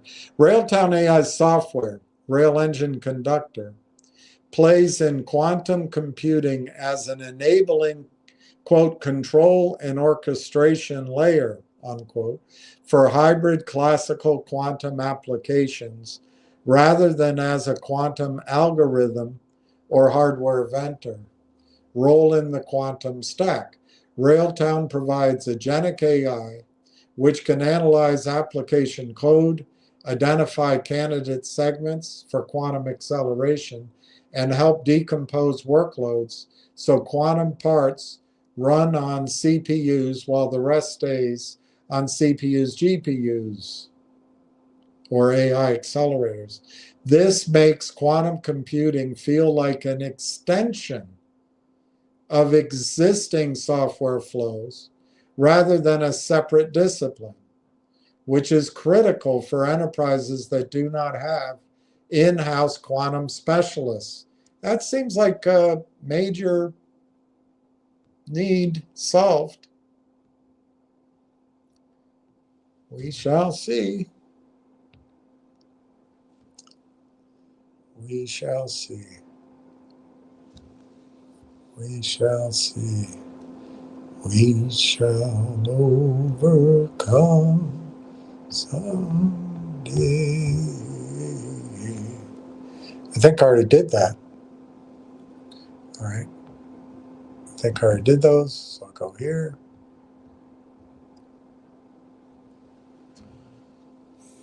We're almost done. I know you're bored.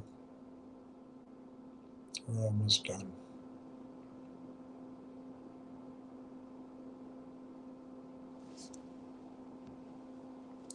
Hybrid cloud and orchestration. Through its partnership model, Railtown's engine underpins a hybrid quantum cloud that intelligently routes jobs between classical and quantum backends. That orchestration covers not just scheduling, but optimization loops, profiling runs, adjusting parameters, and feeding back insights so that quantum resources are used where they add marginal value. Railtown's quantum observability concept gives developers visibility across both classical and quantum layers, performance metrics, error patterns, and pipeline level traces. This observability plus agentic automation reduces one of the biggest bottlenecks today: manual, PhD heavy tuning and debugging of quantum workloads. It is best thought of a DevOps/AIOps layer for quantum-enabled applications, comparable to Datadog, Dynatrace, New Relic on the classical side, plus a quantum-aware orchestration and optimization layer, analogous to what is emerging quantum middleware/orchestration startups provide. That positioning lets Railtown plug into existing enterprise observability and CI/CD pipelines while providing specialized value for a bunch of industries and other simultaneous heavy verticals that are early quantum adapters. I think this is all from Rail Engine.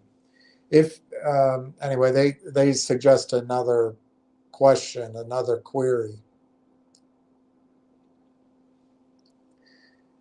Okay, and this is Telus. Telus, right down here, bottom line, this development is part of a larger strategy to create thousands of rental units across British Columbia from former network sites. So it's putting old network sites to good use. That's what the strategy is. And that comes from Ward Richardson.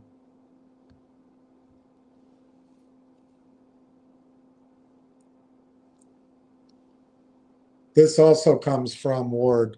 XAI activates the first gigawatt AI supercluster. Elon Musk's artificial intelligence company, XAI, officially activated Colossus 2 in January, marking a milestone as the world's first gigawatt-scale AI training supercluster and positioning the company ahead of its rivals, who are still years away from matching such computational power. The Memphis area facility houses approximately 555,000 NVIDIA GPUs, the latest GB200 and GB300 Blackwell chips, representing an estimated $18 billion hardware investment, half of what he paid for Twitter, with power consumption matching San Francisco's peak electricity demand. Musk announced plans to expand capacity to 1.5 gigawatts by April. I guess he can date Johnny Depp's wife. The supercluster's completion in roughly 18 months from concept to full load operation has drawn industry praise. NVIDIA CEO Jensen Huang previously described the original Colossus build-out as superhuman, noting what typically takes years was accomplished in days. The facility uses its own power through on-site gas, natural gas turbines, and utilizes Tesla megapacks as battery buffers to manage the intense energy demands of large-scale AI training. That's amazing. While XAI is already operating at city-level power consumption, competitors face delays. Bloomberg reported in December that Oracle pushed back completion dates for several OpenAI data centers from 27 to 28 because of labor and material shortages. Oracle has denied the report. Grok 5 and AGI ambitions. The primary purpose of Colossus 2 is to train Grok 5, XAI's next generation AI model expected in Q1 26. Musk has suggested the model could deliver unprecedented capabilities. There's a roughly 10% chance Grok could achieve artificial general intelligence. I don't know. Consciousness? I don't believe it. The rapid expansion, environmental criticism. The gas turbines operate without Clean Air Act permits. Well, natural gas, luckily, is some of the cleanest burning fuel in the world. University of Tennessee, turbines exacerbate pollution in Memphis.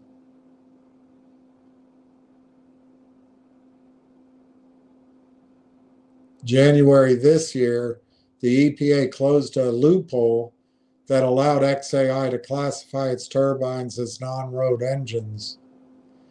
This complicates future expansion plans.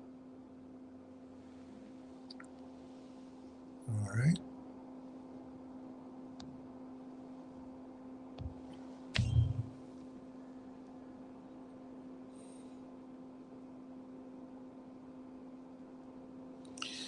All right, let's just go through the last two sets. We don't have to focus on this one very long.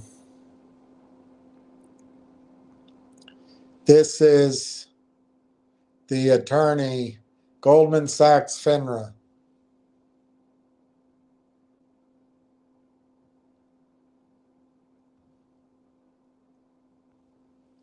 Goldman Sachs hiring of Obama lawyer as top female executive backfires after her intimate chats with Jeffrey Epstein. Top lawyer at Goldman Sachs worked for Barack Obama, mounting pressure. Catherine Rumler, previously a White House counsel to the former president, met with Epstein dozens of times. Let's just leave it at that. I'm going to take her out. I don't want to read any more about her. It annoys me. And then we'll go here to finish up. because we all know Tony, the two-toed timid turtle, is always right. Here's the company that he's been recommending to you, is my understanding. GameStop to shut a fifth of its 2,000 stores this month as retail apocalypse spreads. Game over for GameStop. The once dominant video game chain is expected to shutter around 470 stores in January alone. The retailer will be left with fewer than 2,000 stores, down from 6,000. Hey, it's been a great investment. I know, you can say that about my idea here too. California will see the heaviest losses, Texas, New York, Florida, Pennsylvania. Founded in 1984 as Babbage's, a small Texas-based software retailer, the company grew into the largest specialty video game chain in the nation. At its height, GameStop was a fixture of malls and strip centers. The shift to digital downloads hit the chain hard. But I guess Tony didn't do his due diligence. By the 2010s, Wall Street viewed GameStop as a struggling brick and mortar relic.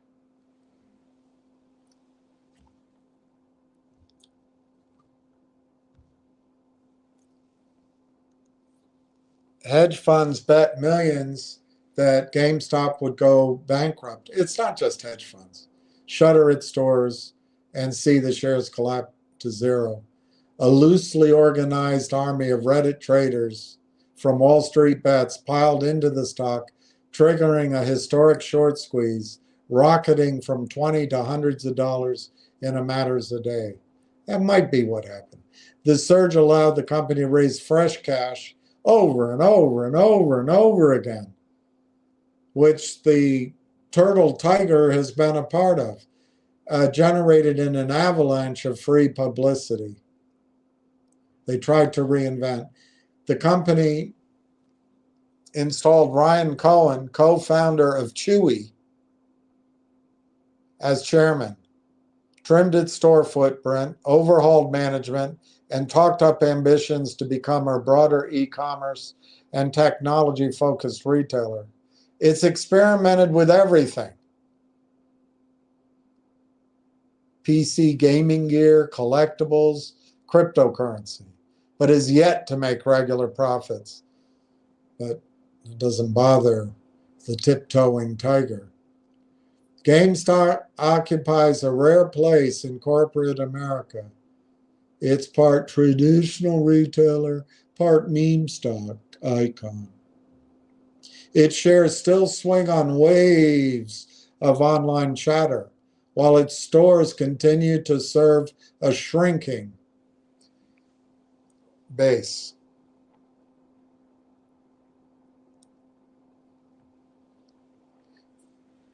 They had no comment. GameStop's struggle is playing out against a brutal backdrop for brick and mortar. 8,234 U.S. stores shut in 2025, a staggering figure that marks a fresh blow for brick and mortar retail. The previous year, 7,325 stores closed. Already this year, Macy's said it'll close 14 more stores.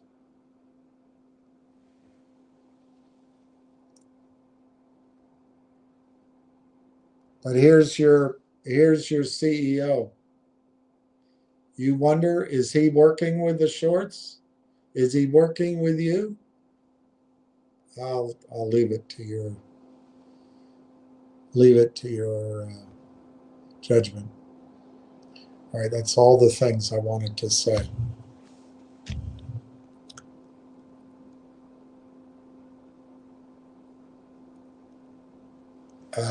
Ward Richardson.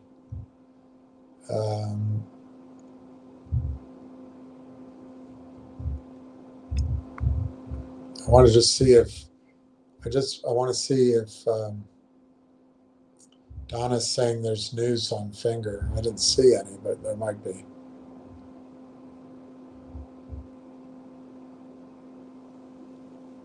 No. Nope. IBM is BlackRock's largest quantum computing stock. See, I think IBM's going to be a big, big success. It's making me think IBM's the way to play AI and quantum computing. Ward Richardson, William, this research means we're going to need a bigger boat. We're going to need a much larger stock car. Buy until it hurts. Yes, I agree. Ward Richardson. I know, isn't that amazing? 555,000 GPUs? No wonder he dates Amber Heard. You ever see that movie? Kevin Costner. He says to her, "You're not my type." And she says, looks up at him. She looked pretty hot when she was younger. "I'm everybody's type." William Jensen and Elon are working on a massive supercomputer. Yes. No news, that's the name. Oh, I see, yeah. I think it is the name. There's something wrong with my service. It's definitely the name of the company. All right. I think because I'm tired at 6:11, I'm going to sign off and try to get a few things done and maybe get up early and get more things done tomorrow. I appreciate everybody tuning in. I agree with Ward. That super cluster of it's. I'm sure there's no mistake, no lack of coincidence that he built it in Tennessee, where all those dams, hydropower dams are. But he's also going to use natural gas. It's interesting.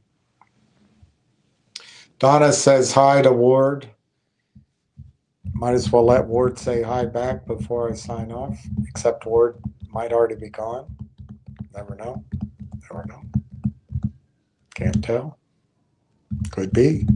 Maybe he isn't. Maybe he is. Could be. Doesn't seem to be. I don't know. All right.